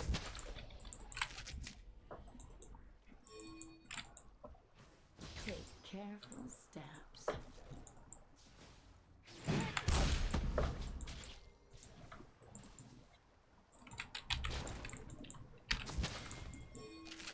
It can't be me first. Yeah, they're like right there. Okay.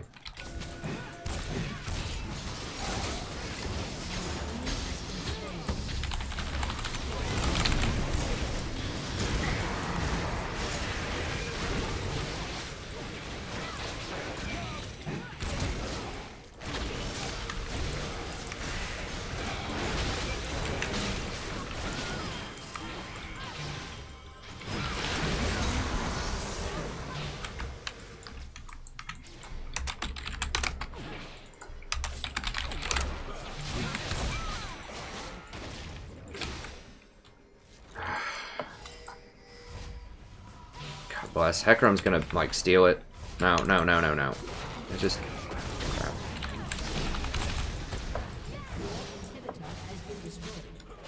Hecarim... Jesus, this is gonna be terrible. Hecarim steals this.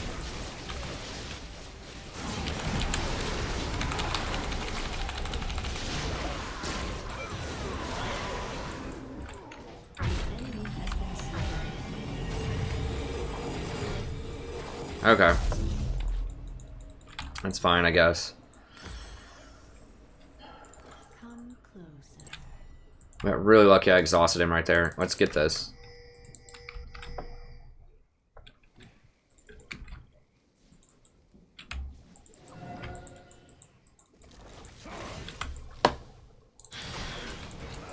Oh, crap.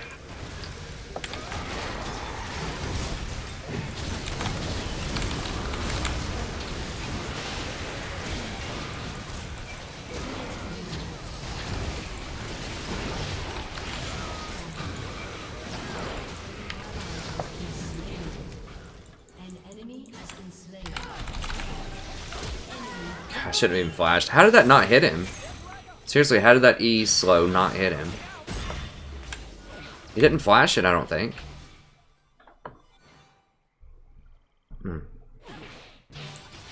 Well, that sucks.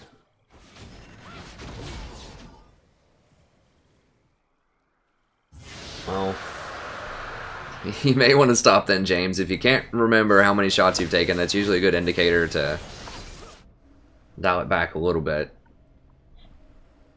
That sucks. There was a girl, I didn't know her, but the campus like announced it that some girl, you know, died from alcohol poisoning a couple of days ago. Like a bright, you know, lovely young lady. Did a lot of philanthropy with some handicapped kids on campus. Went out partying too hard with the girls over the weekend.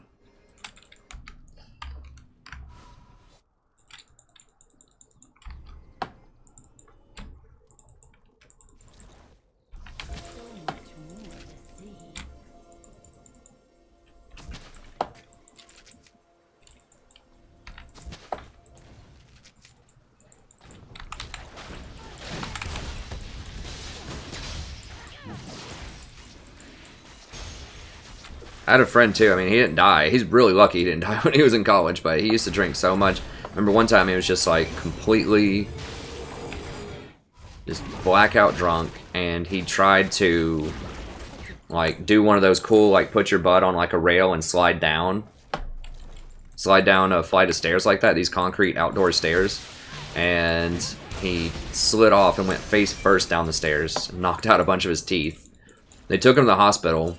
And the people at the ER said it was actually a good thing he did that, because if he had like 1 or 2 more drinks, he probably would have died. His blood alcohol level was like a 0.4 or something. Well, Echo killed me in 1 move.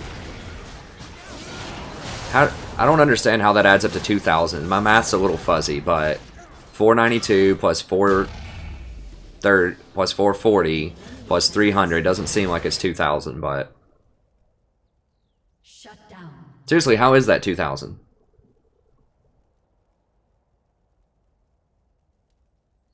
Did I take damage from something else? I guess so. I mean, obviously the game's not like gonna cheat me here. It knows what the numbers are. Just seems a little wacky.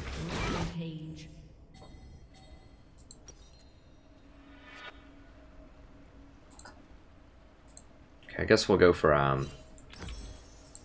Luden's next. Dude, I just spawned. You had to give me a second.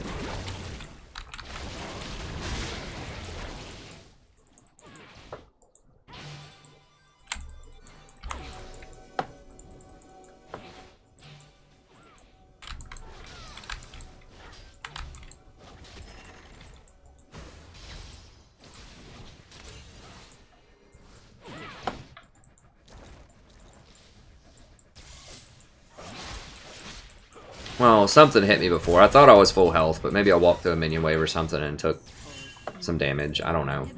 I mean, obviously it's not going to cheat me. Like, it knows. The 9 seconds was what was suspicious, because obviously he killed me in, like, 0.2 seconds. It just didn't list what the other stuff was that did damage to me. That's what was kind of weird about it.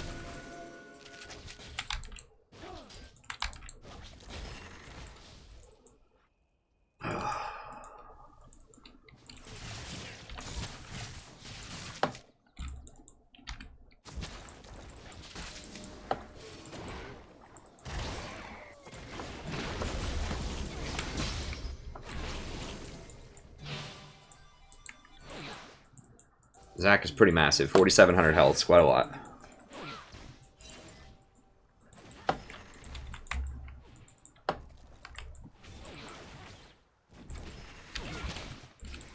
Hecarim's still pretty weak, too.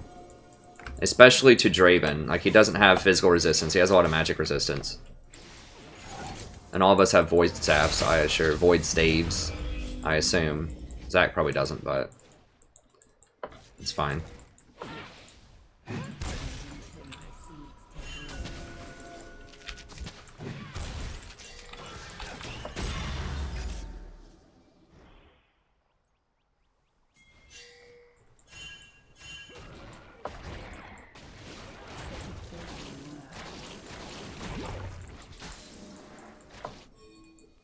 Let's freak him out a little bit, get some vision on him.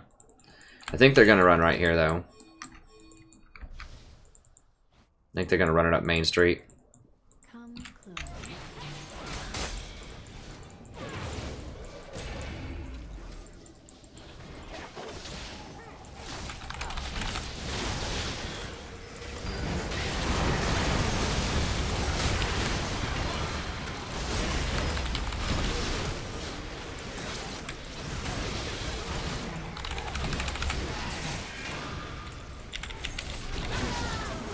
What the hell even stunned me? Oh, that thing.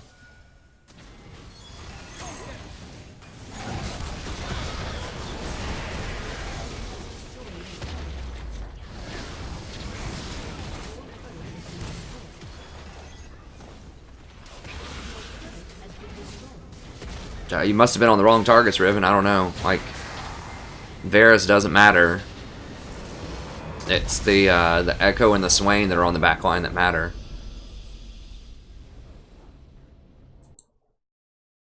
I mean, I can see what Riven was doing. Like, Riven was mismanaging that fight big time.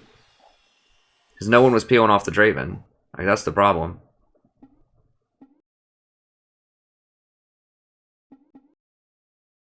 Yeah, I mean, Brand was 1 in 10. Like, these champions don't matter. Like, this guy matters. Let me see who he was after.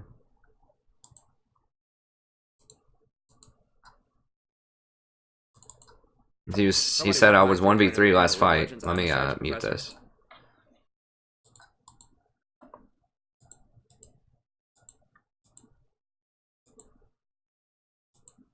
So everyone wasn't there, first of all, even though I was pinging it a lot. Alright, so Zach's flanking. I deal, like, probably about a third of Hecarim's health to start with there.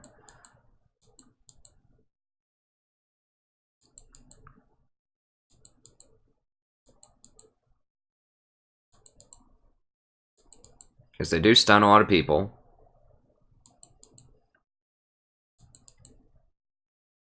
Swain should have died there. If they would have focused the Swain, that's a huge threat, is that Swain.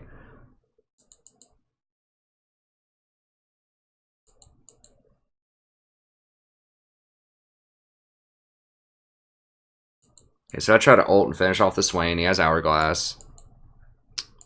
My ult still does snap up Echo, though. So there's like...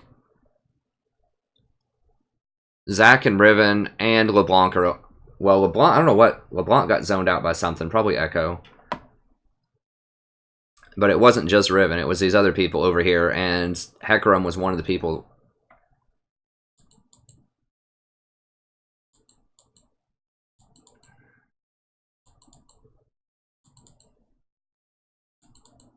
Alright, Draven could have killed the Varus right there with an auto. He's running. Yeah, I mean, we needed Riven on the Echo. That's the bottom line. Like, we just can't do that much about him. And he snapped back over here, I think, and did a lot of damage to people. This Varus lived with, like, no health for so long. Not that he even really did that much. And I got caught by that final never dying. Yeah, we just needed more peel on Draven.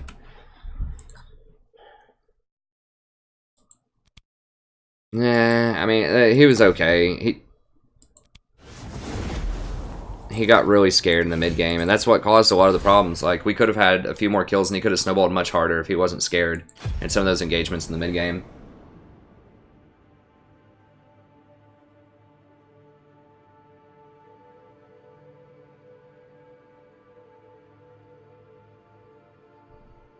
Yeah, I mean, Echo was the huge problem. We needed to all be on Echo. I should have told them that. Echo was the only thing that mattered that match. No one else mattered. It was all 100% Echo. Yeah, we lost it, unfortunately, Dave. We just had some really bad focus in the last team fight. Echo got to run amok and kill all of our people.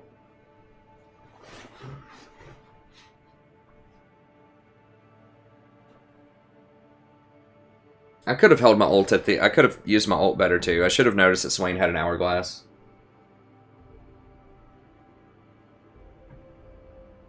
Huh. Yeah, I'll play one more. I'll play one more. And this one has to be it, though. That's fine. I mean, we're going to lose some. And, I mean, the bottle guy, he was okay in the first game. At the second game was... It's questionable. It's questionable. He's okay, but he got really scared in the mid game, and we could have had more kills for sure. I think. I mean, let me look while we're in queue here, since I had it pulled up. Maybe I'm wrong. Okay, so we did get a kill here where he kind of muscled up. I mean, Brand is zoning him, so that was fine to back up there.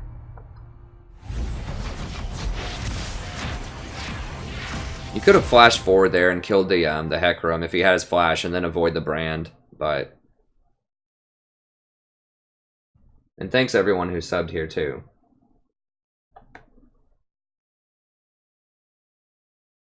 Thanks James, Matt, Duffy, Lucian, Not That Special, and Bringer of Darkness. I need to preview Zyra so they don't ban her.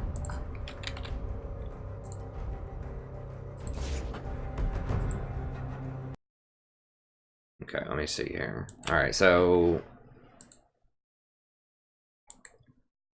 Some of these fights.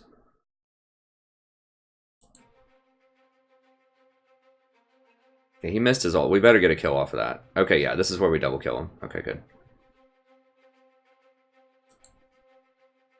Get the dragon. Okay, so we're doing well at this point. Mid and top lane are getting murdered, but we're doing okay. Okay, here we go. I think that was... No, that was where I just got caught out trying to be too greedy. Okay, here we go. I think it's one. Okay, so he misses his stun. So Brand has very, very little threat right now because he missed his stun. So... I go all in right here. Hit him with everything. He throws one auto and then runs.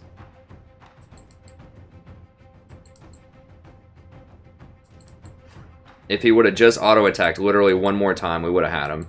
Because he didn't dodge the bounces, because he ran back in, so it still bounced every time. Like, I know he wants to dodge the bounces, but if you want to do that, kill the Brand and then run out and dodge the bounces. Because he got hit by all of them anyways.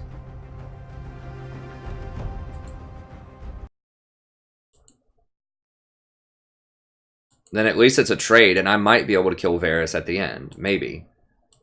Doubtful, but maybe. I can't remember the other stuff. But yeah, that was the one in particular there we could have had that Brand. There are a couple other ends. It's fine, it's whatever. It's just unfortunate, because he was really strong, he's very aggressive. Early on we had a pretty good laning phase. And in the first game we had a good laning phase, but it seems like when he falls behind a little bit, he lets that affect his decision making maybe a bit too much. Hey, thanks, Nature Power T. I appreciate it.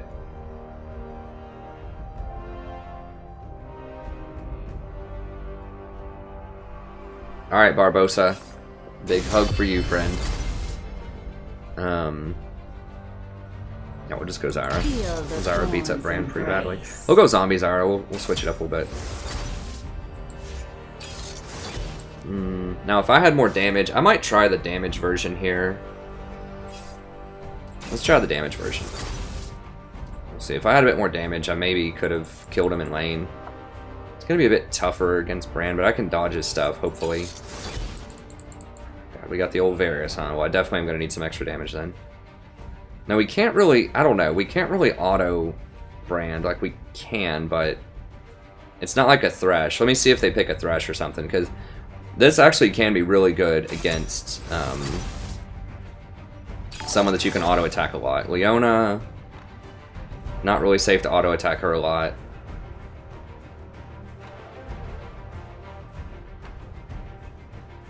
Yeah, I think I'm going to go... Actually, I'm going to keep the move speed. It's very nice for dodging Leona stuff in bushes. The health for all in. What, how do I have 0 points? Oh, right here. And the cooldown reduction for more flashes and exhaust. Yeah, I think I need to go with the kind of defensive one there.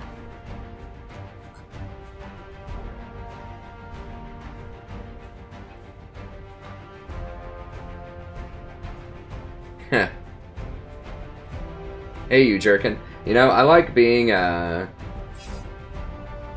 dang it, what was his name? Was it right? Paul McCartney? I think it was Paul McCartney. Well, thank you for comparing me to the Beatles instead of Justin Bieber. I was like, man, they had the haircut first. I'm sure people had it before the Beatles as well, but I would much rather be compared to the Beatles than Justin Bieber. Not that they're, I mean, I don't know. Bieber's alright, whatever. He's just a kid that got a lot of money early on. You know, and just made some bad decisions, but I don't know. I haven't kept up with him. I assume he probably turned it around at some point.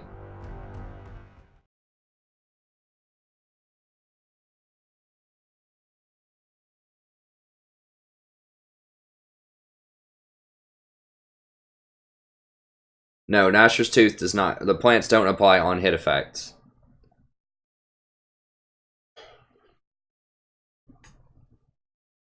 It could have been Ringo with the hair. I thought Paul McCartney was most famous for the hair, but I've been compared to Paul McCartney a couple times. I really don't know, though. They all had very similar haircuts.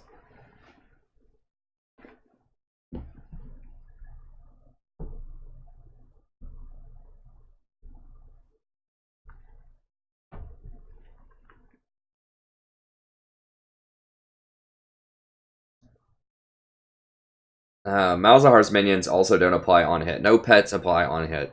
Unless the thing specifically says that it applies on hit, it does not apply on hit. Like Hurricane does, because it specifically says that it does.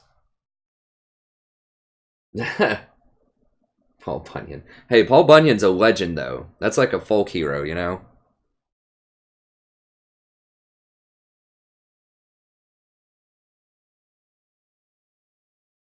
That would be really cool if the plants could get on-hit effects. That'd be way too powerful. She's already, like, well beyond most other supports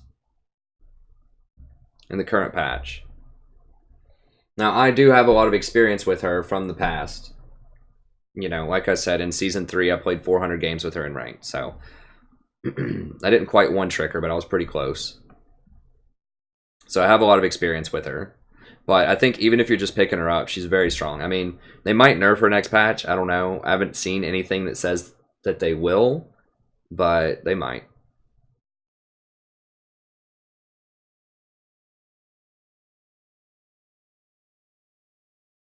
I mean, AP supports aren't super popular. I mean, they're really good in pro play, but I think a lot of that has to do with tower damage and the importance of the early game. So I think that's like game flow type of stuff, rather than just the fact that they're inherently overpowered. I would just, like, if they buff tank items a little bit more, like if there was some early magic resist item that tanks could get, like Locket is pretty good, but that's the big thing that makes AP supports really strong right now, is there's no old school Locket of the Iron Solari that gave everyone gave everyone 20 MR. So that basically boosted the damage of all of the AP supports by 20%. Because 20 MR blocks... It takes 20% more damage to kill someone with 20 more MR.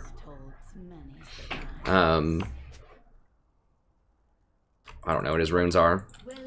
Does he have AD or something? Whatever. I mean, Ivern doesn't have to hit the jungle, so it's not going to matter that much that he doesn't have the right runes. 30 seconds. So yeah, Fervor. Oh, he's got that Storm Raider Surge. That's pretty funny. I predicted this at the start of the preseason when I did my preseason patch. When I said they removed Locket and Solari, I thought that AP Assassins would be the best, and I was right about that. It's Katarina and LeBlanc are the best ones. Talon, those other ones don't really matter that much. I didn't quite think that the AP supports, I thought they'd be overshadowed by Redemption, but I think that's false. So they got a huge damage buff because of that. They lowered the cost of Leandries, which is not a huge deal, but that helps.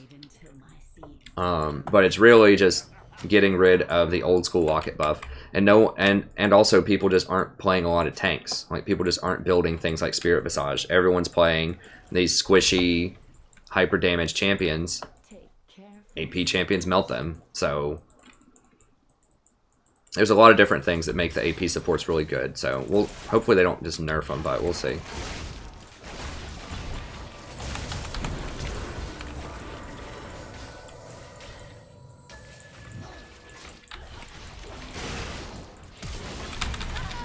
I knew she might do that. I think Bear's gonna kill her though, right? Whoa, what? What? What?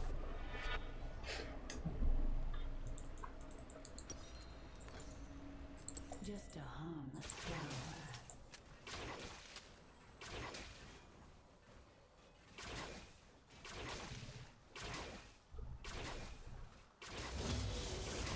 He canceled his last auto attack against that Leona. He literally just had to complete his auto attack. Okay, at least he got one of them. I mean, I know you want to switch targets, bro, but make sure the first one's dead first.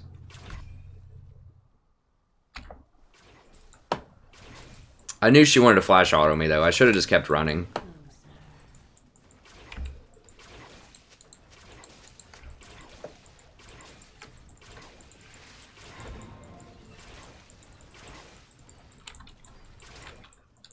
To be fair, when you play Leona, you kind of have to do something cheesy because you're already, like, really far behind because you picked Leona. Oh god, he took 2 tower shots.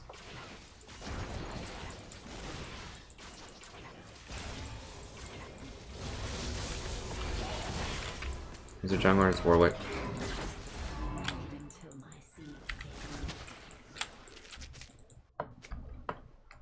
It has an attack range, man. It didn't troll you. You got too close. Oh god, he's trying to do Dragon at level 1 or something?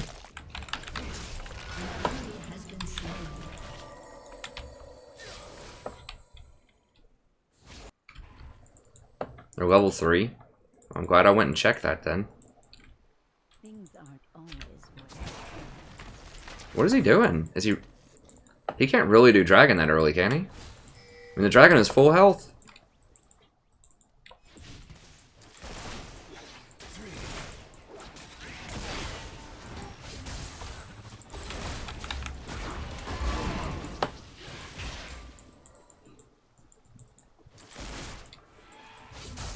Level 3 is a bit early. I mean, maybe he can. I don't know. That'd be ridiculous.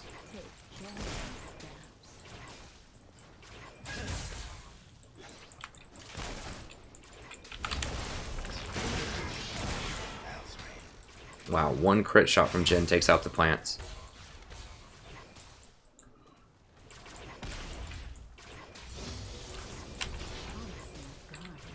Okay, he's basically out of mana, though.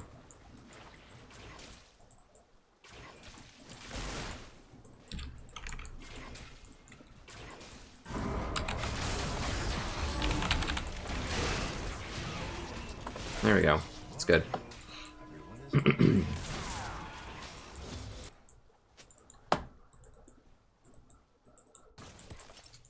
such a busy world. So make sure he's not backing.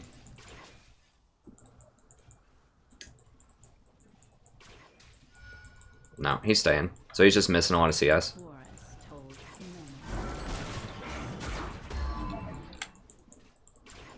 I mean, maybe... Okay, I'm kind of warming up if it's like decent Varuses. Maybe I've just seen only bad Varuses. I mean, the poke is powerful for harass in the early game, especially with Zyra. Okay, Warwick's top area. An ally has been slain.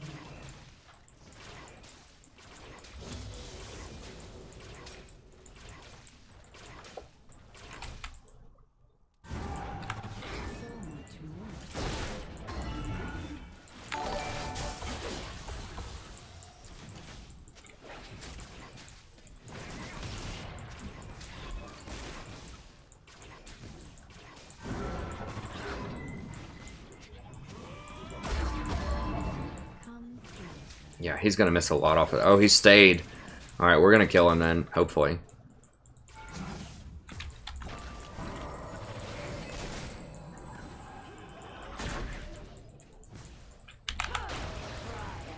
Like, he's just gonna miss all the CS. He should back. Like, he's being so greedy. Like, in that situation, you just back. Like, yeah, you're gonna miss it. It sucks, but... you're gonna miss it anyways. Like, why give him a kill? Like, he's really, really lucky that we didn't kill him there. And he didn't get any CS anyways. Like, he got a little bit of experience, but he's just gonna miss this wave. Like, you're gonna miss a wave either way when you're that low. So he could have already been back and healthy. But instead, we just keep getting further and further ahead. Like, people are just so greedy about that. They're just like, oh, I can't back. I don't have a good buy. Or I'm gonna miss too much CS. It's like, well... you're going to miss CS anyways, and you're going to keep missing more because you can't CS when you're that low. And if they kill you, then they get a kill, and you miss a lot of CS. So, I mean, we're up, like, 30 CS because he stayed.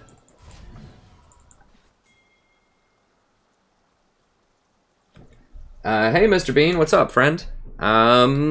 She's easier than something like Thresh, for me at least, but she takes practice. She's very weird. Because you have to put a plant, like, on every ability. So you have to cast your plant while your other ability is, like, in mid-flight. So it takes a little bit of getting used to, but... and you have to position very carefully because you can die to almost anything. So she's very dangerous. So I wouldn't say she's easy. I'd say she's maybe, like, average to slightly above average in difficulty. But she's not like Thresh or Bard or something like that. Oh, he got a blue, huh? Oh, he got that extra blue. That's right, because we got Ivern.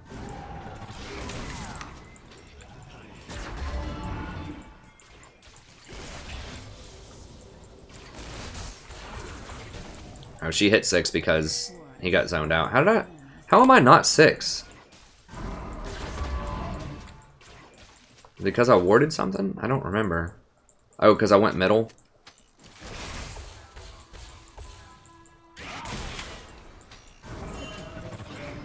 Leona's obviously going to be sitting there in that bush, so we gotta...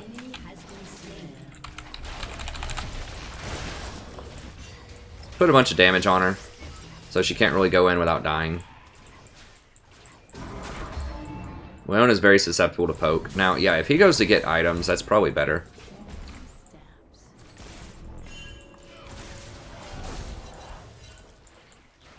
Let's try to make sure they don't stop his back.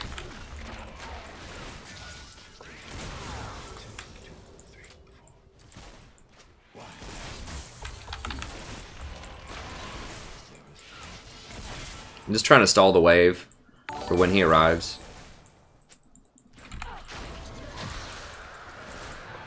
Yeah. Ivern's top side, so we can't defend that dragon anyways. I mean, we could have maybe poked it out, but bot was back and Ivern was top side, so just no defense for that dragon.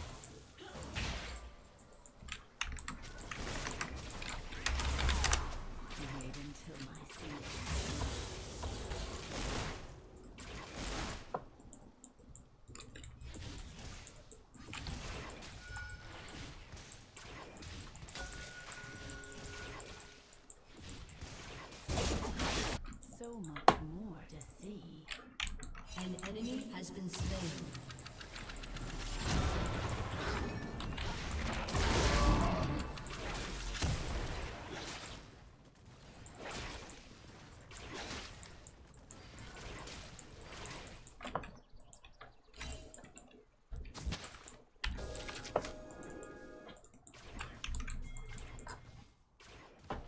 Wait until my seeds take root.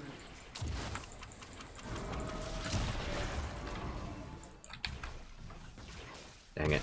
That thing saw me. If he was paying attention, it saw me.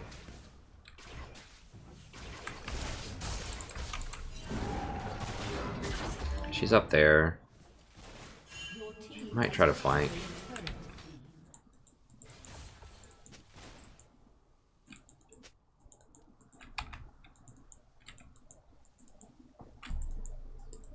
I can't kill her. I need to hit him, but I need to respect the fact that she can kill me also. She's got like Moby boots or something, doesn't she? No, she's just moving kind of quick. It's fine.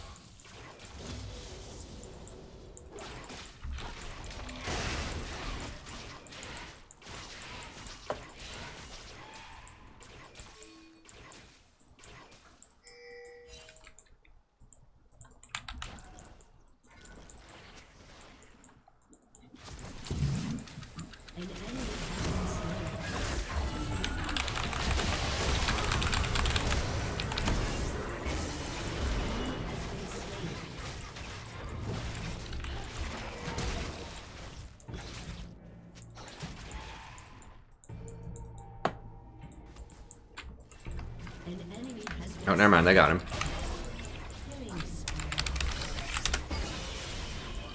I could have maybe grabbed her right there. It's too busy pinging something. I think we should be able to kill her.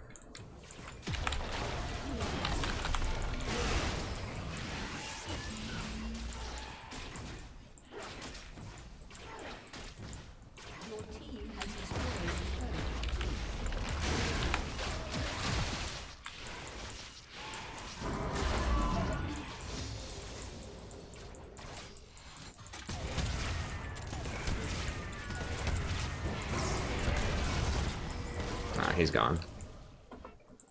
An ally has been slain.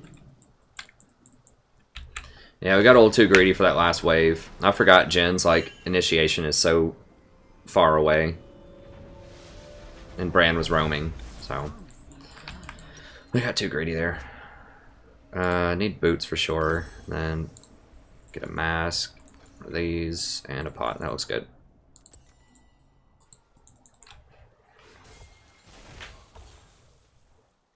An enemy has been slain.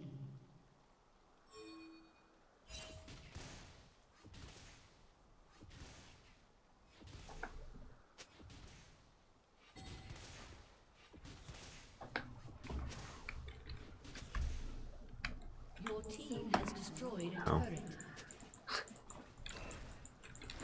Mr. Bean was legit asking questions, I thought, earlier. I don't know what happened to him. Some people just lose their mind.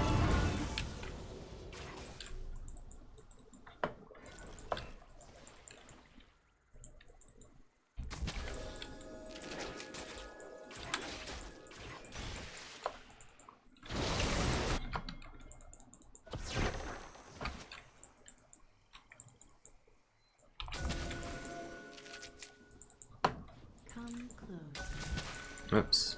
Double ward action there.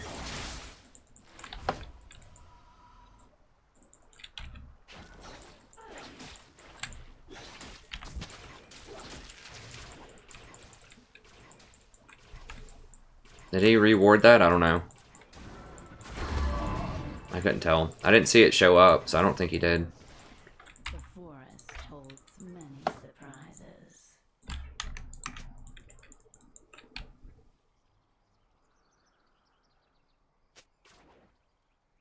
Oh, I see. Yeah.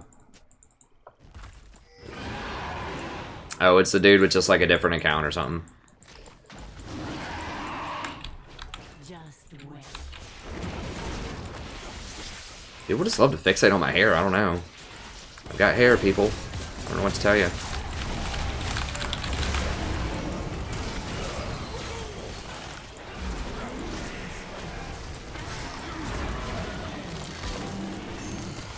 My wife likes my hair. I mean, that's all I can tell you.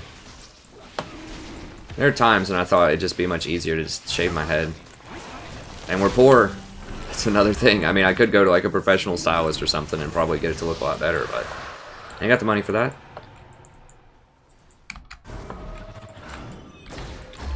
I'd rather have the chalky milk, you know what I mean?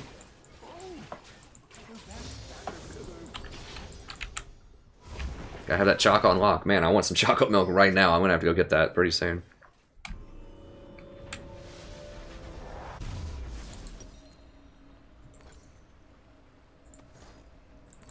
Couple of those. Oh, and we can upgrade the sweep. Good.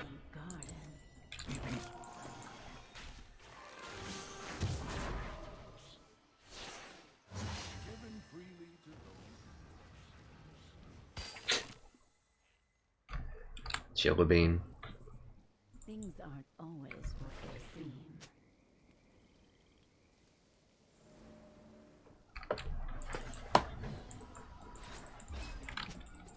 Yeah, I can afford a gaming PC. That's a one-time purchase.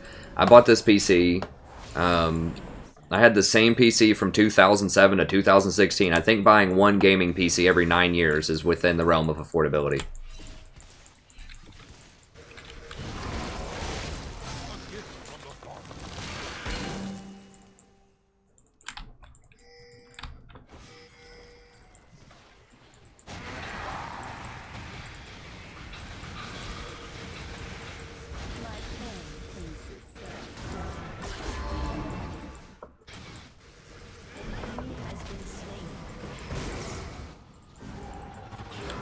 Dead? Oh, we got a kill. Okay, good.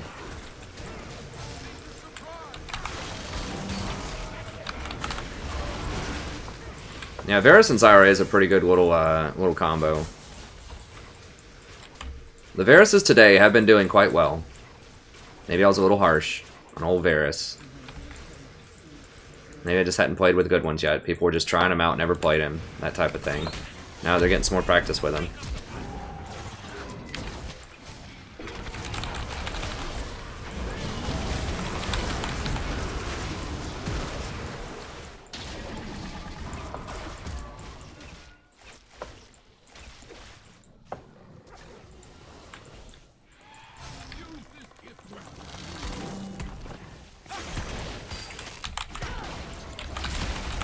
Whoa, whoa, whoa. Oops. Didn't mean to right-click him. Forgot that carried me to him when he has that thing on him. I was like, here you go, Jace. Jump right in front of him for him to blast me.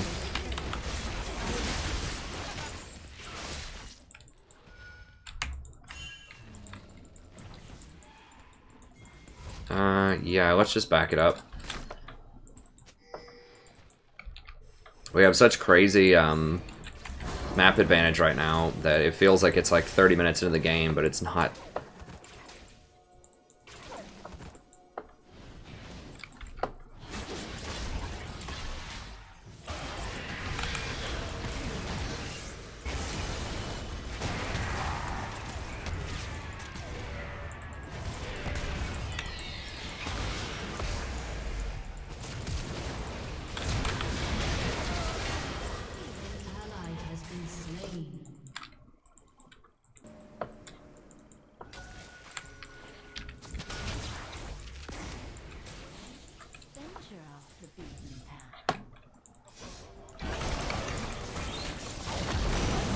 Jace? Jace was around there somewhere.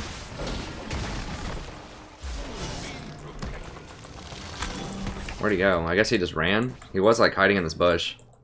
I didn't see. I guess he just circled back around. Alright, I'm gonna go by.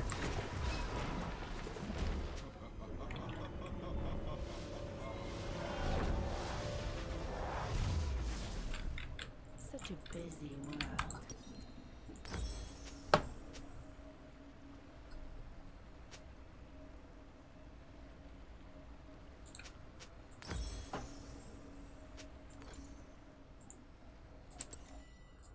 The forest holds many surprises.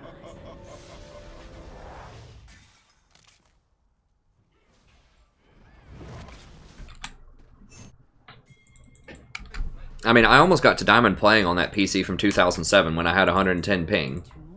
I got to Platinum 1, Seasons 3 and 4 playing on that thing. So, you know, you don't have to have a really good PC to be able to play. I mean, League of Legends is an extremely, like, low game, especially if you play it on low-quality graphics. I played it on, like, medium graphics.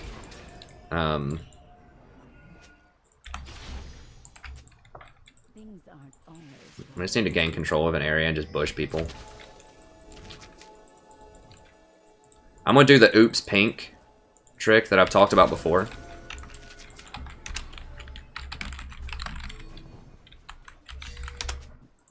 Oh, never mind. They're coming bottom. They're going bottom. I shouldn't have used a ward there if I wanted to use the oops pink. Put it right here. I'll do a real pink. So the oops pink is where you just drop a pink in a very conspicuous place. So just right outside a bush. And then people always want to clear it.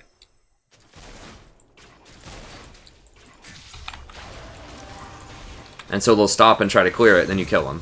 I talk about this in my one of the videos. I think it was my advanced tactics, my psychology and advanced tactics video.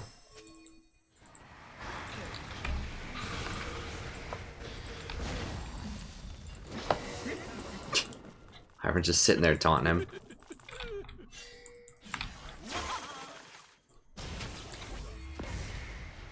Come closer.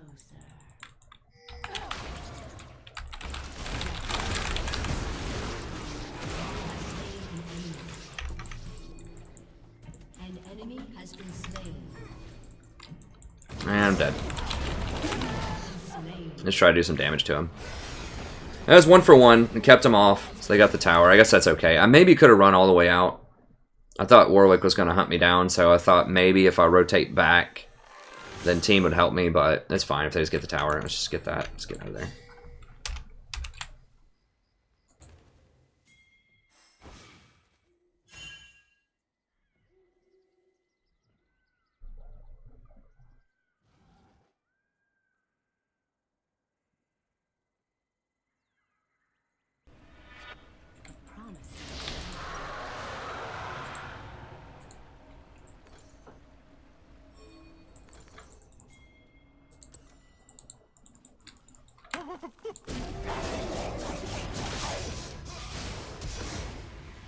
Oof.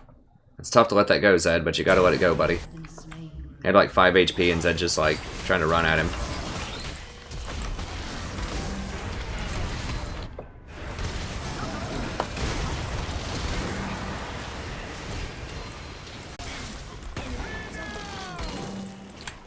Just back it up.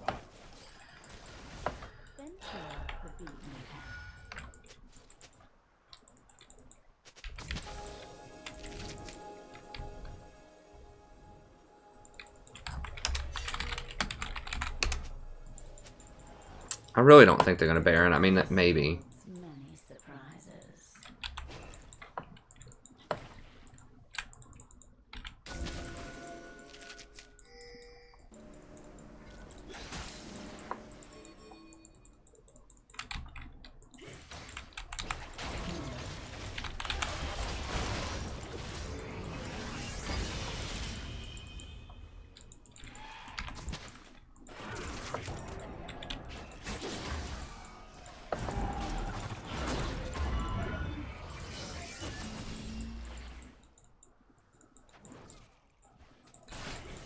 We can catch her out of position. She'll come and try to clear this again.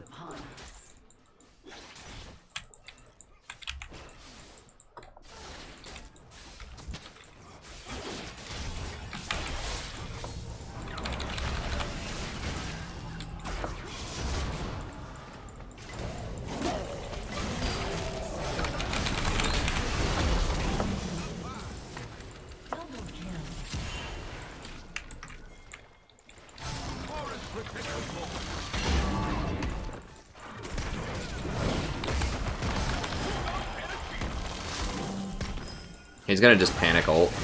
Okay, never mind. Yeah, he did. No! Oof.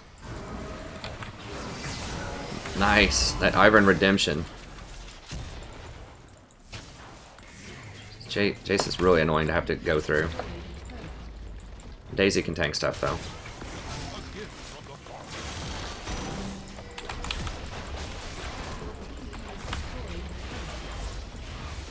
There, almost. I think just get out. Just get out.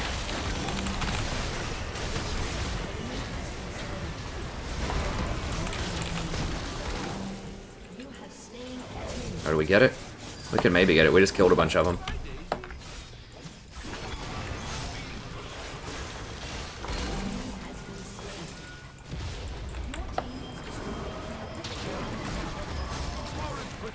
No. Let's just get out, get out, get out. Killing spree.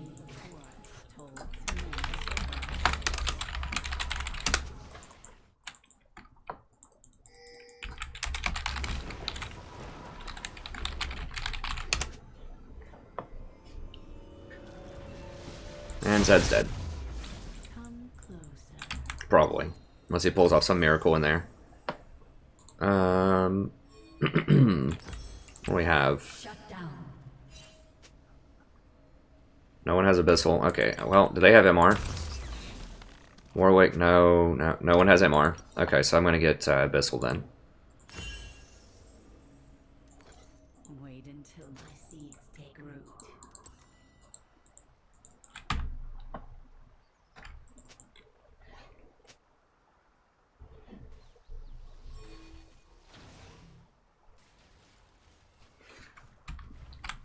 Just a harmless flower.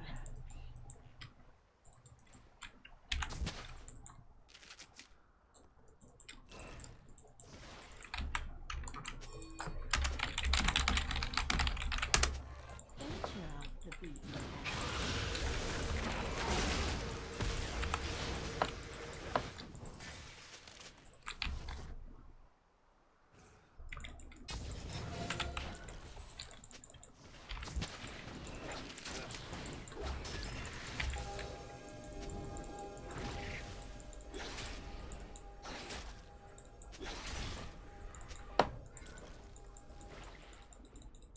Sure there's no sneaky wards around.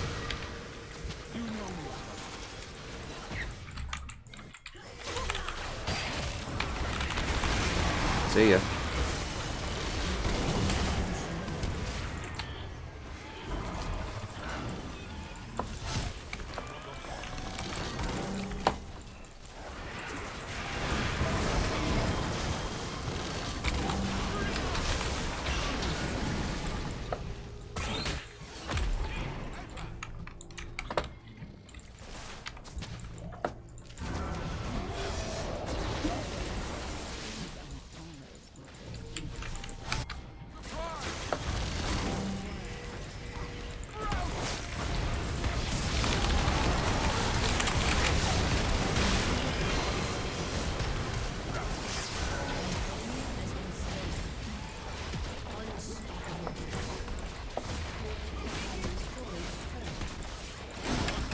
Okay, Essence Reaver IE. Pretty decent, pretty decent. Okay. Maybe Varus is better than I think he is. I just haven't seen the right Varuses. I mean, statistically, he did terrible in week 1 of the LCS, and everyone I had seen did terrible. Like, he only won 38% of the games. So... Hey, Wild Boy. We're plat 5 something or other. Yeah, we lost the last game, but before that, we were like a 14-1 win streak or something. Now it's like 15 or 16-2. So we're almost in promos for plat 4. Hey, thanks, Mocha. Thanks so much for showing up, friend.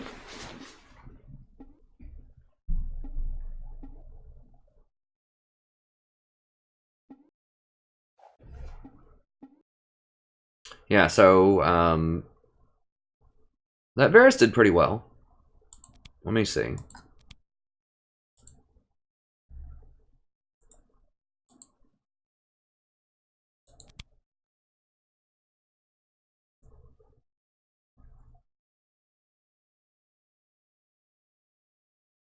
Yeah, he does all right. So yeah, I mean, we have been winning a lot. So we lost that one. This one was for fun. Veigar, just normals for the first of the stream, and then we lost this one yesterday. But as you can see, it's a lot of green there. So we've been doing pretty well. I think we'll keep climbing quickly. Hey, White Knife. Yep. Unfortunately, that's the end of the stream today, friend. But you can watch the replay of it if you'd like. If you're new to the channel, let me show you around here really quickly. Not that. It's just some weird psychedelic trance music that I like to listen to sometimes.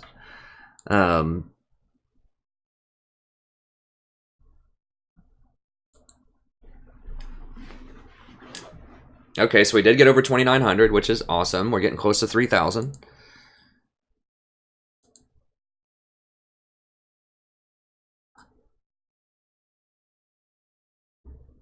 All right, so this is the main page if you're new, and then I have all of the previous streams right here. Now I'm going to go back through and put timestamps in. Maybe I can do this tomorrow afternoon, at least for the last week or so. I'm going to put timestamps in so you can see which champion I play, when the game starts, and the runes that I use for that champion on the streams. I did that in the past. I've just been really busy / kind of lazy. Well, I've been making a lot of stuff for the channel. I just haven't taken the time to go back and put those in on the streams, but I want to do that. So you can catch all the past streams there. And then I have lots of great guides here if you want to check these out. And it's everything from tier lists, patch analysis, to just really good general stuff to think about as a support. So how to analyze a metagame, how to understand what's going on and make good decisions about it. This one's really important. So how to carry in solo queues, Season 7 psychology and tactics. So why it's hard to climb this season. A lot of it has to do with the psychology of the player base. And a lot of that is dynamic queue and the shift from dynamic queue to solo queue, and then also the autofill system, in addition to the proliferation of 1v1 culture. So talk about all that in there, and then I give you some really good tactics as well. So how can you actually win doing that? And I really changed my philosophy a lot on that video, and I've had some massive results. I had been on just some terrible loss streaks, and I'd had a really hard time. I was just kind of milling around in gold 2. And I had been diamond last season. It was very frustrating, and so I figured out that I had to start playing gold games to get out of gold. I couldn't play a diamond support game and get out of gold. So that changed the picks. So I primarily started playing a lot of Zyra instead of Malzahar, and some of these other Malzahar, Nautilus, and some of these other picks. I started playing a lot more Zyra. Had some massive results with it. So if you want to know how I did that, how I'm having a lot of success right now, that's a really important video to check out. And just anytime you click on one of these, League of Legends, you can see the timestamps. So they're usually pretty long. They're about an hour to an hour and a half. They're very thorough. They're kind of like audiobooks, though. So you can listen to them while you're driving around, cleaning the house, doing homework, eating lunch, whatever you want to do. Put them in the background while you're, chilling, listening to some kind of music. They're meant to be very easy to process and access. And I give you the timestamps right here. So if you don't want to watch, sort of what I think the problems are right now and why it's hard to climb in Season 7, you can just skip to right to the solutions. Just general solutions and then special things for gold and lower. And you can go through and check out the Google Doc as well. Just gives you the notes so you can see exactly what I talked about there. So that way if you watch the video and you can't remember everything that I said, then this will go back through and it'll tell you sort of what's going on. Or if you don't want to watch the whole thing and skip a section or two, you can TLDR it right here and see exactly what I talked about.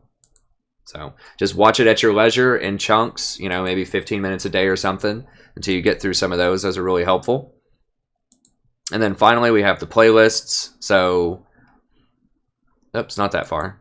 So if you just want to learn a very specific champion, so you like my Zyra play tonight, you want to see more Zyra, the streams have a lot of Zyra lately, so just watch the past streams if you want to watch a lot of Zyra. But let's say that you want to learn a champion that maybe I don't play that much right now, but I have played a lot in the past. So Tahm Kench is a great example. I love Tahm Kench last season. It's just not quite his time to shine yet with the way that, if the AP supports die down a lot and it turns into more of a tanky support meta, then Tahm Kench will probably come back. But if you're missing the old catfish and you want to know how to play Tahm Kench very well, check this out. I have 55 videos with him. And I show you the runes in the description as well. So Tahm Kench was very, very good at the beginning of Season 6. And even through a lot of Season 6, he was really good. I almost got to Diamond through Platinum by playing exclusively Tahm Kench, and at one point I had a 70-80% win rate with him. So he can be very, very good. I think at one point I was like the 450th Tahm Kench in the world. I don't remember, but he's a lot of fun. He's awesome. It makes me sad that I can't play him as much in this ELO, but you know, hopefully the ELO will shift soon. I do like playing Zyra a lot, and I do like winning a lot, but if it goes back towards a tank type of meta, he is excellent against Ashe, Jhin, and Varus. So he's really good against the popular high-tier ADCs right now. He's just not good against the AP, like the Zyras, the Mal. He's pretty good against Malzahar, actually, but he's not great against Zyra. So that's a problem. But anyways, check those out. Those are awesome. I also have some Total War Warhammer content. I'm coming up with a lot of new stuff for that all the time. And I just started doing some more fun campaigns. I've got this race pack sort of that this guy will carry on developed, and so I can play the Musalon, I think that's how it is, or Musion or something like that, vampire accounts that start over in Bretonia. So I'm doing a campaign on that right now. I'm going to release a video about that tonight. So that makes it fresh, fun, and interesting. And then I'm also doing the Crocodile Dwarves, so the ones that start up well in the north where Chaos is. I thought that was one of the hardest campaigns I could think of, was to try to start as the Dwarves up there and win the campaign. So that's a lot of fun. It's breathing some fresh life into the campaign. The old campaigns are really cool, but they're so old that they don't have any DLC in them hardly. So like this Dwarf campaign was the first one that I did. I didn't quite finish it, but we're in such a dominating position. It's basically over. Like there's going to be a few more good fights against Chaos in that campaign. But we just own like half of the map at this point, and just no one's going to stand up to us. So I'm trying to refresh it and do some fresh new stuff and give you some more like clean dwarf action with all the new DLC. The same thing with Empire. I might do either Midland with this race pack or the Border Princes. So lots of fun stuff. And if you've never watched these, I play it on the highest difficulty level, and I regulate myself to avoid any kind of exploits. So I don't auto-resolve abuse. I don't assassinate lords on the campaign map. I don't do a lot of other kind of gamey shenanigans that make the game just feel a lot less fun. And I deliberately seek out really hard fights, so I don't just hang out in my base and play it safe either. I go out there and I take on some really tough stuff just for the challenge of it, for the fun, to make it exciting for viewers. So I really try to do my campaigns in a way that's very different from what a lot of other people do on YouTube. There aren't a lot of people that do it on Legendary, first of all, but then also I try to add in extra challenges and just extra fun. So be sure to check those out if you've heard of that game or you want to check it out. It's a lot of fun. I also want to do some Civ 6 pretty soon. I have done a little bit of it, but I just haven't had the time. But now I might have a little bit of time this weekend to do some Civ 6 and also some XCOM 2. I have about 6 episodes on XCOM 2. Highest difficulty, Iron Man Impossible, or whatever they call it, Iron Man Legendary. No saves, no takesies, backsies, just everything that happens, auto saves. So it's really hard. It's a lot of fun. I want to do that again. So that's just kind of what I'm doing on the channel right now.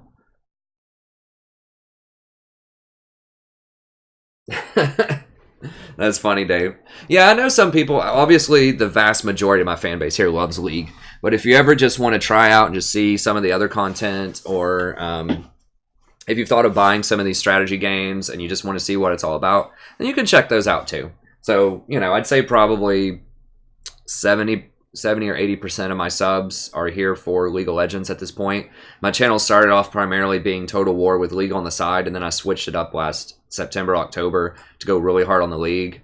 And obviously the channel has grown exponentially since then, so I think there's just a bigger audience for League. But I still do like these other games quite a lot, and I will continue to play them. But all of the streams will still be League, and you know, the vast majority of my time is going to be on the League. But some extra time that I have, I'll put into the Total War, and then if I really have some extra time, I'll do some of those other games.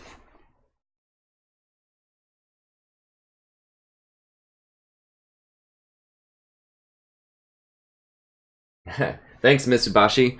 I will try to do more Vel'Koz soon.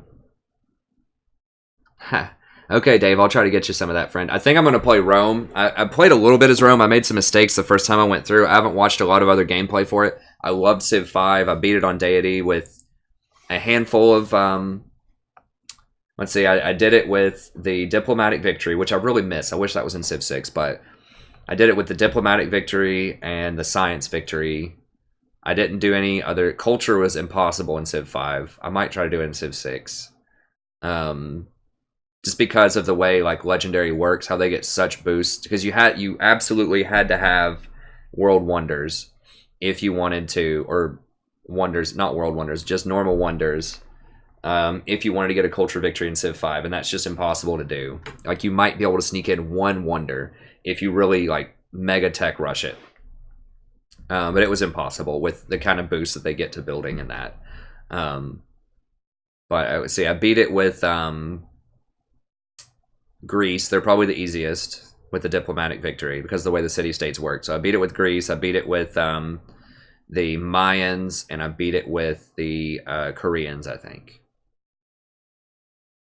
Maybe beat it with one other race too, or faction. I can't remember, but I loved Civ 5. It was a ton of fun, and I want to do some more in Civ 6, so I'm definitely going to do that. Hey, thanks so much, Mitsubashi. All right, let me see if there are any other final questions here, and then that's going to be it for this stream. But I'll be back tonight at 8:30, and then I'm going to release some videos. Let's see, what do I have lined up? I'm going to release tonight. I want to shoot and release the tier list video. That'll probably be mid-afternoon tomorrow. I haven't recorded that yet, but I have uploaded some Thresh, Sona, Nami, Malzahar, that Musion campaign that I talked about, and I'll upload some Crocodrock here soon. And I'll keep updating the elves too. I have like 30 elf episodes. I just release them a little bit at a time. So I'm trying to upload some support videos of things that I don't play a lot on stream that sometimes I get to. So I'm going to release a Nami, a Thresh, and a Sona. So I know I have those fans out there, and I really appreciate people sticking with me that love things like Sona and Soraka. And I just can't play them all the time in this meta, unfortunately. And I really need to try to climb. So I just have to play a lot of Zyra, and, you know, like Zyra and Janna primarily. But just to gain a lot of elo. But I will go back and play these more in normals, or when the meta shifts, when they finally nerf Zyra and some of these other AP supports, then I'll go back to playing some of them some more. Okay. I think that was about it for the questions. Yeah, sorry, White Knife. I gotta start ending around 3 a.m. though. I'm already over quite a lot. I hope you dominated some people tonight, Wild Boy. I hope you're working your way through those raids, picking up some epic loot. I do miss some, you know, I still have dreams about World of Warcraft sometimes. I was really into that game. It was so much fun. I still dream that I'm like in a raid, like raiding with people. It was a very fun game, especially Burning Crusade. That was my thing. I didn't even play it for that long back in the day. Hey, thanks so much, Austerio. I like YouTube as well. It's just a lot friendlier to smaller content providers. And thanks for subbing, Yildrim. It's just a lot friendlier to content providers. I think it's nice for subs too that I can have all the VODs of the past streams, so that if you miss it, you can go back and watch the past streams. I think that's really cool. Like, Twitch doesn't let you do that unless you're a partner, and you have to have like 500 concurrent viewers to be a partner. The most I've ever had is like 106, I think. So I wouldn't be able to do that for quite a while. All right. So thank you, and thank you so much to Jonathan, V-Day, Homer, Adam, and Bulut. Thank you so much for subbing. Okay, that's going to be it. Like I said, I will release a couple of videos tonight, and then I'm going to do the tier list tomorrow, and I'll be streaming at 8:30 tomorrow. So if you have any questions, you watch some other content, you have questions, please leave me some comments, and I'm more than happy to answer them for you. So thank you very much. Have a wonderful evening, and I hope to see you tomorrow night.